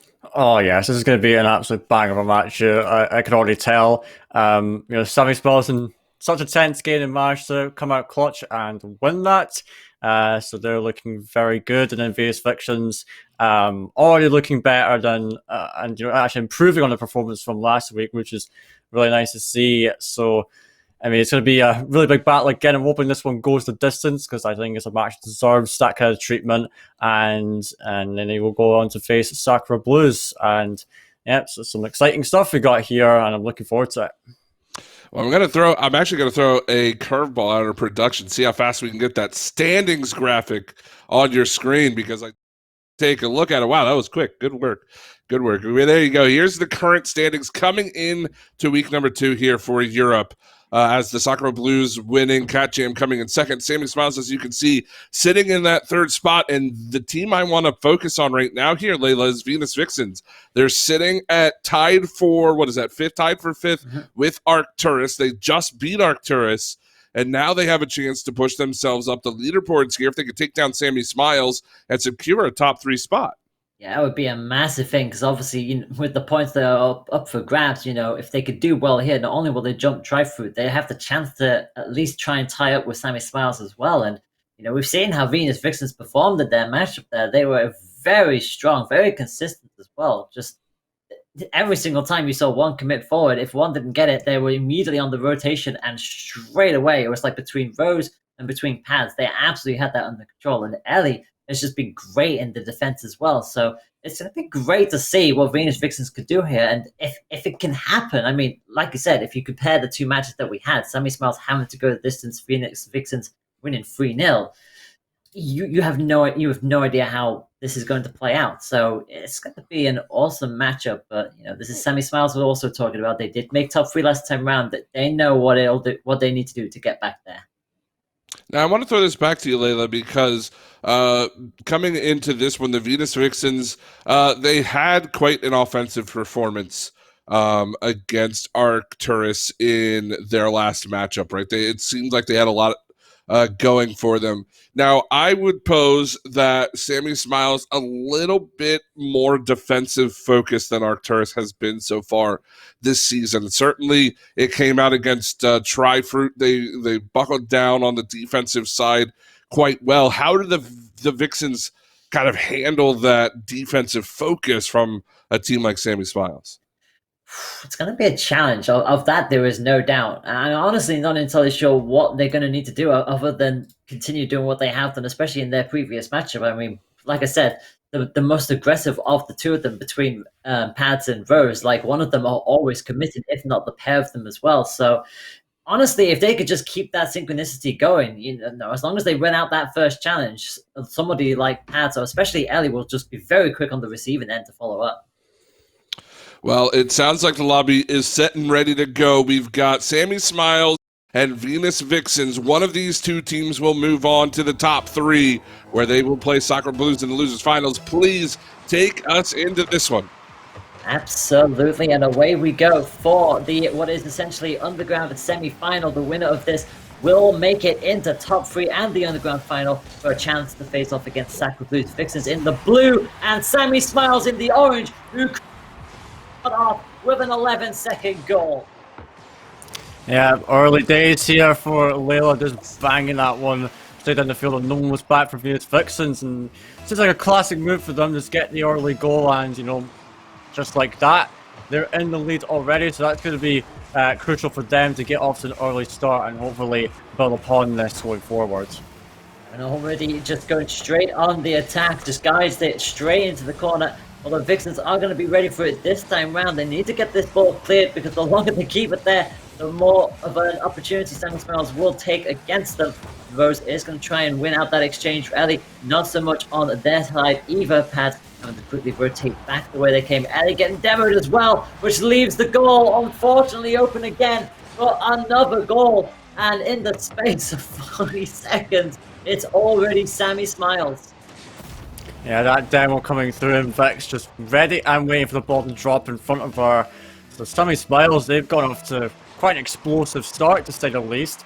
Within the first 4 or 5 seconds, it's really what they're wanting, and really they're just them showing their strength. They showed it against Stripe earlier, now against Venus Vixens, but that one going towards their own half. Looks like Venus Vixens want to respond. That's a demo from Pads, and now Rose and Pads passing between each other, and that forces 2 players up for the Venus Vixen, for the Smiles side, sorry. I will now be back into the Vixens half as Rose looks to put it away, and a ground bench coming through. Lovely stuff from her to finish this one off. Yeah, it was a really good setup, nicely done in the end for Vixen. Just comes pinching all the way down, did not allow that any time to slow down. Nice big old heart, and Vixen's right back into this match. 2-1 is the score. Crucially, Smiles do keep that lead, but obviously with just over 3 minutes and 45 seconds still to play, anything can happen, and we're going to see another quick charge, and Pad's getting in on that shot, but Layla is going to get the save at this time around, and Vixens are slowly but surely getting right back into this match. Yeah, absolutely. Still got plenty of time on the clock, and Rose was a little bit hesitant on that one, but she'll still get the save regardless. As now this one bouncing up, Rose going to try and get it away. Does get a deflection at least, so it'll make it awkward for the side of Sammy Smell to deal with that. As now we see Pads sending it into the corner. Stumpy trying to get up to it, but no one has contact with the ball. Ellie goes for the shot, tries to go bottom left, but couldn't quite finish it. But Rose, nevertheless, jumps in and manages to tie things up. Yeah, Vixen's coming back beautifully despite conceding 2 goals in that first minute. Pat takes it off the back wall. Rose is on hand perfectly to double that score up. And that is the equalizer for Venus Vixen. They've got themselves right back into contention. And with 3 minutes to go, it is all square. Yes, indeed it is. It is offensive pressure again for the Vixens. But once more, the third man is pushed a bit too far. But Rose will manage to get back for this one. Now on 0 boost, going to try to keep possession, puts it past Vix, as they slump it up into Vix, actually trying to find a centre, and Layla has a wide open net. Very well done from the Sammy Smiles. Yeah, Vixen's just pushed a little too far. They know they got that lead, but unfortunately it's going to bite them in the butt. Layla just takes it past a lot of them. Nobody was going to get to that in time, and Sammy Smiles will retake that lead once again, having lost 2 goals. Having lost 2 goals in the past few moments, and Vixen's coming right back into it. They kind of needed that goal back, but yeah, Sammy Smiles on top of things again. But again, this pressure from Vixen's coming straight back at them. No rest for the wicket at all. It's going to bounce awkwardly in that corner. It's going to be across the face of goal. Layla will now try to finally take it out of their area, but Slumpy is going to get demoed. That could give Rose a chance to maybe set up here, but it is going to get saved by Vixen, thwarted for the time being. Yeah, you could see Rose trying to go for that infield, but she couldn't get really the angle she wanted on that. But you can tell the ideas of different Venus and Vixen. They're really pushing for this, and that's a good demo from Ellie. It's quite dangerous still, but they will have some space to work with. As now Ellie takes it to the side one, maybe looking for a solo play. She's going for a double tap, but Layla reads it ahead of time to get it away. As her Pads still pressing on, Layla can't finish out the backboard, but Slumpy has that one covered, and now Layla just battling down the field, trying to find a centre. Is shut down by Rose as there's Slumpy. Tried to go for the flip reset double actually, but she goes way too high above the net for that. Yeah, and unfortunately nobody was going to be on hand to get that off the backboard either, so unfortunately FF Sammy Smiles went for it all with that, but not going to play out for them just yet. 1 minute 20 still on the clock. They do at least have that goal cushion for the time being, but it is going to be back onto their half now, and finally getting that cleared back down onto the field as well. Layla is prepared and ready for it. Gets the max boost as well. Shot just about on target, but it's going to hit the crossbar. It's a little too high there, and nobody again was able to capitalize on the follow-up. And now Rhodes will chase this all the way back down, and Vixen have a minute to try and find a second equalizer. Yeah, indeed, 60 seconds and counting. It will be Slumpy to try and get a shot, but a nice block from Rose to get it away. So Ellie sends it out the field to Rose again, back into Ellie. The passing play coming through, but the shot is wide off target. Is now Slumpy taking us down at the side, looking for a centre. Nicely into Vex, who goes for the shot. Rose again having to save it as Slumpy shoots it again. Layla off the post. That could have been the goal that secures it, but so happened to go on a 1-goal deficit for the Vixens. Looking to try and get it out if they can, but great infield from Layla again. Slumpy going for it. They're playing so aggressive right now. They do not care, but it could come back to bite them as it is Slumpy having to get up to it, and she will. Now Rose onto the battle once more. It is a miss there. Layla can't get to it either. It's an open net, but Pads can't get the angle. It's flowing in front of net. Rose can't get it either. That is really hard to watch there, but they still got the ball up in the air. Can he do anything with it? Vix misses it, but it will not matter as it drops to the ground, and Sammy Smiles just barely hang on to that one. You gotta feel for Vixens there. You thought for sure that goal was coming. The hit just never happened. I can't believe nobody for Vixens was on the end of that, but goodness me, Sammy Smiles will hang on for dear life at the end, especially when they went 2-0 up after the first minute. You thought that they were going to cruise to that, and Vixens came back beautifully to tie that up. And unfortunately, they conceded the third goal in the end, but they've got it in them. Venus Vixens, I think, have it in them to still make an absolute match out of this set. I feel like this is definitely not over yet. Nah, definitely isn't. It's far from over.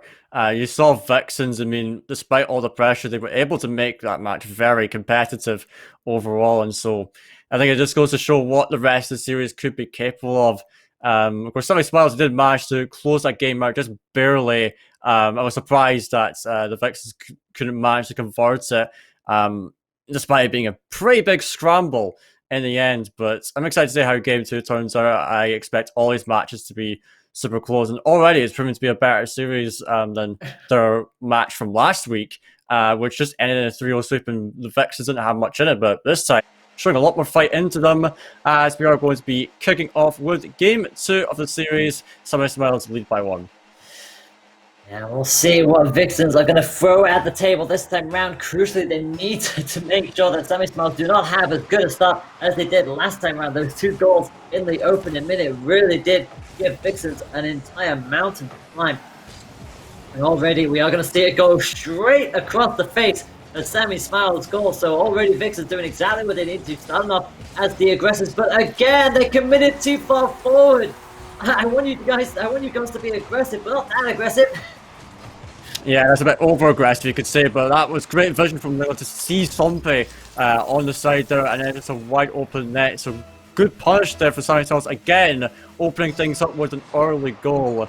And so they'll be looking to continue this through the rest of this game. But Rose is already threatening again, going for a stealing shot, but not going to amount to much. It's there Layla saving her flip, getting a shot on net. Pads having to save it.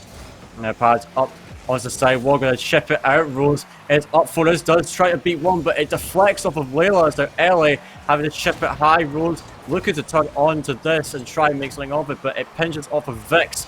Now Pads dropping it down to Rose again. There will be no angle on net, but Pads will get it past, and now Rose just needs to finish it, and she will. Finds the angle, and Venus Vixens get the response. If anyone can finish it, it is indeed Rose. Pads again just off the backboard, and just Rose just has all the time in the world. It could be as slow as you want. That ball was always going to find the net. And just like that, it's 1 apiece. So we do get 2 goals in the first minute again. And Pads going, using as much boost as possible to see if they can get the kickoff goal. Not going to happen on this occasion. But the 2 goals are not on Sunny Smiles' side. It's 1 apiece as we finally tick past the first minute. And that, what in the world? Oh, you hate to see that from Sunny Smiles. I think they just jumped clean over the ball. Yeah, you hate to see it, but Slumpy tried with that challenge, but Rose just took it under her. There was like no further touch there, so you can see what she was going for, but it was just a clean route for the ball to go into the net there, and, you know, unexpectedly, you could say, Venus Vixens into the lead now, just like that. Yeah, that's what we love about this game. Anything can happen when you least expect it. And yeah, it does seem like Sunny Smiles were having it under control, especially when you saw how the first match went off. But the second match, it's anything but. 3.5 minutes still to play, and it's Vixen who lead by 2 goals to 1. That's not really going to get much punches on that ball this time around. Rose slows it down, but doesn't really clear it. It's going to allow their teammate Ellie to try and do so instead. It actually comes right back at them, but they will almost clear this. Now they finally do get it past the 2. Pads did get demoed, but you wouldn't know that because it's right back into Sunny Smiles' half. They are going to chase this down for sure. Back into the corner it goes later. Doesn't get quite the movement they wanted to, and Slumpy just about gets that save. Yeah, just about, and there's now Rose with a double tap opportunity. She can't land it, and now Pad's caught out of position, but won't be able to keep hold of the ball for now. And she tries to tap it into Ellie. Rose has to dive across to keep it out of harm's way, as now Vix coming onto that one, proving to be a bit dangerous here for the Venus Vixens. As now Slumpy high touch off the back where Pad's waiting. And find herself with a little bit of space to work with, so let's see what she can do with it. Not a whole lot, really, as Layla just snatched the ball off of her. Now Vix had a chance to shoot, but couldn't get round it in time. As Sunny Smiles, they are having a good stint on offense here, as now a shot potentially coming from Layla, too high, too wide, as now Slumpy into the sidewall, and then as they keep on going and going, they really want to tie this game back up, but finally a long clear does come through. Yeah, but it's not going to go too far on that clearance. Slumpy will be there to try and at least force a demo or at least a shunt at the very least. But Ellie is now going to get this ball, try to get it past the halfway line. The boost is going to come up and it's high and it's awkward, and that is going towards the goal. Is anyone going to get there in time? They won't. And Sammy Smiles do indeed find the equalizer. Yeah, it took them long enough, but Slumpy just beating out Rosedown. Ellie just has no speed to get back to that. Didn't have a fast enough recovery, and it will be Sammy Smiles eventually, after such a long stint on offense. They do find that equalizer, and now off the kickoff, looking to try and make something out of these final 100 or odd seconds here. I just want to going towards the net. Layla is taken out of the game by Rose, and LA has an open net to shoot into. Yeah.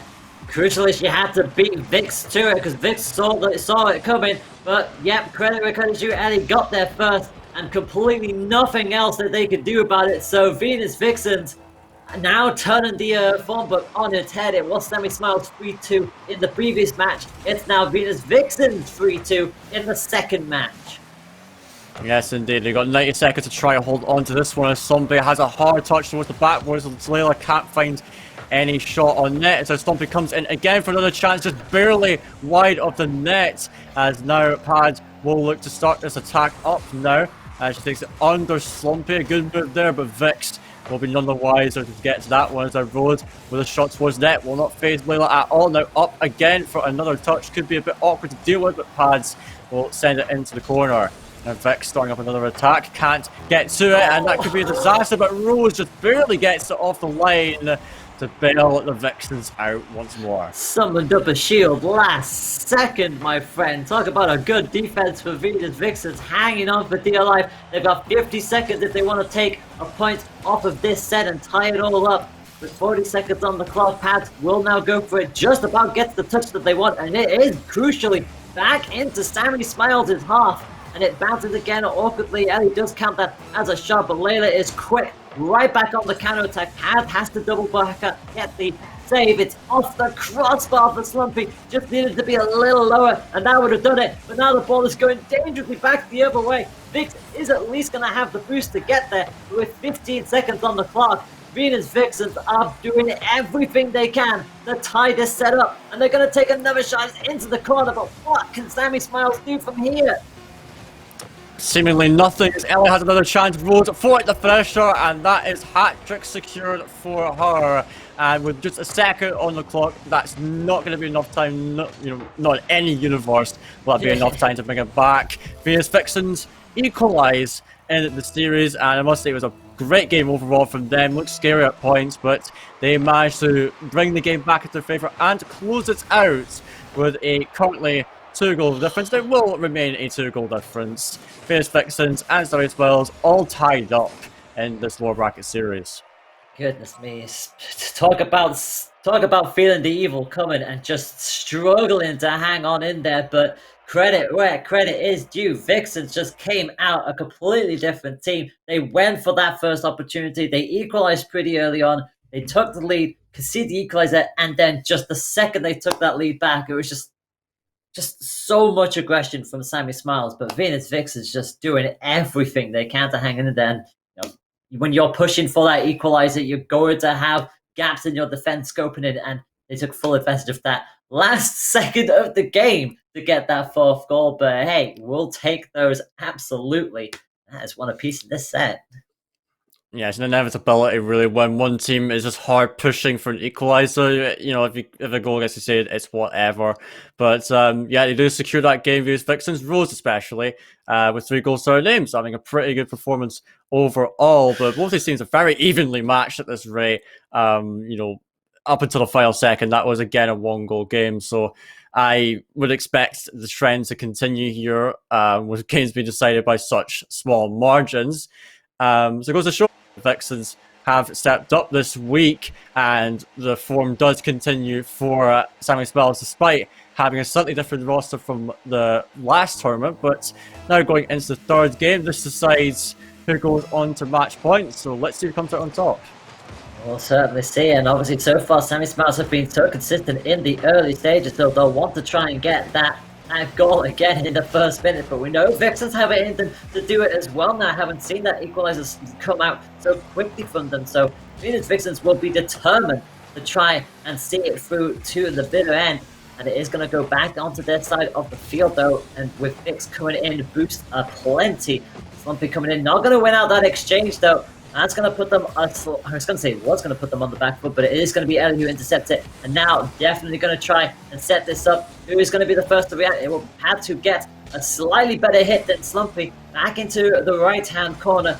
And that is an awkward ball, but Slumpy will somewhat deal with it, but the threat is still alive. It's coming back at them thick and fast. Ellie will go up for it, hopes it towards goal. It's just shy of it. Would have been a great little touch. I think someone would have probably saved it, but you have to get those shots on target. Yeah, definitely. And, with the Vixens having such a long-standing offense, about time they can maybe score, but now Layla just been allowed a lot of space there. The Vixens are starting to drop back a little bit to reset.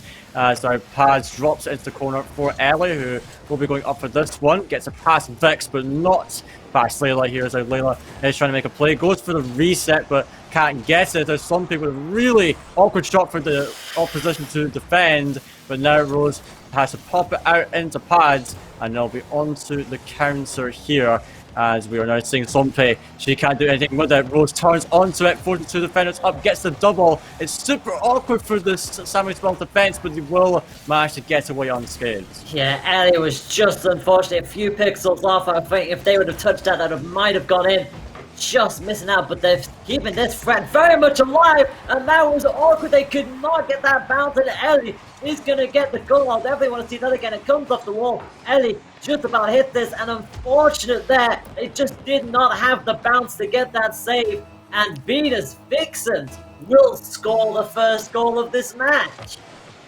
Yeah, I think Layla was reading a completely different bounce there, which I can't blame her for, but it was very awkward to deal with, so in general, she read the general trajectory of it, but that bounce just really sealed the deal going post and in there. So good stuff from Ellie, though. Was great placement on that shot. I won't allow Venus Vixens to go one ahead, and really they've been all over the semi-spells defense as we see goal number 2 coming in from Rose.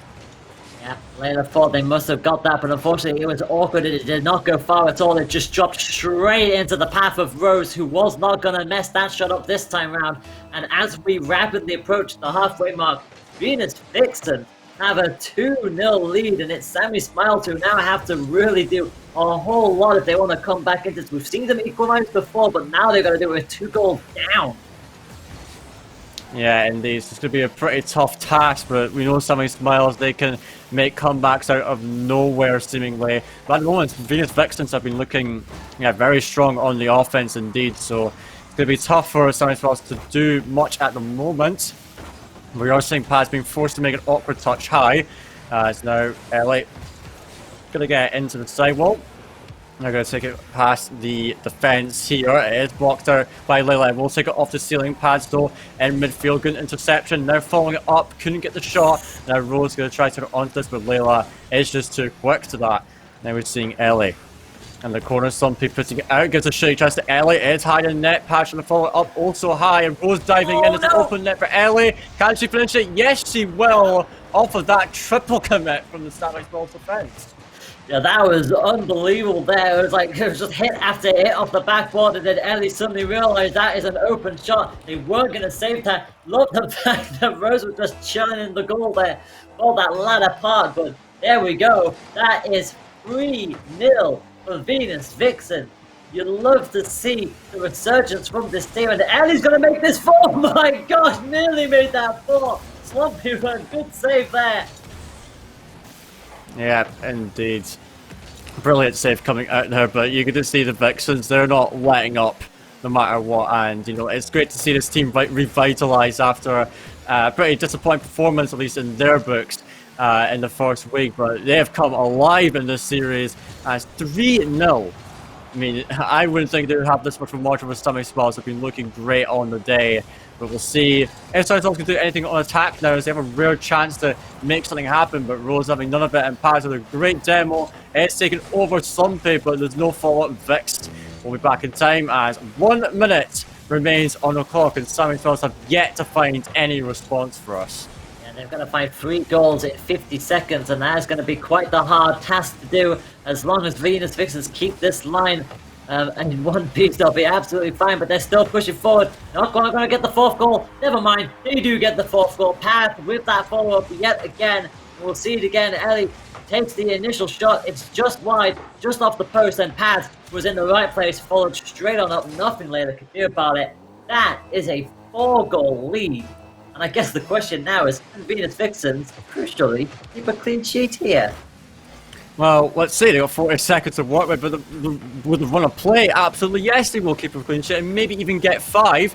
But Ellie now is getting chased out by Layla, so okay, there we go. Oh. No clean sheet for the Vixens, but you know what?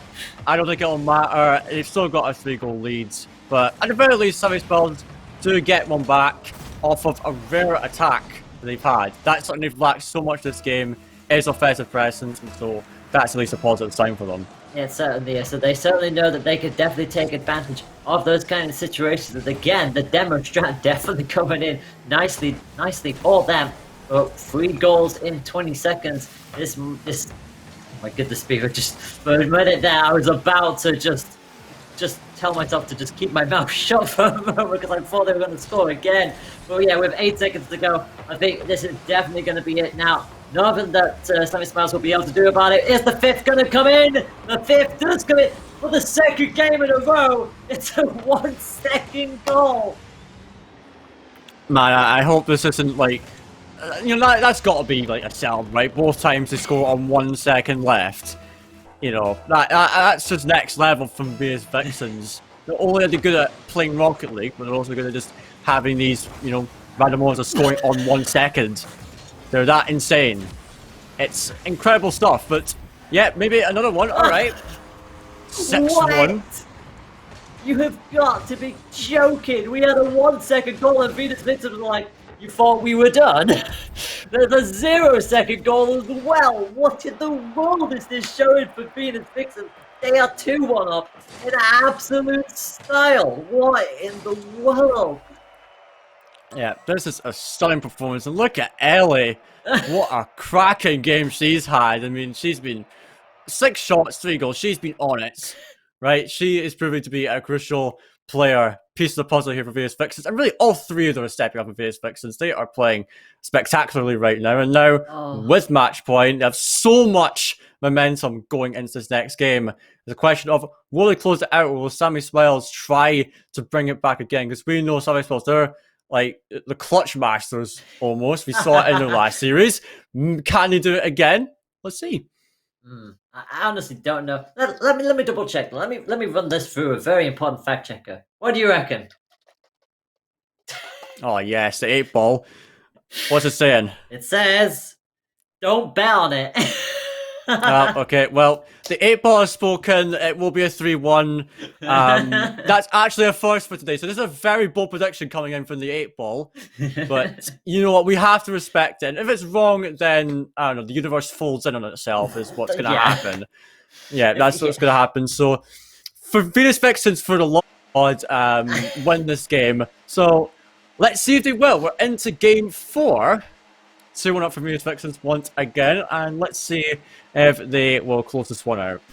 We'll soon find out. Both teams are ready to go, and Venus Vixens have just been on a roll so far. They had such a dominant match in the previous go, so let's see if they continue with this start. But Sammy Smiles are not going to allow them any kind of point lead from this, and in fact, Slumpy with a nice little tail whip straight in there gets the opening goal with 10 seconds in.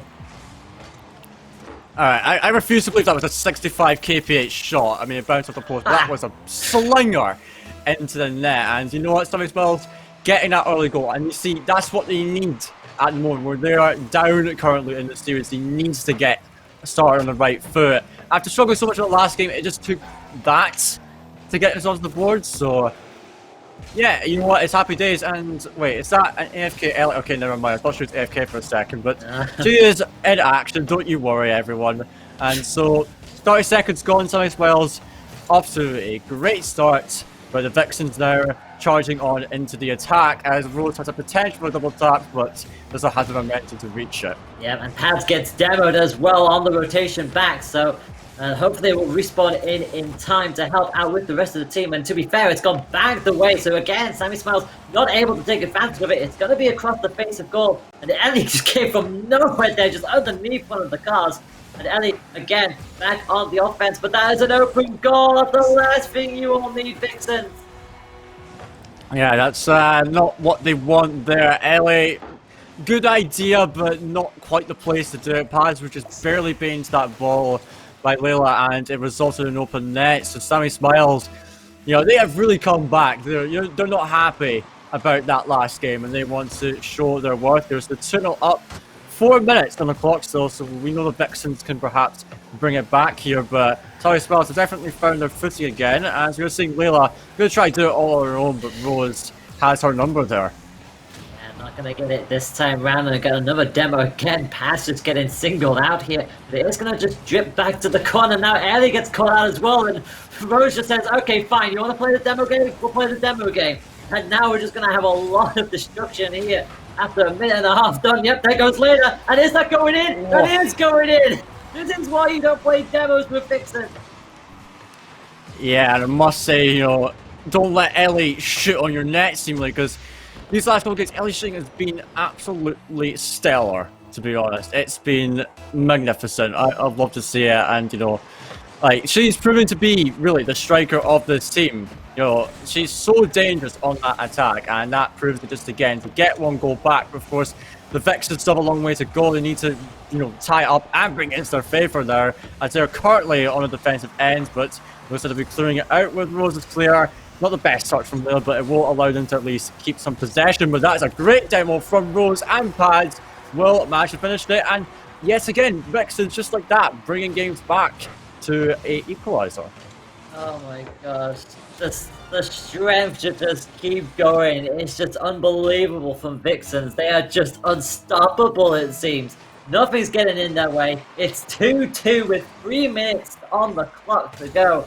And they are determined to round this out and not give Sammy Smiles a chance back in. I mean, the fact that they keep them 2-0 down. We saw them do it in the first match, don't forget. They did lose that 3-2 in the end, but Vixens, they are determined to make sure it does not happen a second time. Yeah, absolutely. So we got half a game to go. Both these teams all tied up, and that's a great pass coming in from Rose, but Paz is a little bit too close to the play. So Ellie on her own does chip it up to try and stall it, but great speed from Paz to get it out and will allow him to start another attack. That bounce isn't favouring Ellie though. It's now 2 players up for the Vixens. It is Rose trying to get a shot, but it's just wide of the net. As now we see Layla, one-on-one situation, crossed it to Slumpy, what a pass, and finish. And it looks like Sammy Smiles aren't done with this game yet.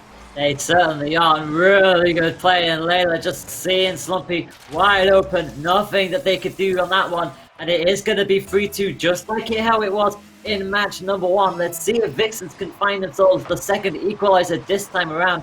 The kickoff is going to go against them, and look at that, Slumpy going straight up for it into the corner. Rose will at least meet it this time around and gets demoed hard on that one as well. And this might give Sammy Smiles a chance to double their lead again, but not this time. Layla is going to let that one slide, and it goes into the corner, and an equalizer could be coming. It's off the ground. How did that not go in? I'm asking myself the same thing. Rose just couldn't quite get it under the bar there, and it could result in a turnaround here, and Sammy Smiles get a goal. That is heartbreaking for the Vixens, but great job for the Sammy Smiles to capitalise on a great beat from Layla there, and Vix converting the open goal. So we have 1:40 to go in this game. These Vixens, they came back from a 2-goal deficit once. Now it's about time to maybe do it again here. They have the time for it, so let's see what they're capable of.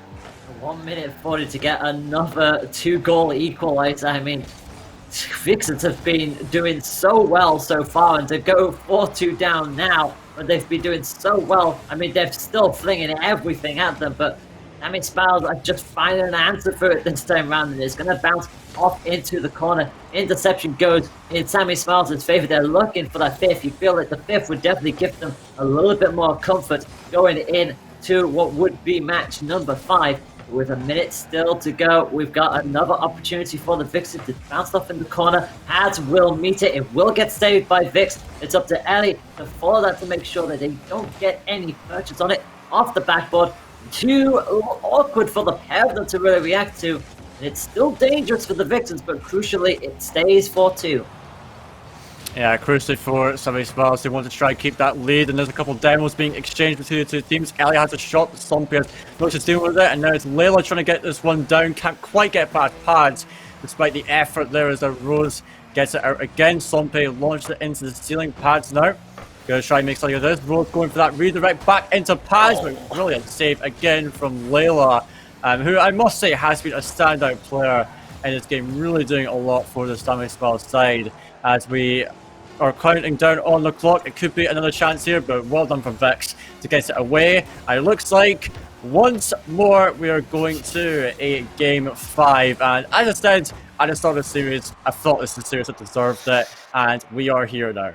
And this is why I don't ask the 8-ball in a commentary session what my opinion is. What a great match from the pair of them, but Sammy Smiles was just like, no, we've been here before. We're not going to allow you back into this, not again. So they just redoubled their lead. It's just Vixens just, again, like they had a slow start with that one. They got the 2 goals back, but again, just a little bit too much overcommitting there from the Vixens. They were trying to just get that done and dusted, but, you know, this is what it comes down to. Match number 5 for the 3rd time today.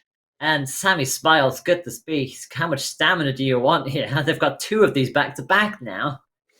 Yeah, absolutely. I can't imagine just, how they're feeling right now when they're like, oh, yet again, another game 5. We all talk about champions feel and how much we hate it because it just signals the end of a series. You're like, okay, well, I got to win this one game. And it's only 5 minutes to decide who goes on to not only play against Sacred Blues, but also into podium positions here in the in week 2 of the WCBC. So, yeah, it's really step up time for both of these. Of course, both of them are playing incredibly well in this series, I must say, putting up a great performance. But it's a case of whoever steps up here as we're about to kick off here. Green flag for game 5. Let's see who will take it.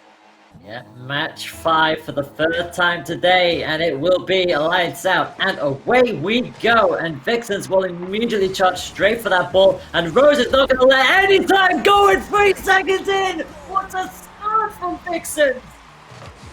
It just seems like the Sammy Smiles strat here, just full confidence from Rose, just diving in for that one, and found an angle into net, and that's the way Vixens want to start. They need that early goal, but it's pretty much a full game we still have, but that's going to definitely get some confidence in them as Layla really awkward on this ball, can't do much with it. Vix though going to extend it down the field, can't follow it up though, but Layla has possession here, but we'll concede it to Rose, who is going to put it down the. Here comes Ellie for the centre pads. Here comes potential shooting chance, but brilliant block from Vix, and that will just roll into the opposite end. It seems like Vixens, the cards are pushing too far, comes back to bite them. Yeah, Vixens, you had the lead. Why are you being this aggressive so early on? It's an absolute open goal for Vix, and it immediately ties it up. All that hard work done in the first 3 seconds just taken away, and with that, 1 apiece, and this is just the first 30 seconds of this match. Yeah, this first half a minute has been just ridiculous, honestly, but back to level playing field for these teams. Just like we want to. We want to see these tense games between them as Ellie's up for this. That shot's got not enough power behind it as now Rose is up for this. Goes for the wall read, does find a touch, but not a lot of boost. That's allowed Ellie to go for it again, but not a lot of power on it. As now the defense slows it down for Sammy Smiles. Now Rose trying to interfere with Layla. Going for the shot, it is wide. Where's the follow-up from Vix? It is deflected. Now something up for it again. Crucial touch coming out from Pads to get it out. As now they're looking to get a counter-attack with great cut from Vix coming in again, and the 50-50 coming through. Layla has an open net. Ellie's been interfered with, and Sammy Smiles taking the lead. Yep. Beautifully done from Sammy Smiles. Just nicely set up. Layla could not miss a better shot than that. And that will be 2-1 for Sammy Smiles. They were a goal down in 3 seconds. They are 2-1 up after a minute 16.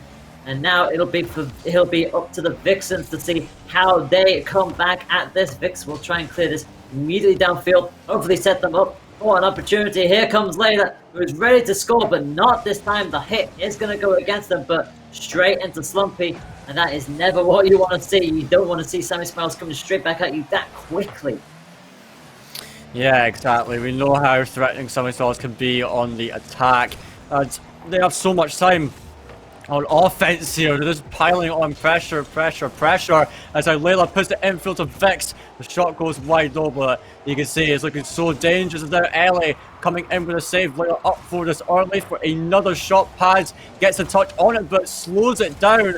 But no problem for the Venus Vix's defense. It's now Ellie offer again, contested by Vix. Rose now looking for the center. What can she do is dropping in front of the net. Layla will get it, but Rose again waiting there in the ceiling as our Ellie with another shot towards the top left. We know she's shooting now infield to Rose is a wide open net, and she will convert it. The Venus Vixens have equalized.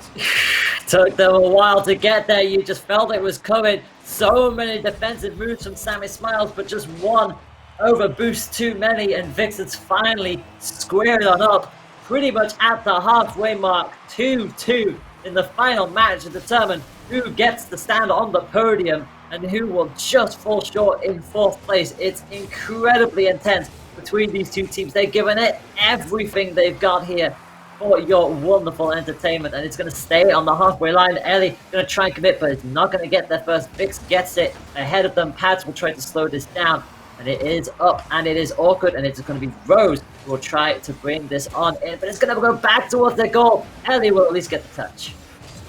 Yeah, she will manage to get back in time. We're looking a bit dangerous after Rose couldn't get quite the touch she wanted off the wall, but you know what, it will not face them at all. As Rose has a chance here. It looks like the Vixens on attack once more. Paz tries to pre-flip into it, but it was a good enough touch from Layla to get it out as Ellie attempts an infield pass, but well read by Slumpy. So Vix up for it again, does force a slow touch in the air, but it will be taken out again. But Layla's still directing here. Booming clear coming down from Rose. That demo will not matter at all for the Vixens. They will be a bit disadvantaged in terms of numbers on the offense, but now it will be coming out. Ellie forces a block there. Another bump coming through, and it's a bit of panic on the side of Sammy Smiles. Great challenge from Paz. Vix having to make yet another touch. It's their Ellie onto the backboard. Slumpy finally gets a clear as we are approaching 1 minute left, and there's still nothing to separate these two teams. Nothing at all. Just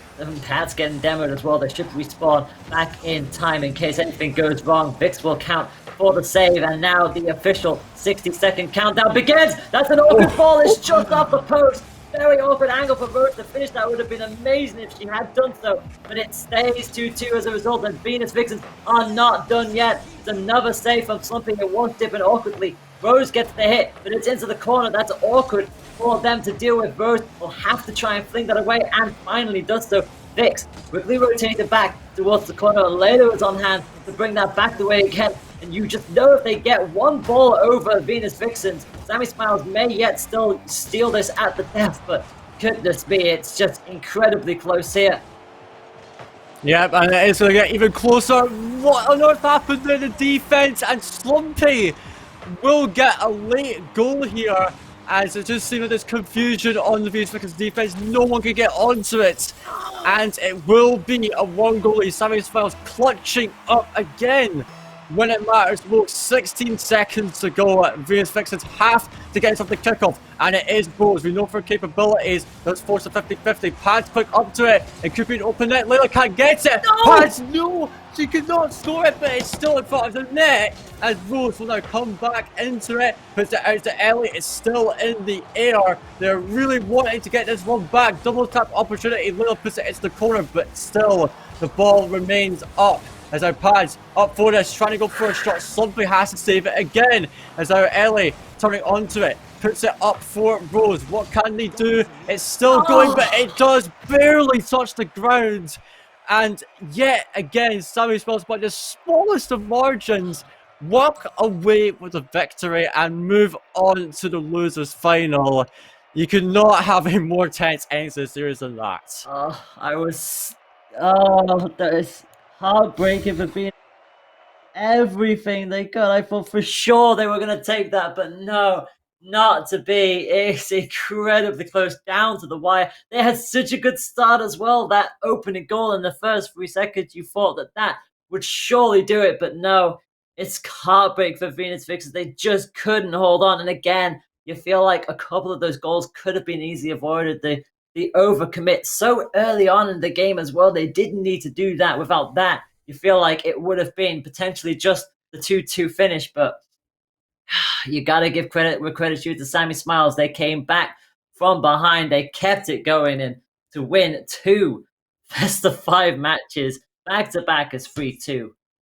Goodness me, what more can you Yeah, definitely. That was an incredible series. So very well done to Sammy Smiles. They clutched up once again. It seems like what they do best.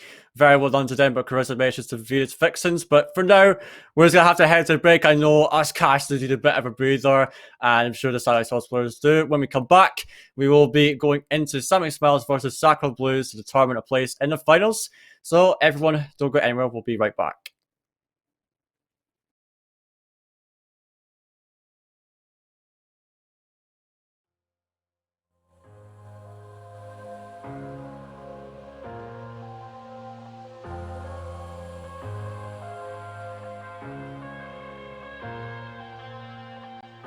I'm headed to the bottom of the bottle. I've been drowning, I've been floating away. Every other dollar that I got in bed, I probably went it away. I ain't f***ing okay, I ain't liking it, babe. I don't even wanna talk, I'm just smoking my haze. I've been stuck in my ways, I've been stuck here for days. I've been staring at the clock as the radio plays. I've been slaved. Yeah. Rolling another, I'm stuck in my seat from the whole control of my speech. Yeah, I've been trying to get off this couch for a minute and a whole week. No kidding, I'm skinny, I cannot eat. Got a million that depend on me. Yeah, every friend in my family, from a girl, every fan I meet myself. I'm too on till I'm too off. Come down, make new thoughts, like jumping off of that rooftop. Hold my devil that I do nothing, make moves based on my mood drops. Like who's lost? Like who's lost? It's your stuff, steadily killing me, riding my brain full of shame. I don't wanna lose it. From the stage, trying to find my pain. See something coming out of that rain. My tape, really not tame. I'ma never slow down, I'ma never behave. Stuck inside this prison, inside this cage, it's taking over.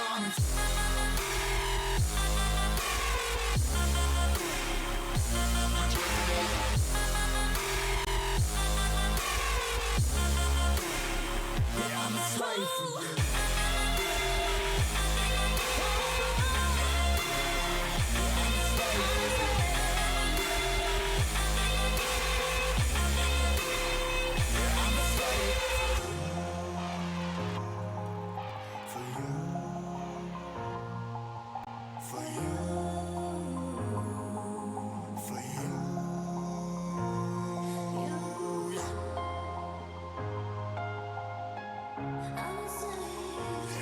Slave for you.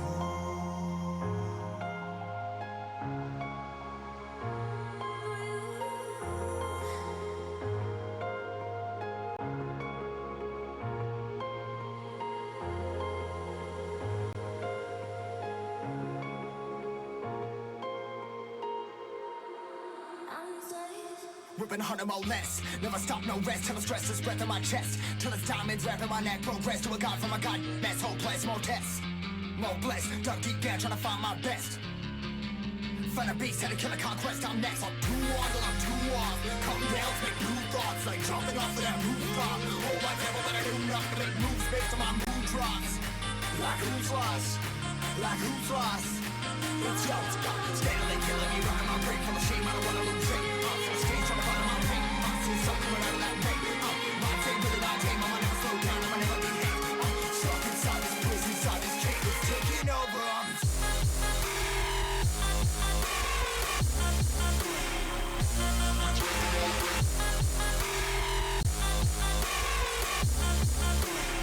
Yeah, I'm a slave for you.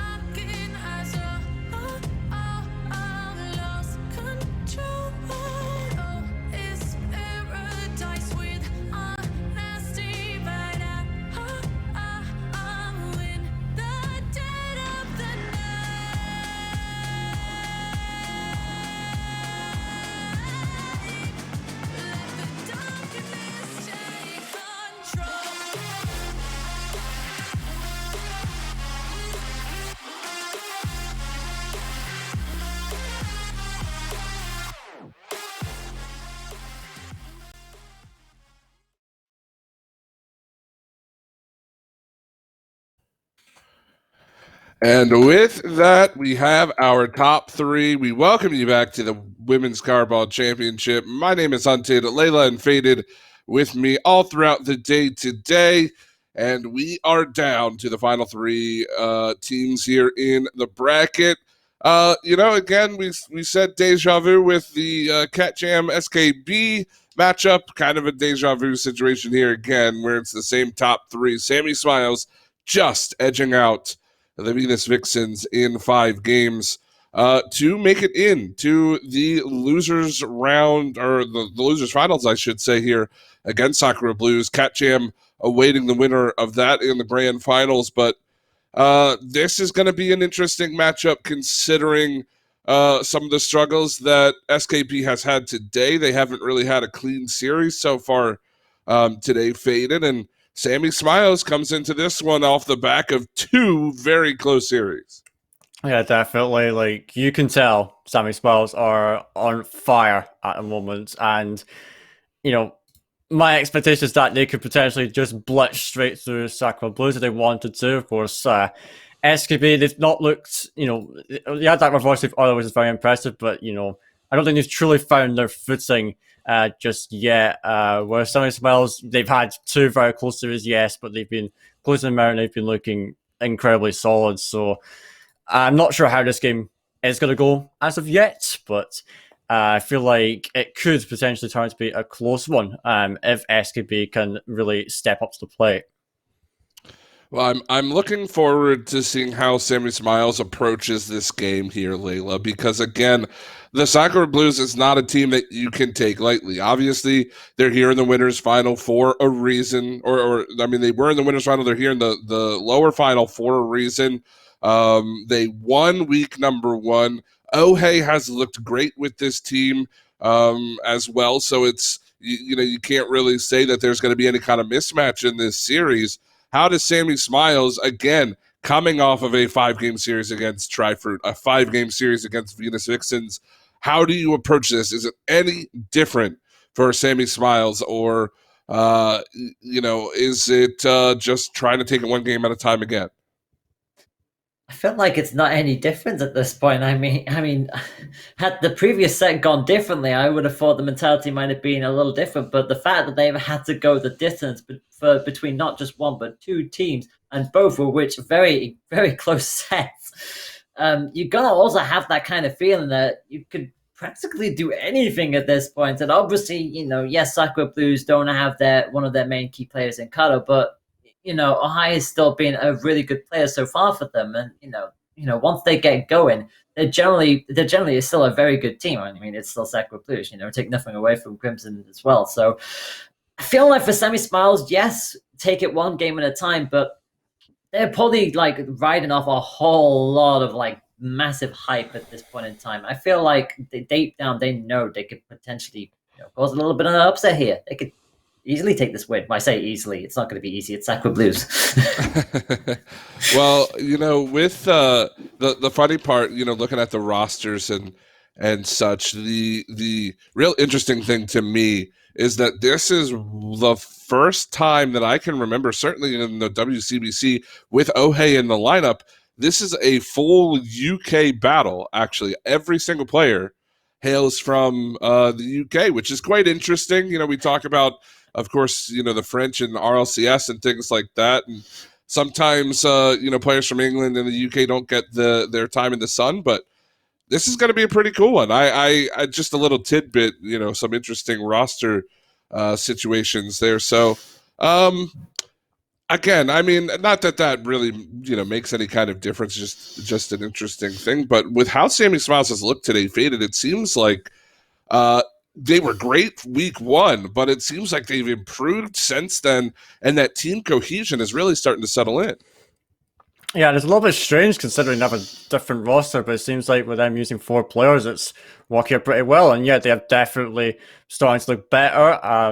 They're still capable of a similar style, of course, but they've improved their consistency, and that's what's really allowing them to pull through in these games. And, it's coming, crucially in these last 2, where they had to score late to either stay in the match or to win it outright. So They definitely look better, and like against SKB, I believe they're actually capable of making it to the finals at this rate, maybe even challenging Cat Jam and making that a competitive series. But it's good to see the teams getting better, especially for this holiday period. They had a month to really train and improve, and it's showing here. Absolutely. I mean, and that's, that's the key, that the entire point, right, of the WCBC is to give these teams and these players a place to play and improve on a regular basis. And it's great to see that we've already seen quite a bit of improvement, especially over the break. And again, with how close these series, I mean, we had one series last week. I could say last week, however long ago it was, in week 1, that went to all 5 games. And it was Sammy Smiles and Tri-Fruit, of course, in week 1. They do it again here, but also, I mean, we're seeing teams really matching up against each other and being competitive all the way through. I don't think we've really seen, maybe outside of that Cat Jam Sakura Blues game, did it feel once. But again, that's kind of the quality that we're looking for here in the WCBC, and we appreciate, everybody coming out and playing today and stepping up to the plate. And I hesitate to do predictions because we've kind of talked about it all day today as well. But I more of just want to get a feel, Layla, from you. What is the winning strategy for either side, Sakura Blues or Sammy Smiles, to walk away with this game? Gosh,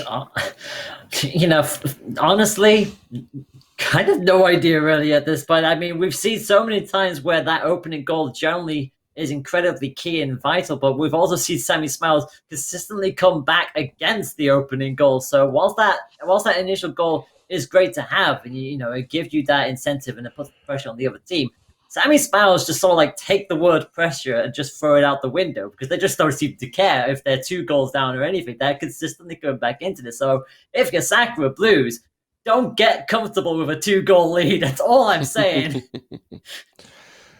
Well, I mean, they do say, it's a saying in hockey, the 2-goal lead is the worst kind of lead that you can have. And I mean, sometimes it does certainly ring true, especially in a game like Rocket League with how quick and how things can turn on a dime. And we've seen that throughout the day today as well. And does that surprise you, Faded, that we've seen as many comebacks as we had? I mean, we even saw a reverse sweep of all things today.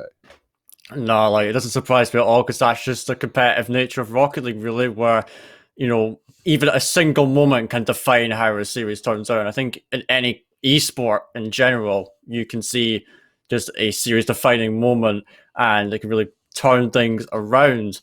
So, I mean, in Rocket League, yeah, it's definitely a big thing. With these comebacks happening, you see it all the time, and it's what makes the game so beautiful, and it's no different here, and it's what makes these series so exciting, if I'm being honest.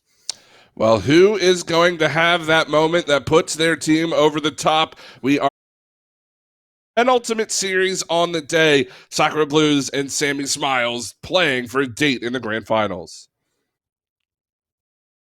Excited of that, there is no doubt one of these teams will finish in third. One will book their ticket into Grands to hopefully take the fight to Cat Jam.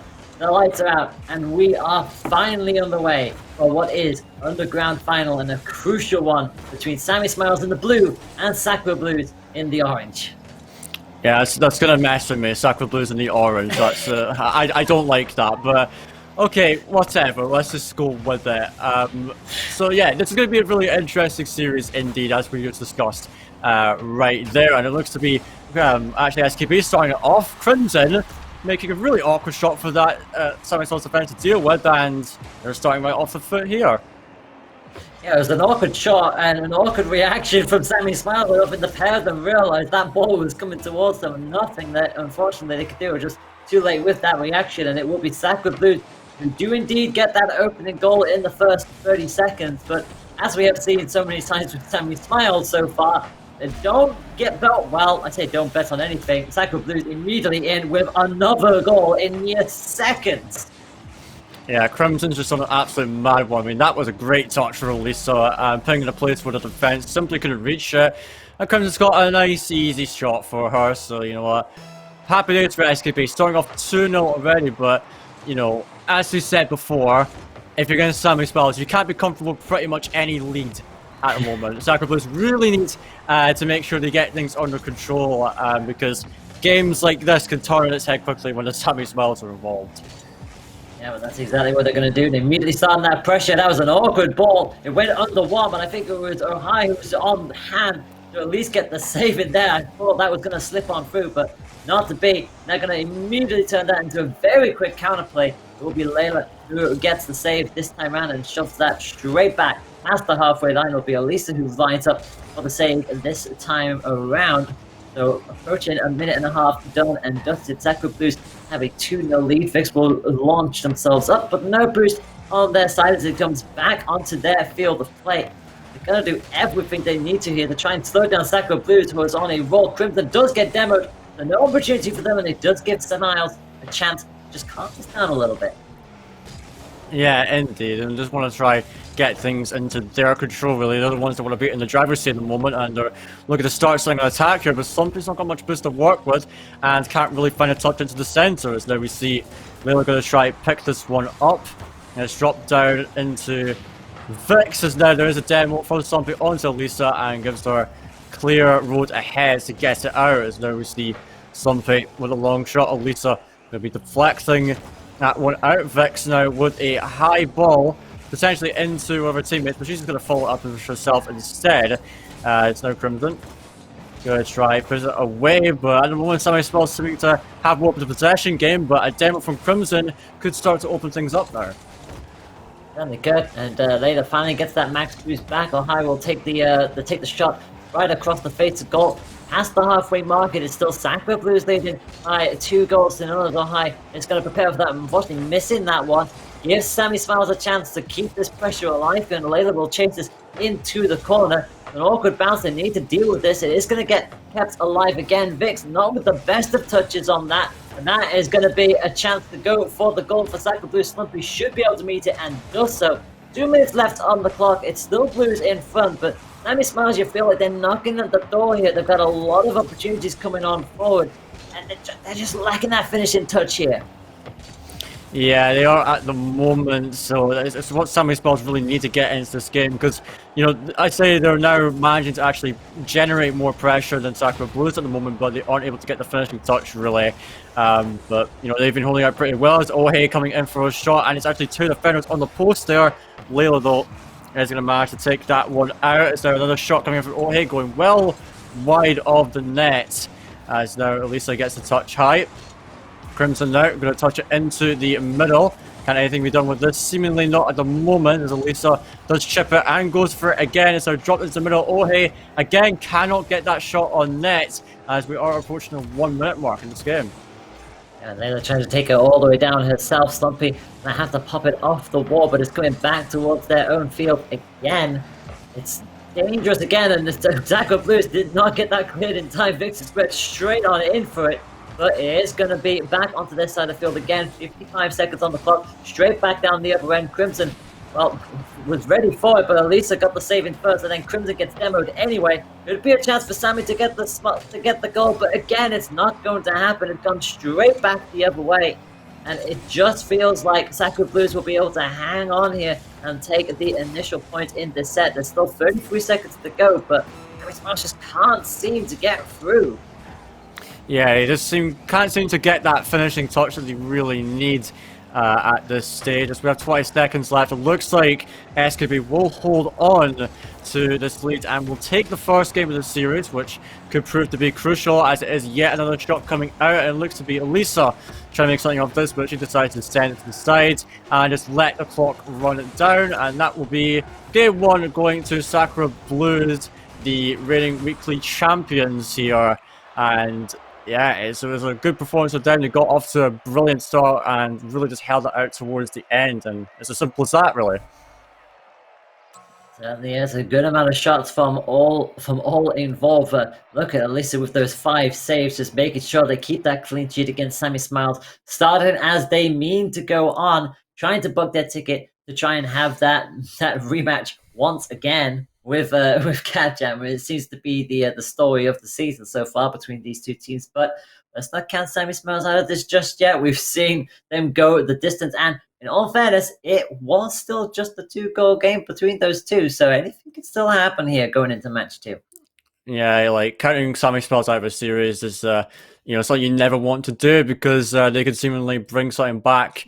This time, we saw them earlier. They were, they were 2-1 down in the last series, and they brought that one back.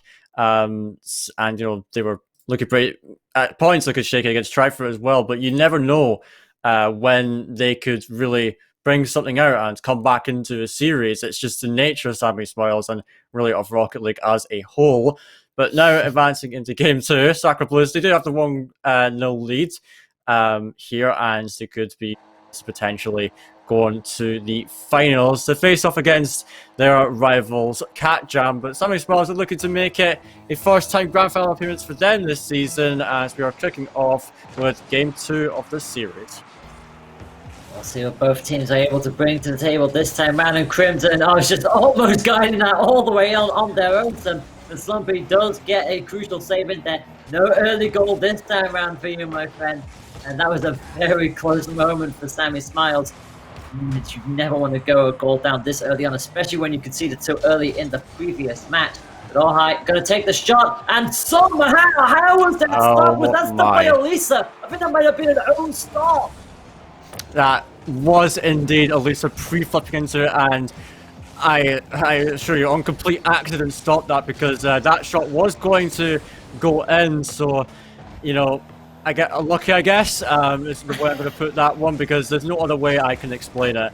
As now it is a chance for Sammy Smiles as Vix puts that shot wide. Crimson are going to try to take it out, but it's landing into Vix. There's a shooting chance, but cannot get it in, as now Elisa forces a 50-50 as Slumpy trying to go low. Crimson does block it, as now it is Ohei going up for this, gets beat out by Layla, now with the sensor, no one's there to finish it just yet. Slumpy with the shot, going to be blocked by Elisa once more.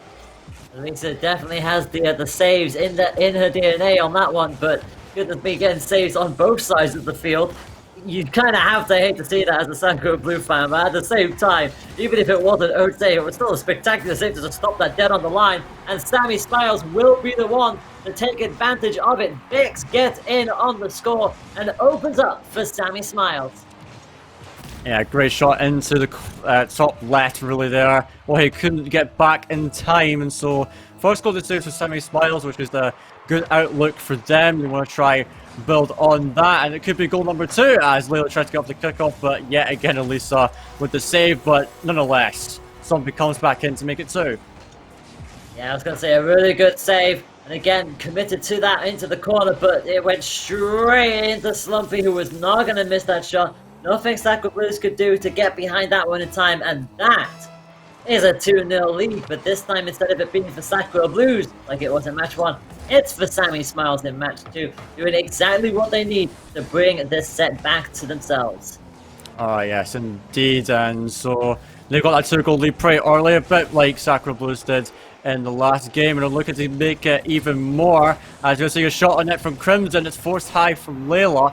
And now Slumpy will get it over, as now Ohei looking for a shot again, but just launched it into the ground. Slumpy now extends it down the field, now looking for a centre again. Crimson going to try to pick it up, and Vix just dives at her. That was pretty bold, and now it won't allow Layla a chance onto the net, but Crimson is going to save it. As Elisa in possession here is closed down by Vix. The ball goes across the field, as Vix forces to save Ohei's shot, and we're almost halfway through. Sammy Smiles still leading by 2, but Sacre Blue is now looking to try get themselves onto the offense. It's a decent save from Vix in the end there, just right towards that corner, so always a touchy angle to go for that goal, let alone the save as well. Sammy Smiles doing everything they need to keep this under control, and now they're going to go on another attack here. Layla leading the charge. Vix will come off the backboard. Can Slumpy get a hit on it? Not quite this time around, and it'll be up to Layla to keep the threat alive, which they do. Back towards the backboard it goes. It is going to get poked by Crimson. It was dipping pretty dangerously, it must be said. Slumpy has to rotate backwards, get themselves a bit of recharge as well. Vix will spend all of theirs. Up it towards the center, and it is going to get pinched into the corner again. This time it's Ohai who goes down. This might be an opportunity to get a 3rd goal. It is going to be a 3rd goal, and Slumpy not missing that one. It's 3-0. Yeah, absolutely not. It was a good touch from Layla, and Elisa just could not get up to that, and despite Crimson's best efforts, just not going to be saving that. And now 3-0 to Sammy Smiles, looking comfortable here. This is what they like to see, but we know this they keep on going and trying to go on for more here. They want to prove their worth here in the WCBC, as we see Crimson touching out to Ohe. Tries to contest it, but she won't be able to make it this time. And now Layla coming in for this one, and it just seems to be an open net as Crimson is found out of position. 4-0 now. And Layla took it past Crimson, and there was nobody else who was there for the taking, so Layla just went, yep, thank you very much. Ohio was not in scene at all there, so good play from Sammy Smiles. They saw the opportunity, they used the boost wisely, and just like that, with 90 seconds left on the clock, it's Sammy Smiles 4, Sakura Blues 0. Yeah, and considering how the last game went, actually, it was like, you wouldn't expect it to be this much of a margin, but Vix decided to make it even more with still over a minute left. 5-0 now, and Sammy Smiles really running away with this one, and just showing that they're not going to let Sakura Blues off too easily with that one game. They want to show their dominance in this one.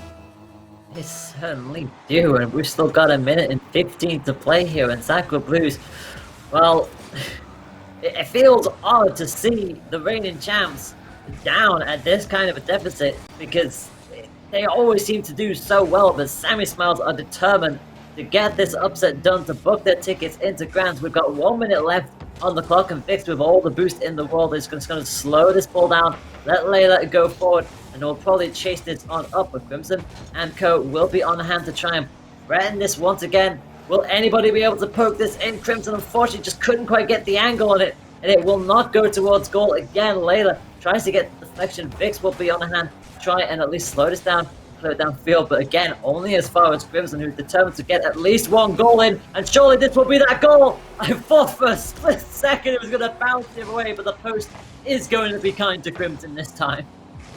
Yeah, the most felt bad for them. It was like, okay, I'll give you a good bounce and let you have one goal there. With half a minute to go, SKB, yeah, it's too little too late, but they're at least getting something on the board here, and that's something they're going to need going into Game 3. They need to have a big reset here and hopefully get themselves back into the series. Ohe is going for one more. The shot is going well wide again, as now Elisa are going to be going up for this one. Layla going to touch it out as now Crimson puts it high. Elisa trying to get up to it from her opponent's net, but nevertheless this game is done and dusted, all tied up in the series between Sammy Smiles and SKB.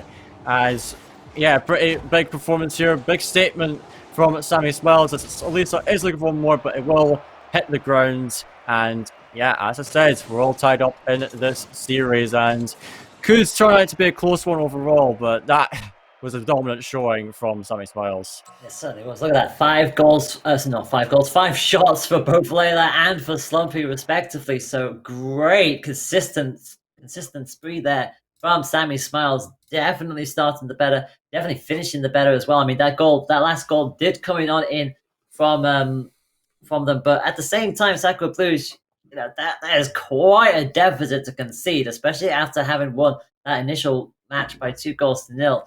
So they've got it all to do here. Like, you feel like that pressure is slowly just starting to creep up onto Sakura Blues here. Because like I said, Sammy Smiles, they sort of like excel at this. It's like, oh, we're 1-0 down in the set. That's fine. We're just going to score 4 goals in the next match, because why not?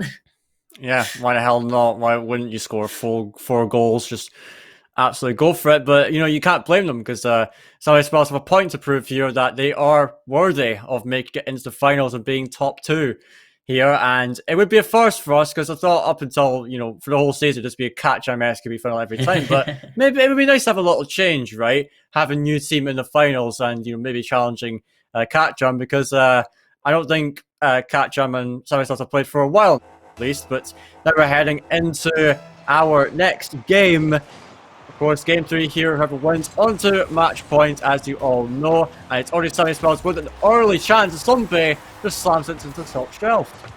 We've had some really quick goals here in this tournament so far today, and that is going to be a 5-second goal now as well. Slumpy just getting the better of that chaos, just pokes it straight in towards the corner. And Sakura Blues again on the back foot very early on. 1-0 is going to be the advantage for Sammy Smiles. And there is still a long way in this match to go. And they're already primed for another one. They are determined to just start off as they mean to go on here, Sammy Smiles. But it is going to go back the way now. Layla is already there, ready and waiting for any chance that it might be coming. And Ohio is going to get this possessed immediately. Back towards the corner go Crimson. Get the touch. Can they get the follow-up as well? They do. They just about get it past Layla, and it's just wide off the post. Yeah, indeed. Sakura was really wanting to get back into this one as early as possible, but Layla is threatening with a double tap, and it's just straight into Vix, and the net is wide open, and you see, we're not getting up just yet. Wonderful play there from Layla. That second touch to get it past Ohe, and then Vix just to slot in. Yeah, Slicks was right behind coming in with the boost, so always great to have somebody coming in with that follow-up, especially when you're that close to the goal. And just like that, within the first minute, Sammy Smiles have a 2-goal lead, and they're trying to go for a third almost immediately. 3 and 60 seconds. That'll be very impressive from Sammy Smiles if they can pull that off, but Sakura Blues are going to send it back down to the other side of the field. Slumpy will have max boost. 1 minute will pass on by. It'll be Sammy Smiles who have the initiative going forward already with that 2-0 lead, but Sakura Blues are determined to get that goal back. It's going to be back into the left-hand corner. Layla going to try and challenge this and clear it. And it should be contested by Elisa, but it is going to go past them actually. And this is again dangerous for them. Slumpy does not make it in time though, crucially. Yeah, crucially for the Sakura Blues side, they were able to get that beat, but now Layla is threatening again. Now it's down in from Elisa into Crimson, and Slumpy cannot make the save. Very well done from the Sakura Blues side. You see Elisa with the vision to see Crimson, comes back in and just slams it on net, and it may be a little bit lucky that Slumpy couldn't make that save, but in the end they get the goal back. That's what they want, and with only a minute and a half gone, they've got a lot to build on here. Plenty of time left on the clock, as we are seeing Layla trying to get something off the kickoff again, but will not come and amount to anything. The last thing you want to do is allow Sakura Blues back into this match. Unfortunately, Vix with no boost couldn't get any further power behind that ball, so it is going to get saved in the end. But Layla is going to quickly just guide this straight back. Going to go for the aerial play. Can they take it past Elisa? They cannot. Good save in the end by Elisa. Just right place, right time as always. But it is still alive here, and Crimson needs to meet this. It's actually going to be somebody else who gets that one first. It is now going to go all the way back. Elisa with no boost, so again, kind of a sitting duck. You have another boost at your disposal. We are rapidly approaching the halfway mark as Ohai quickly nips back into goal. Elisa, then they get caught with the rule one, but just quickly swerves away from there and comes in with the demo as well from Slumpy. But Vix is still committed, and that is still going to be advantage to Sammy Smiles. Yeah, huge commitment here from Vix. So Crimson was in such an awkward spot, and all she had to do was just flip at it and get the shot on net. So in an unlikely scenario, yes, they get the goal, and now they have to get into goal. Sammy Smiles are 2 goals ahead again, as our Slumpy going for one more. What a shot off the bar, and that's quite the way to put yourself into a 3-goal lead. It really is. Layla with that kickoff, absolutely important, off the wall. Slumpy with the nicest of touches, upside down, off the crossbar. Beautifully done from the pair of them, and Sammy Smiles just like that on the halfway mark. 3 goals up, 4-1. Yeah, now there's another shot going towards the net, and Vix cannot make the save. Not sure how that's happened. That's twice now that a Sammy Smiles defender has converted the ball into their own nets, but alright, yeah, let's just go with that. For SKB, yeah, you're taking that any day, because they're needing goals right now. They're the ones to back foot, and with half the game to go, they still got to find 2 more and then get themselves into the lead. So it's quite the mountain to climb if you are SKB at the moment. As now Sammy Smiles going to get themselves back on attack. A double demo coming through between Crimson and Layla. And now Sakura Blues find themselves with possession and the beginning of another attack. Oh my gosh. I had to catch my breath there. I feel like that was like, what, 3 goals in 10 seconds between the 2 teams at that point. But now we do finally go past 2 minutes left on the clock. Sammy Smiles just about leading, but Ohai trying to come on the offensive, trying to go all the way with that, but it is going to be straight back into Sacred Blues territory. They are unfortunately not going to be close enough to that ball. They're going to have to rotate backwards with quite a fair amount of their boost, and that's a dangerous ball for them, and somehow nobody hit that! I thought for sure Sacred Blues were going to get a shot on there, but no one wanted to touch that ball. Yeah, everyone was just afraid of it, and you know, it does end up into Sammy Smiles' favour because he didn't get scored on in that scenario, as they were seeing Vix going aggressive for this one. Now, having a bit of time to work with, does get past one, but not past Layla as well, as that double commit from SKB. Crimson does win out that aerial battle there, though, as there, Elisa off the side wall will boom it down the field now. Layla, as now Ohe will try to make it safe, but she cannot find contact, and Sammy Smiles extends the lead to now to 5-2. Yeah, another curse to curse this time for Layla this time round, and yeah, unfortunately just missing out. They did make it back there, but just unfortunately just tied it just a little too late. They're just missing out on it, and with that, 1 minute left to go, it is a 3-goal cushion once again restored, and Vix nearly trying to make that a 4-goal cushion, and it is Slumpy who gets the touch in the end. Another great kickoff from Sammy Smiles. Vix with the little tail flip, and Slumpy just comes in with the speed. It's off the crossbar, it's off the floor, and it is a 4-goal lead for Sammy Smiles. Oh. I'll tell you what, Slumpy is not slumping today, that's for certain. 6-2 to Sammy Smiles right now. Again, another very strong performance against the Sacred Blues side, but Crimson is looking to play a play of her own, but good save over her own bar from Layla. So Crimson comes in again, Vix having to block that one, as they were seeing Elisa trying to get this one to the middle for Ohe, but she can't get contact. Elisa will stay on it. Half a minute to go, and it looks like Sammy Smiles are on to match point at this rate, as 4 goals in 20 seconds is not going to happen any day of the week. Maybe if it was ones it could, but this is 3v3, the better game mode anyway, as there is cleared down the field. Vix going to try and maybe get one more, but what will matter? Sammy Smiles 1 game win away from facing off against Cat Jam in the grand final.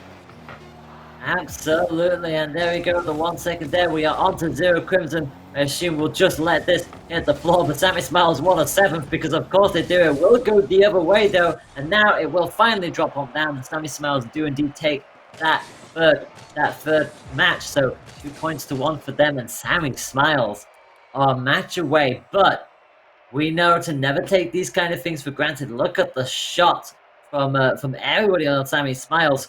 3, 3, and 4 respectively, and just everybody in Sammy Smiles are just giving it everything they've got. They're all getting involved, not just with the shots and the saves, but with the goals as well. Everyone got a goal for Sammy Smiles in that matchup, so they definitely have it in them to potentially take this from Sacred Blues. But as we saw earlier, Sacred Blues came back from a reverse sweep, so anything can still happen, but a lot of pressure now on the reigning champs. Yeah, and it's going to be a mountain to climb, because we take a look at the scorelines. It was 5-1 and then into a 6-2 for his last 2 games. So Sammy Smiles just piling on pressure and really running away with these games. So Sacred Blues have a big job to do in these next 2 games, and I think it will be a case of them having to get an early lead and holding on to it. But it's been tough because Sammy Smiles has been all over them. It's the way they play. They're always going aggressive. Doesn't matter what the scoreline is. There's in-your-face kind of play style. And it's annoying to play against, but you know what? The reason why they do it is because it works, and it works very well for them. And so, rose the finals here for Sammy Smiles. 1 game left to go, where Sacred Blues just trying to hold on and see if they can get anything out of this, as we're going into the 4th game on the lovely Aquadome. Let's see what happens here. It's always nice to see the Aquadome coming out, although I do like the stage. And yeah, with Sammy Smiles, it is indeed match point. If they can have another quick firing start, they will absolutely take it. But it's going to be Sacred Blues who are quickly on the offense, and it's going to be Crimson who finally finds the net. We had so many opportunities from them last time round, and this time it's going to be off the left post. Crimson gets it past a lot of them, and it is going to be a 1-0 lead for Sacred Blues in the first 13 seconds. Yeah, they just want to get started right off here, and it looks like Elisa's going for another one, with Vix having to block it out. But this is really what Sacred Blues need to get that early goal, as it is down in the SKB end now. Crimson was forced to make a save. There is now 2 players up for the side of Sammy Smiles, and it means that Layla and the crew are going to have to back up as that infield is blocked out. Crimson going to try to take this out, saves her flip for this, and looking to make a solo play potentially, looking for the flip reset. She will find a shot on target, but not enough power behind it. As Elisa infield to Ohe, sends it into the corner. Elisa can't get up to it again as now Vix on 0 boost. Has space to work with though. Tries to go for a flick, but does not really send it anywhere, but allows Slumpy to at least pick this up and send it down into Layla, who goes for the shot. No one going to be up to save that, and Sammy Spells pretty quick to respond. Yeah, very quick indeed in the first minute as well. It just drops from the ceiling. Layla goes up for it and tucked beautifully into the top corner. And that's exactly what you wanted for Sammy Smiles. A very quick reply. Not allow Sacro Blues to hang on to that 1-goal lead for too long. One apiece between the two. It's going to be Sacro Blues who are going to go up for this yet again. It goes past Slumpy into the corner. Vix has to try and clear it. Finally does so. And Sammy Smiles are now going to try and just turn this into a counterattack of their own. Layla will stop it on the halfway line. If Slumpy can get another shot going up here, but no, not this time round. Vix will be on hand, pops it back straight into the path of one. There's going to be another flip, but Layla comes charging on in, and Sammy Smiles again relentless, and always making sure that they've got somebody at the back, someone always waiting in the goal line in case Sacro Blues get a little bit too close to that goal, because we know Crimson will just throw themselves at there immediately. There is still one apiece between these two, but Crimson coming back in. It's going to be off the backboard. Will anyone follow up? Not this time. Yeah, not this time indeed, but Crimson coming back for more. Vix forced to make a high save, and now Lisa coming in for another shot. Slumpy will be on the widers out. Ohe tries to come in again, but she is dunked. Crimson now up for this, sends it out to the side where Elisa is ready and waiting, and no one is on the spot for Sammy Spells. Finally, Layla will make it on, as now we are seeing Layla tapping it back. And going to try to take some possession here, going for a solo play, trying for the slip reset, but Crimson will be able to block it away again. As I was seeing on the backboard, Elisa trying to go up for this, put it away. There's not one Slumpy on that one, definitely not. And then Layla pings it into the backboard. Vix going up for it again, but Crimson now starting a counter attack. Elisa has a shooting chance, but off the crossbar again. And with half the game gone, we're still tied up here. It's anyone's game here, and knowing full well the Sacro Blues are under the most pressure, they're unfortunately going to concede. And Sammy Smiles and Layla once again are doing the damage. Layla was just on her Otum in the corner, saw the ball coming. Just beautiful pass in general, just all the way over there. And Layla wasn't going to miss that shot. And the upset could still be on the card. Sammy Smiles are 2-1 up, knowing full well winning this means that they will win this set by 3 points to 1. Yeah, it will mean that. So Sacro Blues have a big job to do to bring this game back into their favour, as we are seeing a demo coming out from Layla onto Crimson. Slumpy baits in Ohe, trying to do something here, but Elisa will prevent that chance from coming through, as now we are seeing Layla going to take possession. She has to make some work with Elisa closing it down though, and making it tough for Sammy Spells to extend her lead. As now Ohe going to be sending it over to the left side. Crimson pre-jump against Elisa. Now Crimson to come back into it, ships it up now, as Ohe does block it again. Elisa now backed it into Ohe again. It's a tried tunnel on this, but Slumpy's too quick. Crimson now with a demo, but no shot registered, as now Ohe again puts it over into Crimson. And 90 seconds still to go. Sacro Blues need to get themselves on attack and find a shot and a goal. A shot does come through there. Layla will deny it. Sammy Smiles again, just proving that they are still very good at getting these saves, and we are rapidly approaching 1 minute left on the clock, and so far our matches have been either 3-0s or 3-2s, and Sacro Blues are doing everything in their power to try and keep it that way and take it to a 5th match, but Sammy Smiles are having none of it. Layla just waiting for this ball to dip to them and finally get the clearance on high. Will be straight on with the follow-up, but again it's just bouncing back and forth, and as long as it keeps it up like this, Sammy Smiles will definitely favor this kind of playstyle, especially since they know they have to lead and make that 2 again. It's another 2-goal lead, and it's Slumpy this time who gets the long ball up, and Slumpy with just the tiniest of tags takes it past them into the bottom corner. That shot was wonderful from Slump, basically putting a lot of those ones through, so very well done. And the setup from Layla was great as well, but now Crimson has a potential chance, can't find contact with the ball. It's a shot from Elisa, going to be blocked by Slumpy again, and there are half a minute left. SKB needs to find a goal now. They want to keep themselves in the tournament, as we are seeing Crimson putting down the field. Elisa's up for the shot, can't get it on net. That was a golden opportunity for them until Elisa sends it into Crimson. The shot's wide again. Elisa's going to block it now. It's Ohe going up for this, but she is beat to it. Elisa's going to make the save, but I think it's too little too late. It looks like Sammy Smiles will be going into the grand finals to face off against Cat Jam again. As Stumpy will try to get one more. They are keeping it up, but no matter what, this has to drop eventually. There's no way to win this, and that'll be that. Our grand finalists are decided. They certainly are, but they still want to get that last second goal. They're looking for that consolation. They just don't want to let it die, and Sammy Smiles are doing everything they can just to get this ball onto the ground. Crimson still going for it, like they're still playing for their lives, but it will finally touch the floor now. And just at that, Sammy Smiles will take out the reigning champs and move into grand finals. Last week we've got a new team in the grand finals up against Cat Jam. Should be exciting. Congratulations to the Sammy Smiles. Of course, well played to both teams. Another pretty close series. It doesn't take all five this time here, Faded, but Sammy Smiles, they continue to put on quite a good show today. Yeah, it's a nice change of a game. I think so far we've had series to go 3-0 or 3-2, so it's a nice little change there.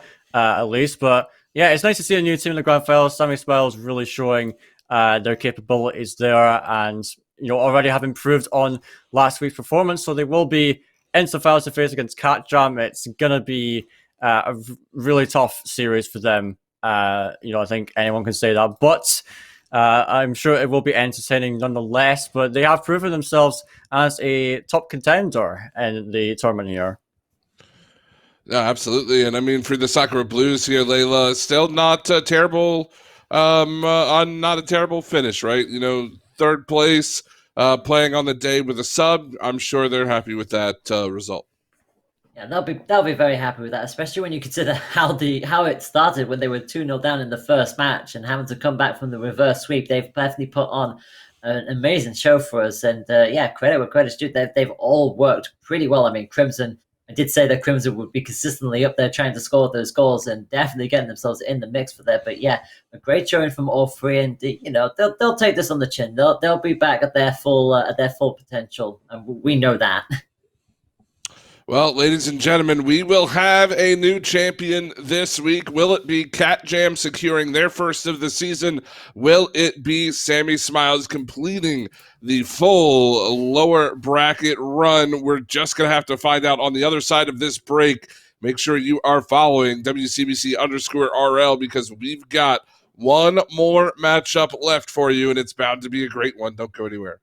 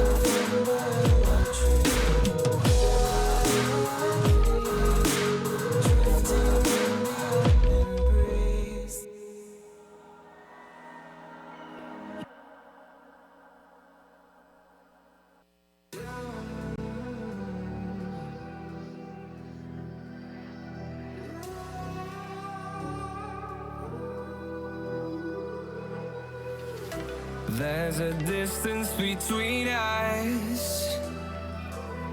It's getting hard to reach out. Haven't seen you in seasons, but all I hear is your voice. I know my limits, you can break me down, but I'll stay till the finish line. And I've been counting minutes for quite some time now, just to see you again. And I've been counting days to get away, to see you again, see you again. Been fighting ways to get away, to see you again.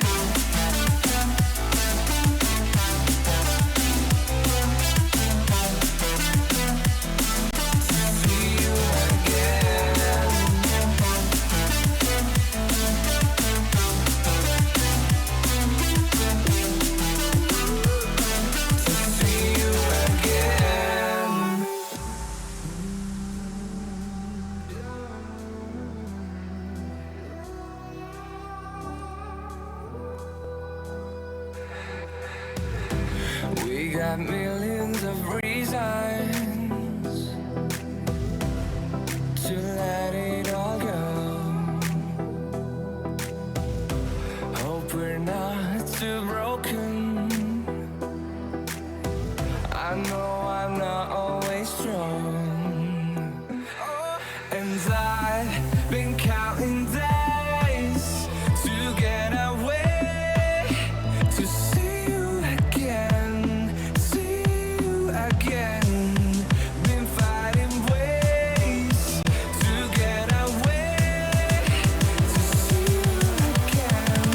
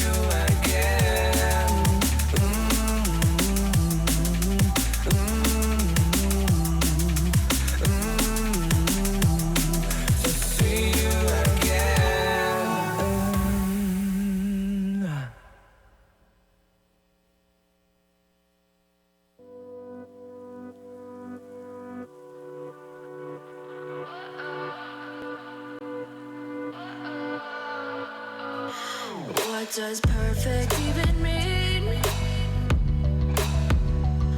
Is there even such a thing? Ooh, can we switch up all the rules and imagine a utopia?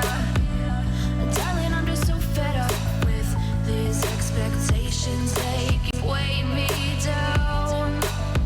My heart is begging me to get the hell out of my head. I'm gonna live inside the upside down.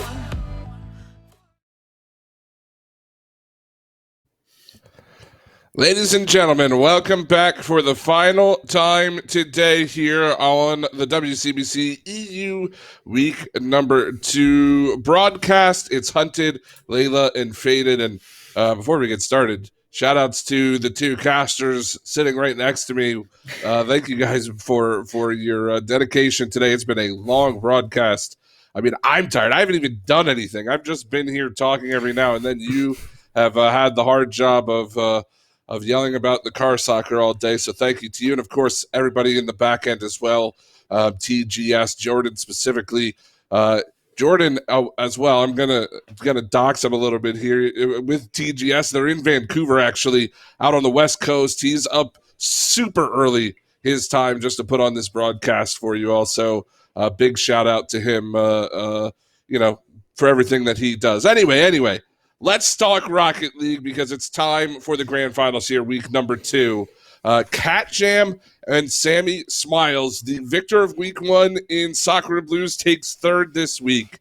And now Sammy Smiles, you got to cheer for him at least a little bit here, Layla. What a run they've had so far today. They've had an amazing run.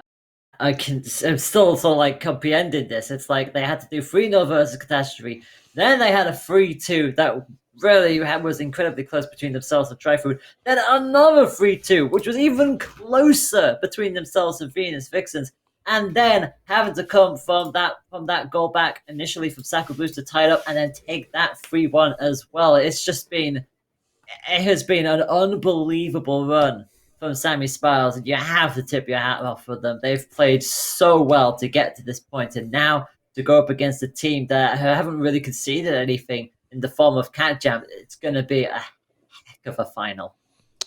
So, Faded, Sammy Smiles has taken down every team that they've come across so far today, but the final boss in Cat Jam awaits them here in a best of 7 with, of course, Cat Jam getting that game advantage. Do you see Sammy Smiles completing the run, or do you think it's Cat Jam's job to end it here? I think currently it might be a little bit too much to ask. As much as I would love to see an upset like that.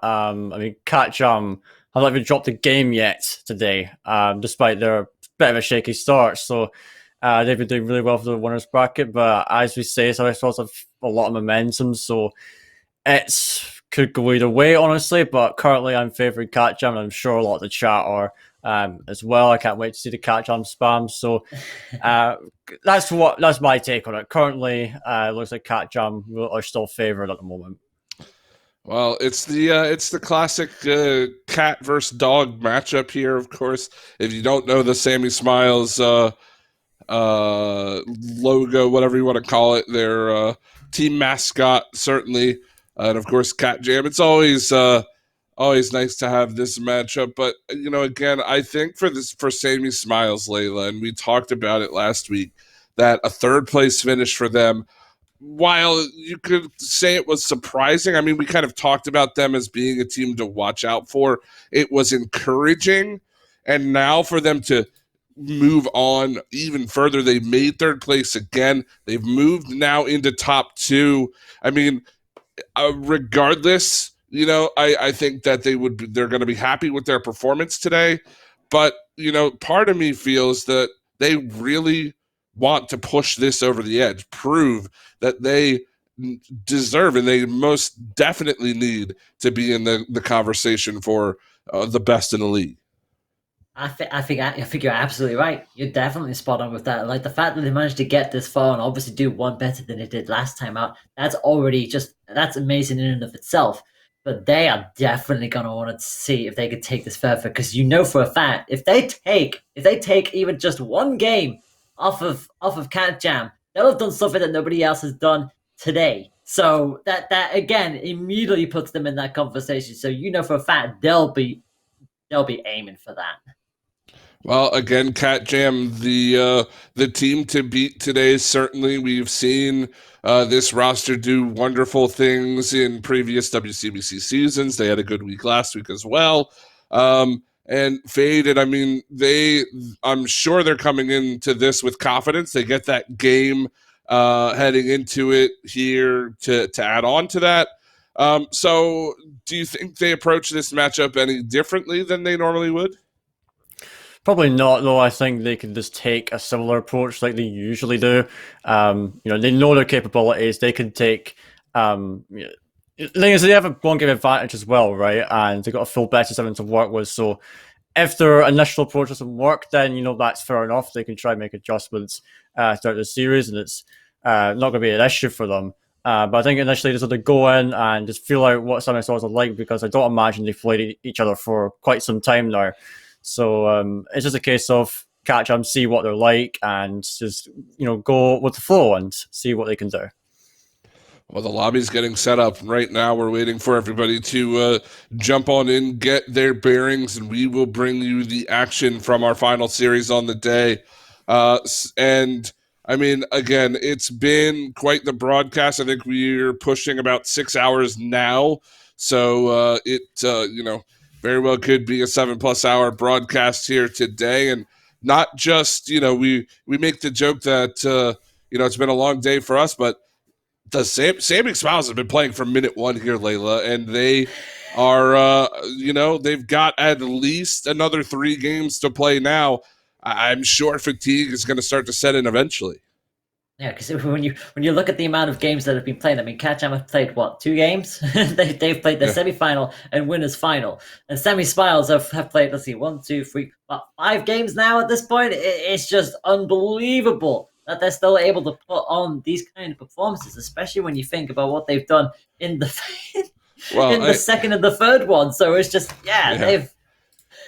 I mean, I was just going to say that it doesn't help either that, 3 of the 4 series they've played have gone to at least 4 games today. So they have been playing a ton of Rocket League. And, the counterpoint to that is that, it's more of just carrying that momentum, carrying the way that they've been playing all day today into a Catjam team who's had to wait and see for the past little while. They haven't had a matchup in a couple hours yet. So we'll see. I think a lot of that is conjecture, and we can analyze that all day and night, but ultimately it comes down to being in the moment and playing on the field. And you talk about important game 1s. Technically this will be a game 2, but if Sammy Smiles can take the first win, all of a sudden it becomes a new series, right? Because again, Catjam, for anybody who doesn't know, since they came through the upper side of the bracket, we're playing a best of 7, but Catjam comes in with a 1-game lead. So Sammy Smiles already kind of behind the 8 ball to start things out, but if they can get a game 1 win, it turns it into a new series. Things would be even, and then you go from there. You try to build from there. And I find that to be one of the crucial things, especially in this kind of format here, Faded. Well, actually, I believe the teams are ready to go. I think we're just going to go ahead and jump on in. Please take us in to Champions Field for this final series on the day. Catjam, Sammy Smiles, who's going to be your Week 2 champion? We're going to find out. Thank you very much, as always, Hunted. And yes, grand finals will be on the wall. Smiles in the blue, Catjam in the orange, and already Catjam trying to get that very first goal in, as we've seen them do so many times, not just in this not in just this week, but in the previous ones as well. You remember that they did win the preseason show-off as well, so they are going to be determined to win one of these weeks officially this time. Yeah, for sure. They want to get an official title within the WCBC regular season, but they've got a pretty formidable opponent, Sammy Smiles, going up against them, so they got to be careful about this one because we know what Sammy Smiles can do at any point. But as Hunter alluded to earlier, this first game is going to be very crucial and could be telling for how the rest of the series will go, as it is a scramble for the Sammy Smiles net currently, but it will just be sent to the side as the Ravina's going to keep pressure on, and it will be a shot for Sophie, but Layla comes in to deflect it away. And the first minute in, it was a bit even up until very recently, where now Sammy Smiles are the ones in their own defence, but they have broken out there. But here comes Dux now, trying to show off her skills with the flip reset into Musty. That's what she is capable of, but now it's about time she makes use of it in the offense and tries to score some goals for her team. And unfortunately, not going to get any purchase on it just for the time being. Ravina will keep this alive. It'll be off the backboard, set it up nicely, but again, it's just a little too high. Can the follow-up come up this time out? No! And a good number of attempts at that. And now he's going to go quickly back the other way. Slumpy will take this off the backboard. Can they set up for anyone? Not this time. Vix was already on the ground, so nothing that they could do about it. But Sammy Smiles quickly came back with a counter push of their own, and this could open up. Not quite. It's awkwardly bounced right in front of the goal. And Sophie will now clear this back downfield and seize an opportunity. And will that go in? It does go in. And Catjam, hey, the initiative. Yeah, they do really good stuff from Sophie to get it past the first player, and then Dux really is faking out two defenders. They both went after that at the same time, and so some confusion definitely settled in, and that resulted in the goal just trickling into the net. So it's Cat Jam, our favourites here, taking the first goal of technically game 2 of the series. It is for the Sammy Smells net again, but this one will be taken out. As now we are seeing some offensive pressure again from Cat Jam as our Ducks does chip it high. Vix will be up to this and does beat out Sophie to it. Now Stompy's looking to potentially blast it upfield, but Ravina does come in for another shot, and now it will be time for Sammy Smells to potentially get out. But Ravina again being a nuisance for Sammy Smells, making it very difficult for them to get out of their own half right now. They're certainly struggling here. Cat Jam just completely overwhelming them at the moment. And as we pass the halfway mark, well, to be fair, it is still a 1-goal game. And Cat Jam will be fully aware of that, which is why you can just see them consistently pushing forward. And Sammy Smells, when they have been on the counter break, they have had opportunities. But again, it's just mostly Cat Jam in possession here, and another shot going towards target as well. 2 minutes left on the clock. Vix will get it past 1, but again, just can't seem to slip it past Ravina, who get the shot, which will get saved by Layla. And again, whilst they're slowing this action down, Cat Jam are just, there's always someone ready to come boosting on in for the attack. Just struggling to get out, as you say, and another save from Slumpy, but again, it doesn't really go anywhere. Ravina sees an opportunity. Good save from Layla, keeps them in this game. Yeah, the defense is looking pretty good for Sammy Smells right now, but they really need to start finding themselves in the attack, as it's now Layla with the only goal, perhaps rushed that a bit too much. But, you know, you can't blame us to try something. Good stuff from Ravina and Ducks. And then the own goal coming through. You know, unfortunate stuff there for Sammy Smells. Bit of panic settling in our defense. There's now a 2-goal lead for Cat Jam. They're already looking poised to take this game. It certainly looks like it's still a minute and a half to go, and that's a dead stop in front of goal. That's a very dangerous position, but again, Sammy Smells cannot capitalize on it, and Cat Jam immediately run straight back the other way, and that was an inadvertent save there from Ducks. I think Ducks got in the way of that shot. They were on the goal line. Well, the worst place to be at that point. So Cat Jam cannot triple their lead this time around, so 1 minute on the clock to go, and well, Sammy Smells can't again take advantage of that. They got it into Cat Jam's half, but it's so quickly out of there, they can't do anything about it. Yeah, you know, that really should have been 3-0 for Cat Jam, but I don't think it will matter in the grand scheme of things because, you know, they've got all the pressure so far. Like, Sammy Smells have had hardly anything to stay in the opposing half, but it could be Slumpy's turn to do something. Sophie with a good block, though, to get it out. And so we now see Ravina coming out again. The good infield into Ducks, but she can't make it in time, and it's just taking out the game as well. And it might allow Sammy Smells to get back, because now Layla solo play opportunity, but has no angle to really make anything out of that. And it's now Ducks going to try to take it out. Sophie going to send it into the wall and high. And now Layla will be coming out. Ravina is going to pop it into the corner, and it looks like they're just going to run the clock down, not waste anything else in attack. They want to go on to the next game and continue on the run. Cat Jam will now move on to 2-0 in the series, and only 2 more to go for them to be the champions. And Slumpy is going for 1 more, but it will not really matter at the end of the day. Cat Jam win this game out. Cat Jam, just again, just so much pressure from them, and again, just look at the shots, look at the spread from them. 13 shots between the 3 of them. It's just absolutely impressive, and again, minimal saves as well, and that just tells you how much Sammy Smells spent playing in their own half. Just the relentless, just unrelenting pressure from Cat Jam just didn't give them an opportunity, and you feel like, you know, they still had another good couple amount of goals in them, Cat Jam. So yeah, starting as they mean to go on, they're 2-0 up. With that first point obviously coming through from being in winner's side. And yeah, Sammy Smells will have it all to do at this point. Yeah, definitely. We were just talking about how important this game was going to be, where if Sammy Smells won it, then maybe they could have made it a very competitive series. But with that one, it does put all the pressure on them. And, you know, Cat Jam really are in the driver's seat at this point. So it's going to be you know, a big task for them to bring it back. Like, if Cat Jam get this next game as well, then I think it could be, you know, all but over for them. So, you know, Sammy Smells really just could not get anything going in that game, though. Like, they spent a lot of time in the defense. You know, possession was certainly in favor of Cat Jam, and so they got to improve on and really go back to the usual ways. Try push Cat Jam to the absolute limit. And that will surely be able to help them. But as we're now advancing into Game 3 of the series, Catjam lead by 2.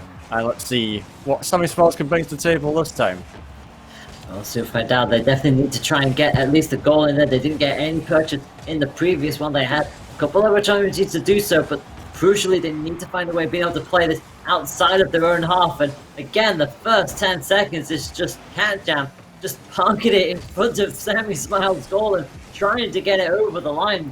Not going to be on this occasion. Sammy Smiles just about holding on for dear life. And that's just the first 30 seconds of this match already. We've still got a ways to go, and if Catjam keep up that kind of dominance, then this could be an uphill battle for Sammy Smiles. But crucially, it does stay at 0-0 for the time being, and Layla will send that towards the center. Vix is going to try and win out this exchange. It's an awkward ball, and it's up high, but unfortunately, again, it's going to be under control by Sophie, who's going to twirl it around a lot of them, and that is going to be Catjam's lead again.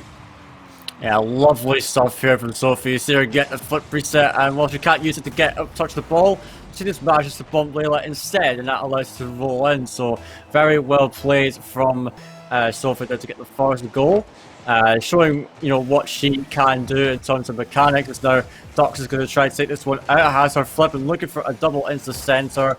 Will not manage it, but it is already Catjam back on the attack for this one. It is heading down the field. This could be a bit troublesome, but Sophie will surely have a block on this, but it's in for the net. Vix beat out by Dux in the end. Sammy Smiles are just a little fraction of a second behind most of these charges. When they get an opportunity to go for it, they just can't find a way through to cross the face to goal again, and crucially saved by Dux. But Sammy Smiles get on the scoreboard. Slumpy was there just in case something happened. Layla couldn't quite win it out. Vix went for the shot, it was saved, but after that point, no one was stopping Slumpy. And they do have a goal. It is an equalizer, and Sammy Smiles are right back in this.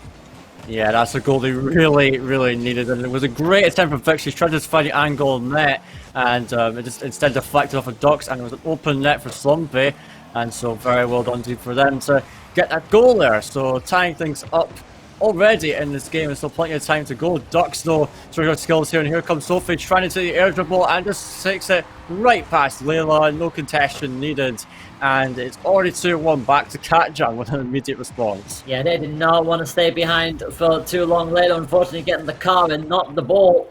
So, and again, Catjam just immediately restoring their lead. Not going to give Sammy Smiles any chance, any kind of semblance of hope to get back into this. There's still 3 minutes to go, and they are immediately back on the offensive, which is certainly a lot better than they were in the first match. They are definitely showing up here, and a little bit of a miscommunication there. Both members of Catjam hitting each other midair, but it doesn't matter anyway because it's Ravina who is gonna get in on the score, and it goes towards the backboard. Layla hits it and straight into the path of Ravina, who again does not miss shots like that.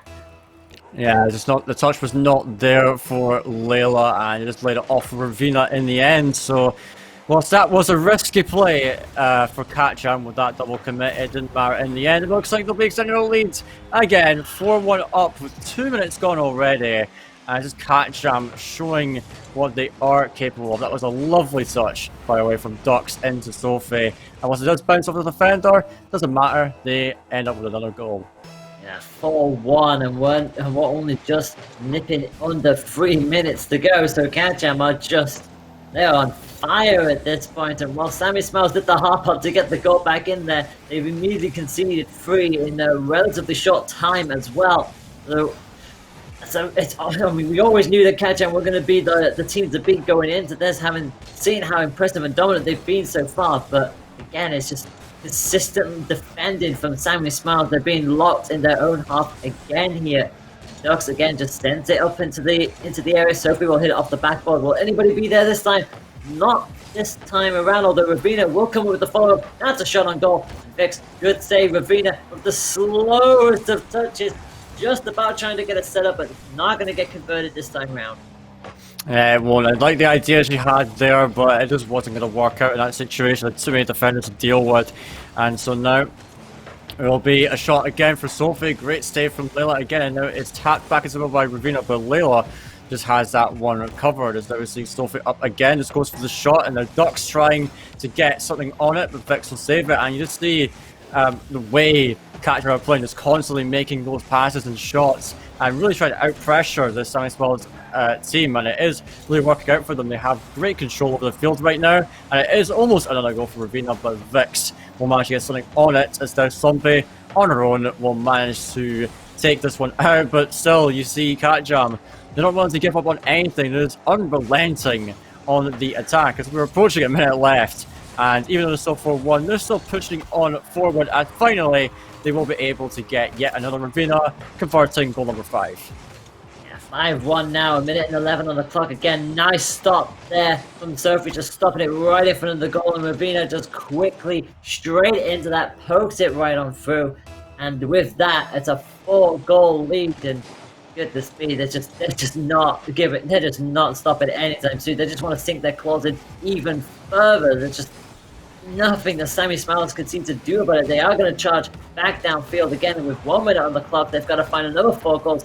And one of their players getting demoed as well. It's Slumpy who goes down. Vix will try to win the possession in this, and Slumpy straight back into the thick of things will keep this threat alive. So Sammy Smiles showing that they never give up, and Layla will try and go for the Devil Flood. It's not going to happen at all. Vix is going to be on the back burner, but needs to stay there because the attack again coming in from Catjam across the face of goal, almost going in just off the corner there from Sammy Smiles with 30 seconds to go. This is looking like it's going to be match point for Catjam. Yeah, will absolutely be that way. Slumpy is trying to get something on the board, but it is looking very much like match point at this rate. There's no way Sammy's got to get back from this one, and so yeah, Catjam really putting on a strong showing in this game and proving why they're the best that we have here fielded in this tournament, as we are seeing potentially one more chance for Ducks, trying to convert it, but it is stopped, and Catjam will close out this game, and now on not just match point, but tournament point. They have one more game to go, and then they will be the Week 2 champions, and so it's exciting stuff for them, and also all the Catjam fans out there. And so we'll see how this next game will go. It could be the last one, or it could be a unlikely reversal for Sammy Smiles. You don't know, do you? I mean, we've seen, well, with Sammy Smiles' matches and track record so far today, you really don't know, but it's going to take something pretty special to be able to topple Catjam at this point. They are on top form here, and, you know, that match definitely showing exactly why. Any time the Sammy Smiles tried to get out of their own half, they were just completely shut down, and before you knew it, it was another goal for Catjam. They're just absolutely relentless here, and you just feel like if Sammy Smiles can at least try to take this fight and keep them in their own half, I feel like it's easier said than done at this point, because it's like each match, it just feels like possession is always on Catjam's favor. Yeah, just basically like, you know, Catcher are basically Sammy Smiles taken to a whole new level almost. It's a completely different beast that they're dealing with. So, obviously not. It's going to be like a tough challenge. It seems almost impossible. You know, to most people that Sammy Smiles could possibly win the series back. You know, getting a game is maybe out of the question, but you never know. Sammy Smiles never track record of doing, you know, making something out of seemingly nothing here. But we have game number 4 of the series, and potentially the last game here if Catjam to close this one out, as they're already on the attack. Here comes Ravina trying to have a flick there, but Layla does put it down the field, and it just ducks back, but she will manage to get it away as Layla attempts a touch. Now Ravina will be trying to get it out, but Slumpy with a great challenge here and following it up, but she can't find contact. Vix though with the cuts, and it is Sammy Smiles with some early offense actually, but now a booming shot towards the net will force a save out of Layla. Yeah, it was a really good setup as well. Ducks just with that back flick, just setting up the rest of Catjam beautifully there. But it's Sammy Smiles who are going to be straight back on the offense, just a little wide there. Ravina just about managing to get a touch to it to at least send it that way. And Sammy Smiles definitely coming out with a lot more to show here. So they're definitely taking this fight, and Catjam don't get the early goal this time around in the first minute. So I have to definitely work at it as Ducks comes up in the air. Not going to win that exchange here, but it is going backwards anyway, and it's Sophie keeping that pressure alive, and you know for a fact Ravina will be there. Well, She isn't anymore. That's a demo on this side. That might slow them down. I say might, because Ravina's straight back into the action. Yeah, she's not faced by that. She's like, oh, okay, I'll just, come back and, like, we hold the midfield anyway, so it's no big deal. And it seems to be no big deal for Dux to get this one out. It's into the center, as now Layla tried to get onto that one. Ravina is coming down balls die, which is a bit odd to see, as now Vix has a shooting chance, but will not be enough, will it? As now it will be Layla putting us onto the backboards, trying to make a center as well, but nice touch from Dux to get it out. And Slumpy is going to try to keep some pressure on. So Sammy Spells are finding some time in the cat jam half now, as we are 2 minutes in and still scoreless as of right now. And it could be a chance for Slumpy here, but Sophie has that one covered. Yeah, they definitely have to play this very patiently here, do Sammy Smiles. They know how quick Cat Jam just rotate straight back onto offense the second they have an opportunity to do so. But we are rapidly approaching the halfway mark, and that, unfortunately, kind of needs to be on target with those kind of shots. The angle just wasn't there for Sammy Smiles. You have to take those kind of moments where they come. And as we approach the halfway mark, it is still 0-0. Sophie does get demoed, so it slows it just a little bit. But again, when you're Ravina, you're just going you're just using all boosts. Pretty much most of the time, just coming straight back down on the offense. But credit where credit's due here. Sammy Smiles are really on form here and gets a save that keeps the score goalless. Good save as well, and Layla gonna also try and get the clearance. But again, Catcham keeps it in their area, and it's an awkward ball to deal with. Who is going to get the touch on that? I think it is going to be Rabina. Try to set up onto the, here we go. Gets it past one. Can they flick it past all of them? Not quite this time round. Just a little bit too hard of an angle. And we have 2 minutes left on the clock, and it's still 0-0.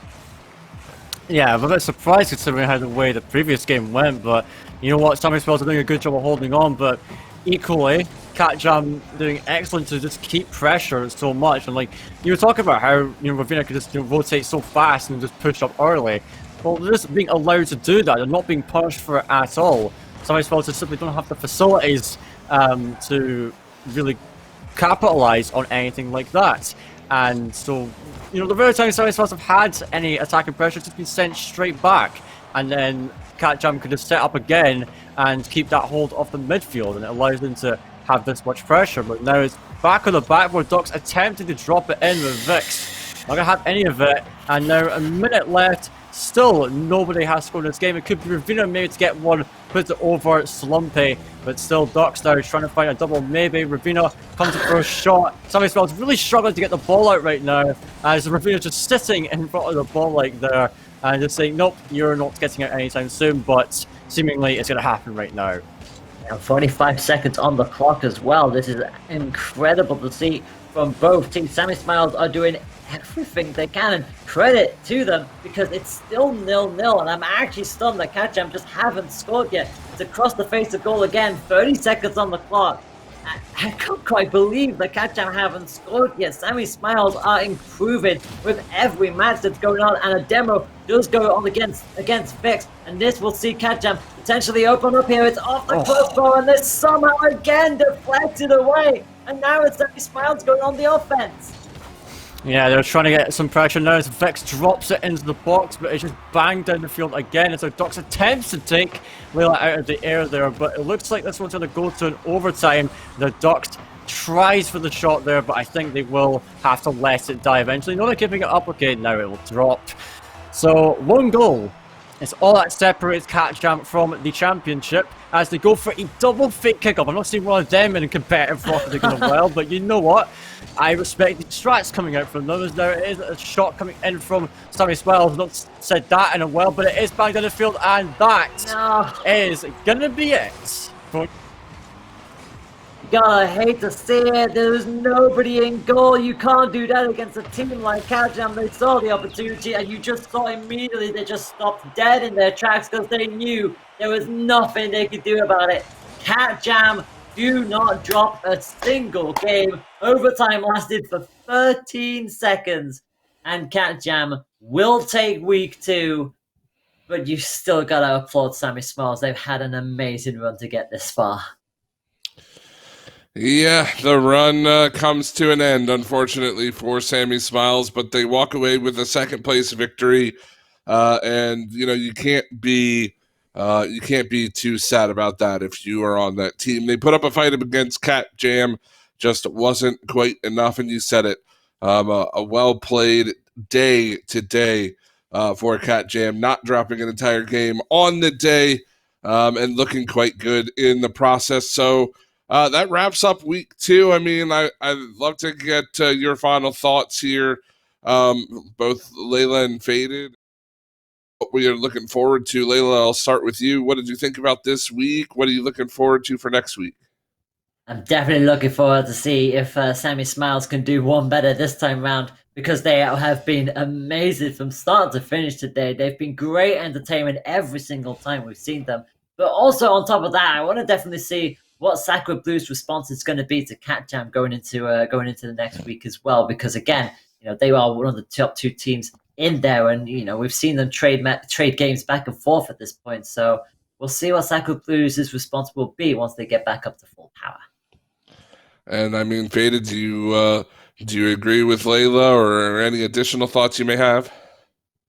I agree that I want next week to see how SKB will do again with Carol, because to be fair, with the sub, they didn't do too bad. I think 3rd place is a very respectable finish considering the circumstances. And also again with Sammy Smiles, we'll see if they can continue this run of form, because they made it to the finals this time, and whilst they were shut out completely basically, I would say it's very good for them to get in here, and it's a nice change to see a new team in the finals. But overall, this week was a pleasure to watch and cast, and so yeah, I can't wait for the next one. Well, let's take a look one final time at the bracket for today. We'll recap.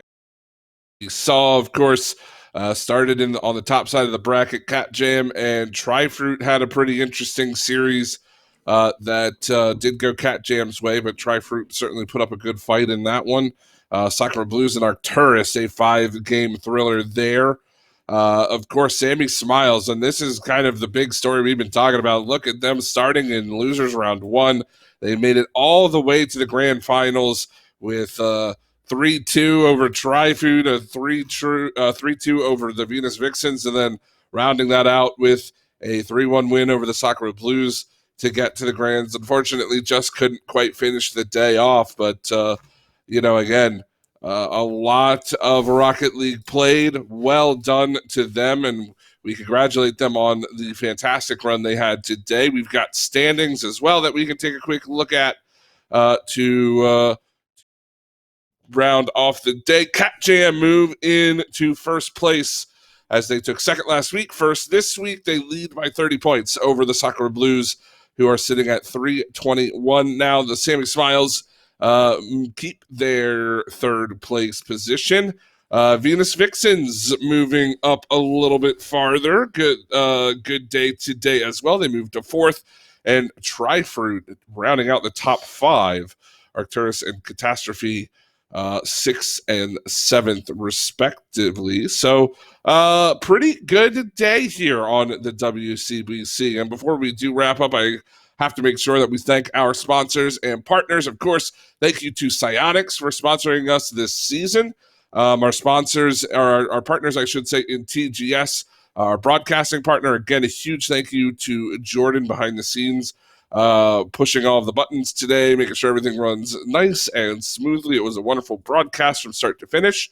Jordan Wright in the City of Sound for all of their work they've done with us for the intro music and the music you hear on stream.